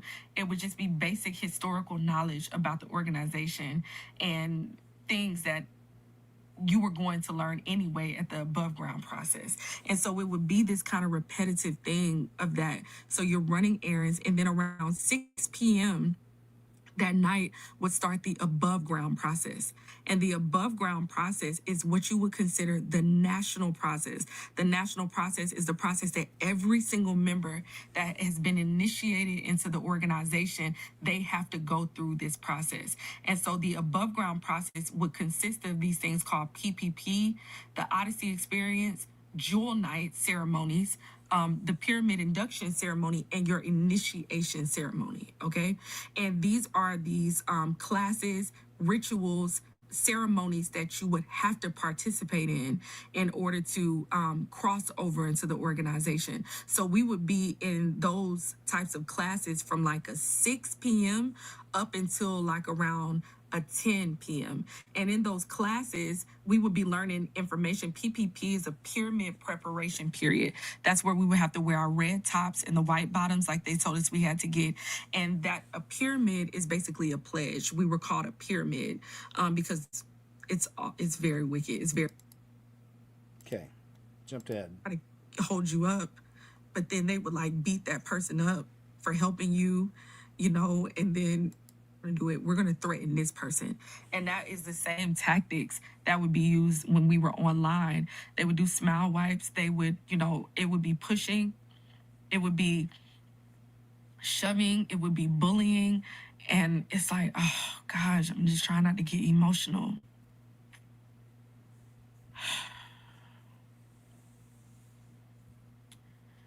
It would be verbal abuse.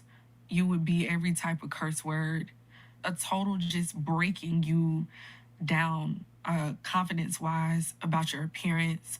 They would do this thing called Delta chair, where you would have to sit on the wall in like a squatting format with your hands out, and they would just slap your hands down, and then you would have to at the same time to be, you know, reciting the information. But if the big sisters are not pleased with how you did it, you know, they'll just be pouring water in your face, and I'm talking about taking cups of water and just slamming it in your face.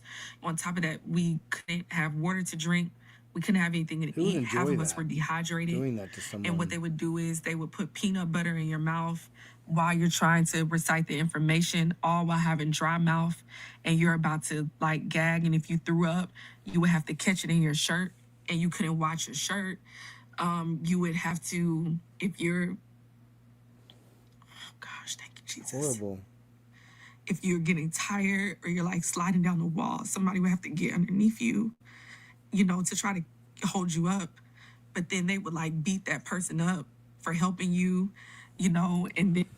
All right, I'll go and stop there. This is like 2 hours long, but I want to share some of it, but it's just terrible, man. And obviously it would be, you know, horrible to be the victim here. But I'm sitting here thinking, like, who gets off on that stuff? Who enjoys things like that, doing that to other people? You know? It's a certain kind of person that likes that, would enjoy it. David Letterman panics as Billie Eilish suffers a so-called Tourette's tic attack on camera. But a lot of people have been asking if this is even real, like, you know, has never really been addressed. Or she's one that's always putting devil and demon stuff in her videos and even in her songs, as you know. And so she's one of the industry types that has sold out to that system. So maybe she's being haunted. I can't say for sure either way. Just throwing out ideas here. Then the awards and what's going on to Fly? No, I'm taking. One of the creepy side effects of this culture of being way too coddling, you know, way over the top, is it's popular for people now to have, you know, to claim their mental problems, their mental illnesses or whatever, their diagnoses. It's like it's almost popular to have, oh yeah, I'm on the spectrum. It's like now we're at a point where, you know, people are, you know, faking being on the spectrum perhaps in some cases just because they think it looks cool or that it makes them interesting. I don't know. Anyway, you decide. As always. David Grush says President Trump is being blocked by the CIA and DIA on the UFO files. This is from yesterday. Wait, what? All right, Grush. What you're saying is we are on the cusp of getting a lot more details that deal with actual alien beings, however you're going to describe them. That's certainly up to the president's team, and I certainly support them, but it has come to my attention actually recently as of today. There are some actors within certain intelligence agencies, to include DIA and CIA specifically, that are actually blocking some of the president's presidentially appointed team and getting access and getting control on some of these historical records. So I really expect the Undersecretary of Defense for Intelligence and Security, Bradley Hansel, to take care of that, as some of that's under his cognizance, especially on the national program side, which is directly under his organization, to reveal some of the historical National Security Council records on this. What you're saying is we are on the cusp of getting a lot more details that deal with actual alien beings, however you're going to describe them. That's certainly up to the president's team, and I certainly support them, but it has come to my attention. All right, so there we go. Is he being blocked? No matter what the stories come out before, it's coming. And it will be a big deal. It just, you know, unfortunately, a lot of people aren't going to take any of it seriously until they see them on screens. And they're talking, you know, or communicating somehow. UFO files just dropped, got weird fast. Reports of 3-foot and 4-foot tall beings wearing shiny suits, bodies recovered. Now Congress says the real holy crap hasn't dropped. What are they hiding? All right, some Jesse Waters. MAGA evangelical leaders gather in Mar-a-Lago to bless and dedicate a gold statue dedicated to Trump. Hey, sir. Excuse me. I did a video on the gold symbolism around Trump way back, like similar to the golden calf, worshiping of the idol. And there's so much of the symbolism around gold and the golden calf and the worshiping of him as an idol. It's crazy. So yeah, I have done some videos in the past about some of that information. When I saw this, same thing. It's like, oh man, people. It's going too far. Going way too far. Congresswoman Luna posts Ophinum right after Pentagon declassifies eerie 8-pointed star UFO. That was my thing, and I didn't. I wish I'd seen this before I made my video, but yeah, like this is one of the big first drops, and it looks. First thing is 8-pointed star, right? Star of Ishtar, Star of Lucifer. I show it a lot in movies and TV shows. But the Ophinum is described as a multi-eyed angel in the Dead Sea Scrolls. Here's this footage.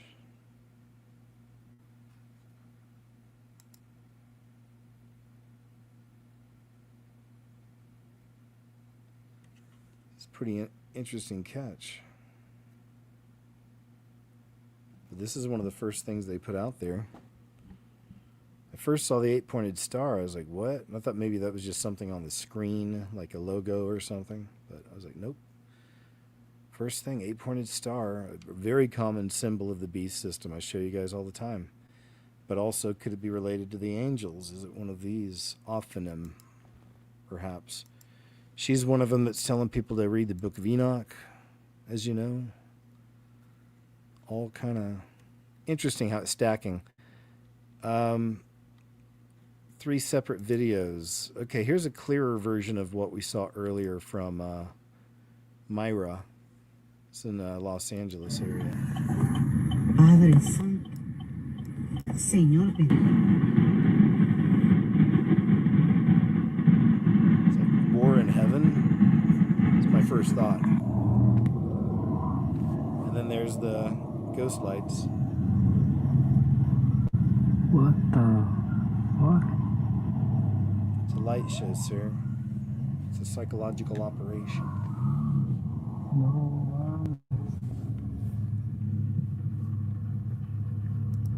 There you go. And they're back doing what they do, getting people ready. AJ is warning that the government's UFO disclosure is part of a larger plan to stage false flag event and blame it on the aliens. A short clip, so I'll just read that. Got it, AJ. A community member has been arrested at a data center hearing in Andover, New Jersey.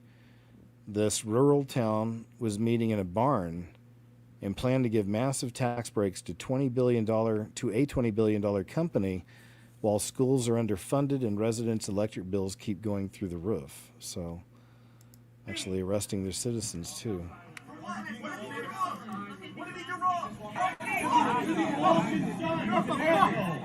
Cops are pussy. You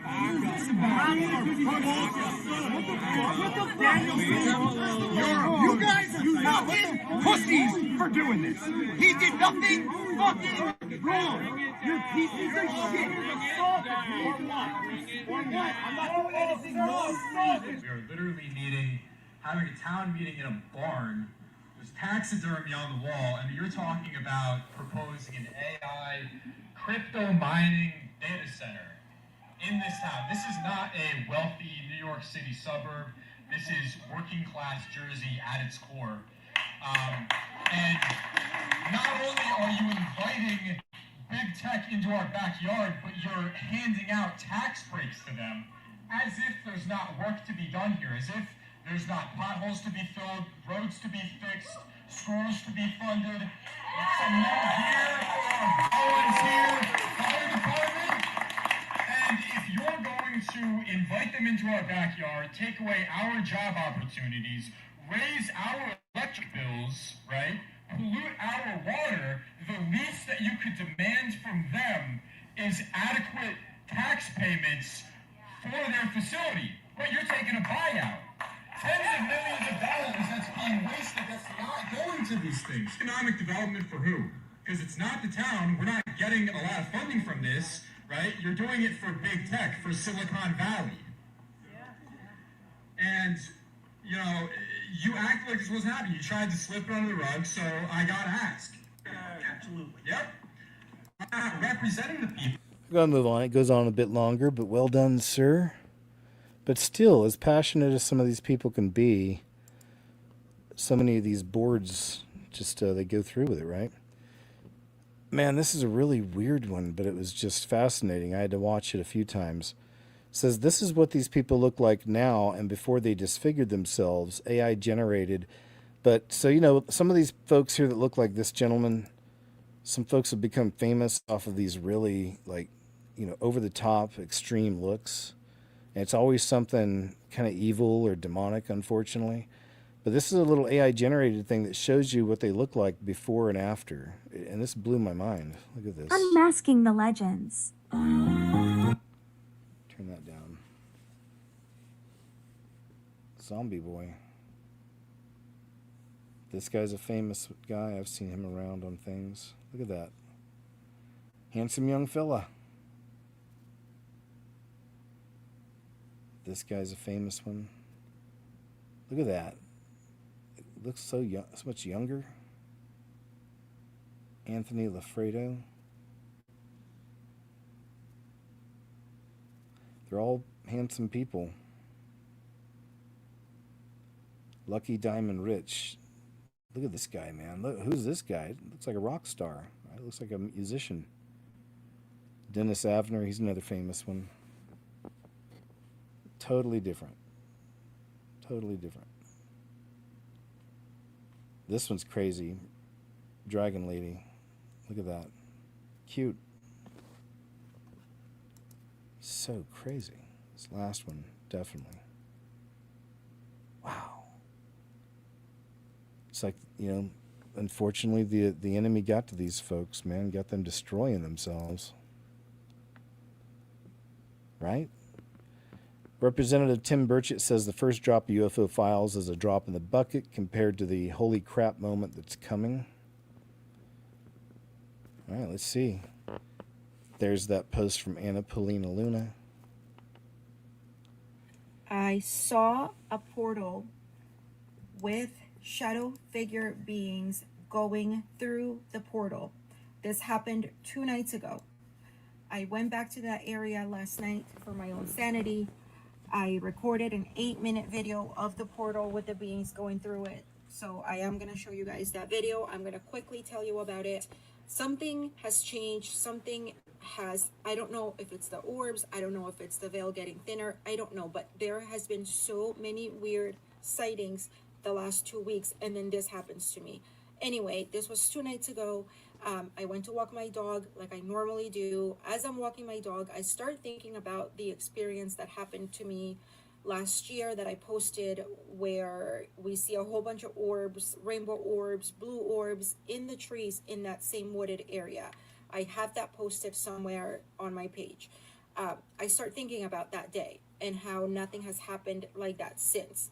All of a sudden, I see this craft that is flying sideways. So I start recording it because I had not seen craft do that in a few weeks. So I start What? Yeah. I don't know why. I start recording it, and all of a sudden I see a flash of light behind me. So I focus on that flash of light and I start recording that. That is when I realized that this was some sort of light plasma portal. With my eyes, it looked huge. The phone does not do it justice because it does look a lot smaller. It was weird because I was only across the street, so not very far away from it. And my dog was moving, so it was a little bit hard to focus, but I did get some good footage of it doing what I'm... This one's pretty long, so I'm going to see if I can get to where she shows the footage here. But perfectly round behind me. Whatever What? that is about to land in the woods. And it's sideways. It's literally flying sideways, and it's huge. Oh, I see a lot of weird stuff in the woods today. That light is not supposed to be there. Whoa.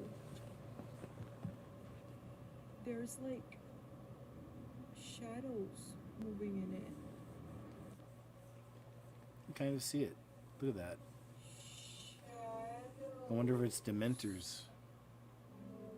Dementors squeezing out of it.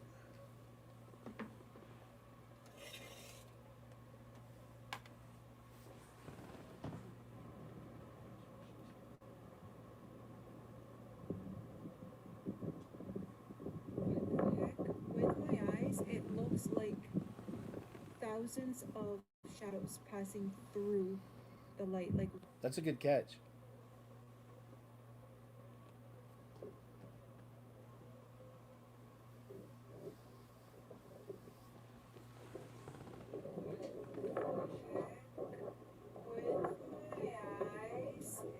it looks like thousands of shadows. Yeah, that's a good catch. Look at all these. It does look like there's a bunch of things slithering around in there. It's huge. I was thinking in my mind, I was gonna make a video, show you guys this area because I've recorded this area. Trying to see if there's a close-up. Guess not. All right, well, we'll go ahead and end it right there, man. That's actually the last clip. So I got to say thanks to y'all. We got over 900 awesome, cool, interesting, critically thinking individuals sharing their precious time with me, man. I really appreciate it, you guys. Thanks for being here. Shout out to the members. Thank you so much.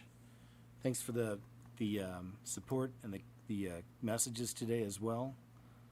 Thank you, Tamara. Always my friend. Always. Just thank you all for being here, man. So we did a good 420. I just looked. Did a good 4 hour and 20-minute show. Not bad. Always before we go, though, I want to share this about salvation with you guys. For anybody who hasn't accepted the free gift, please do. You really are living in those times, man. It's getting crazier. I've been tracking it for a very long time now.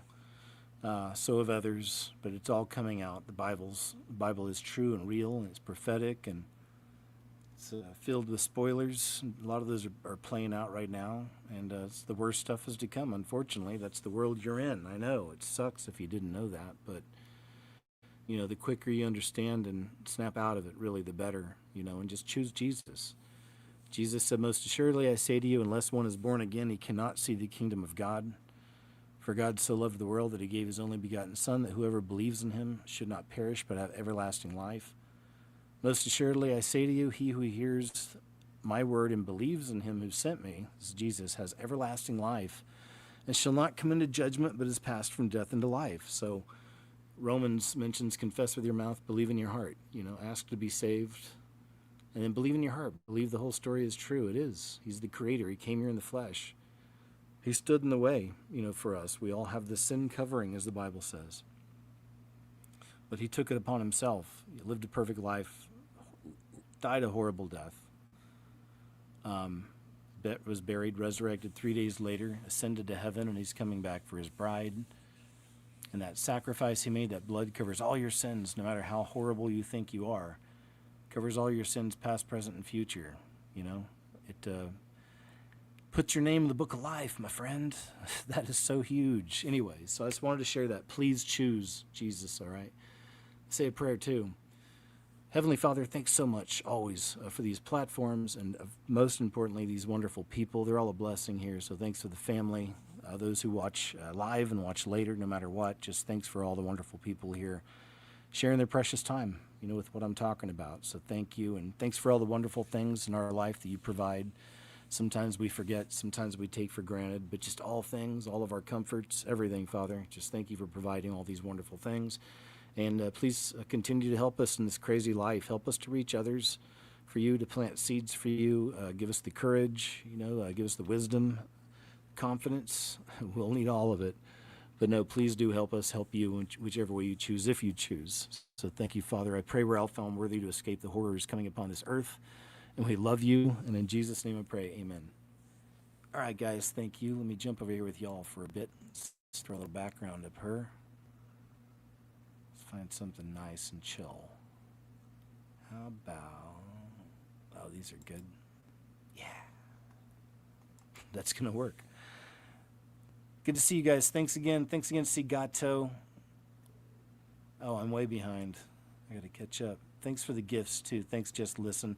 Yeah, and again, thank you to all the moms out there, man. Happy Mother's Day. Thank you, Celia. Oops. Happy Mother's Day to you all. Thank you so very much. Love my mom. Say she's my best friend, you know, really. Outside of Chubbs, you know. I never really had someone that was a ride or die best friend I knew for years and years and years. That's always going to be there. You can always trust. It's like, I never had that myself, but I've had seasons with amazing people, you know, time. But Mom's always been there, man. So shout out to Mom. Shout out to the moms. Chubbs has been my ride or die for a long time now, but Mom's always going to be number one. So yeah, happy Mother's Day. Thank you very much. All right, we love you, moms. And so what's next? Oh, well, this week's going to be a little crazy. So I don't know. I might end up doing a Thursday night call-in type show and then a Friday night video on one of the subjects I'm wanting to talk about. If I do, because I'm not sure if I'll be able to finish a video this week because I'll be helping my parents out with some things. So we'll see. I'm going to play it by ear. But either way, if it's not this week, maybe I'll be looking at next week to do a live show, a call-in, like a Friday night thing, you know. So we'll figure it out. All right, but enough people have been asking, and that's usually when I know it's like, I guess it's time to do it. Let's go ahead and get it going. Thanks, Shonuff. Peace to you, your mama, and Chubbs. Hey, thank you, man. Good to see you, always. But yeah, thanks again, you guys. So we'll get something going this week. I'm already working on other videos. I always do. I've got stuff I'm messing with until it's time, you know, to put it out there, and it all comes together. But anyway, enough about me. Thanks again, Tamara. Thanks again, members. Please do follow and subscribe star. Big, huge shout out to my subscribe star family. Carried me through all the years off YouTube. So thank you so very much. I'll never forget. And yeah, that's it, man. All right. Love you guys in Christ. And be putting a video up in the next few days with Chubbs for the members. And that's it. All right. So you guys take care. Thanks. Have a good evening. And I'll see you in a few days over on Rumble, the uncensored KJ's What Happened show. Every Monday there, 2 p.m. Central Standard under KJ Osborne. There's a link under the player. So I hope you can make it or watch later, okay? All right. Thanks. I'll see you later. Thanks.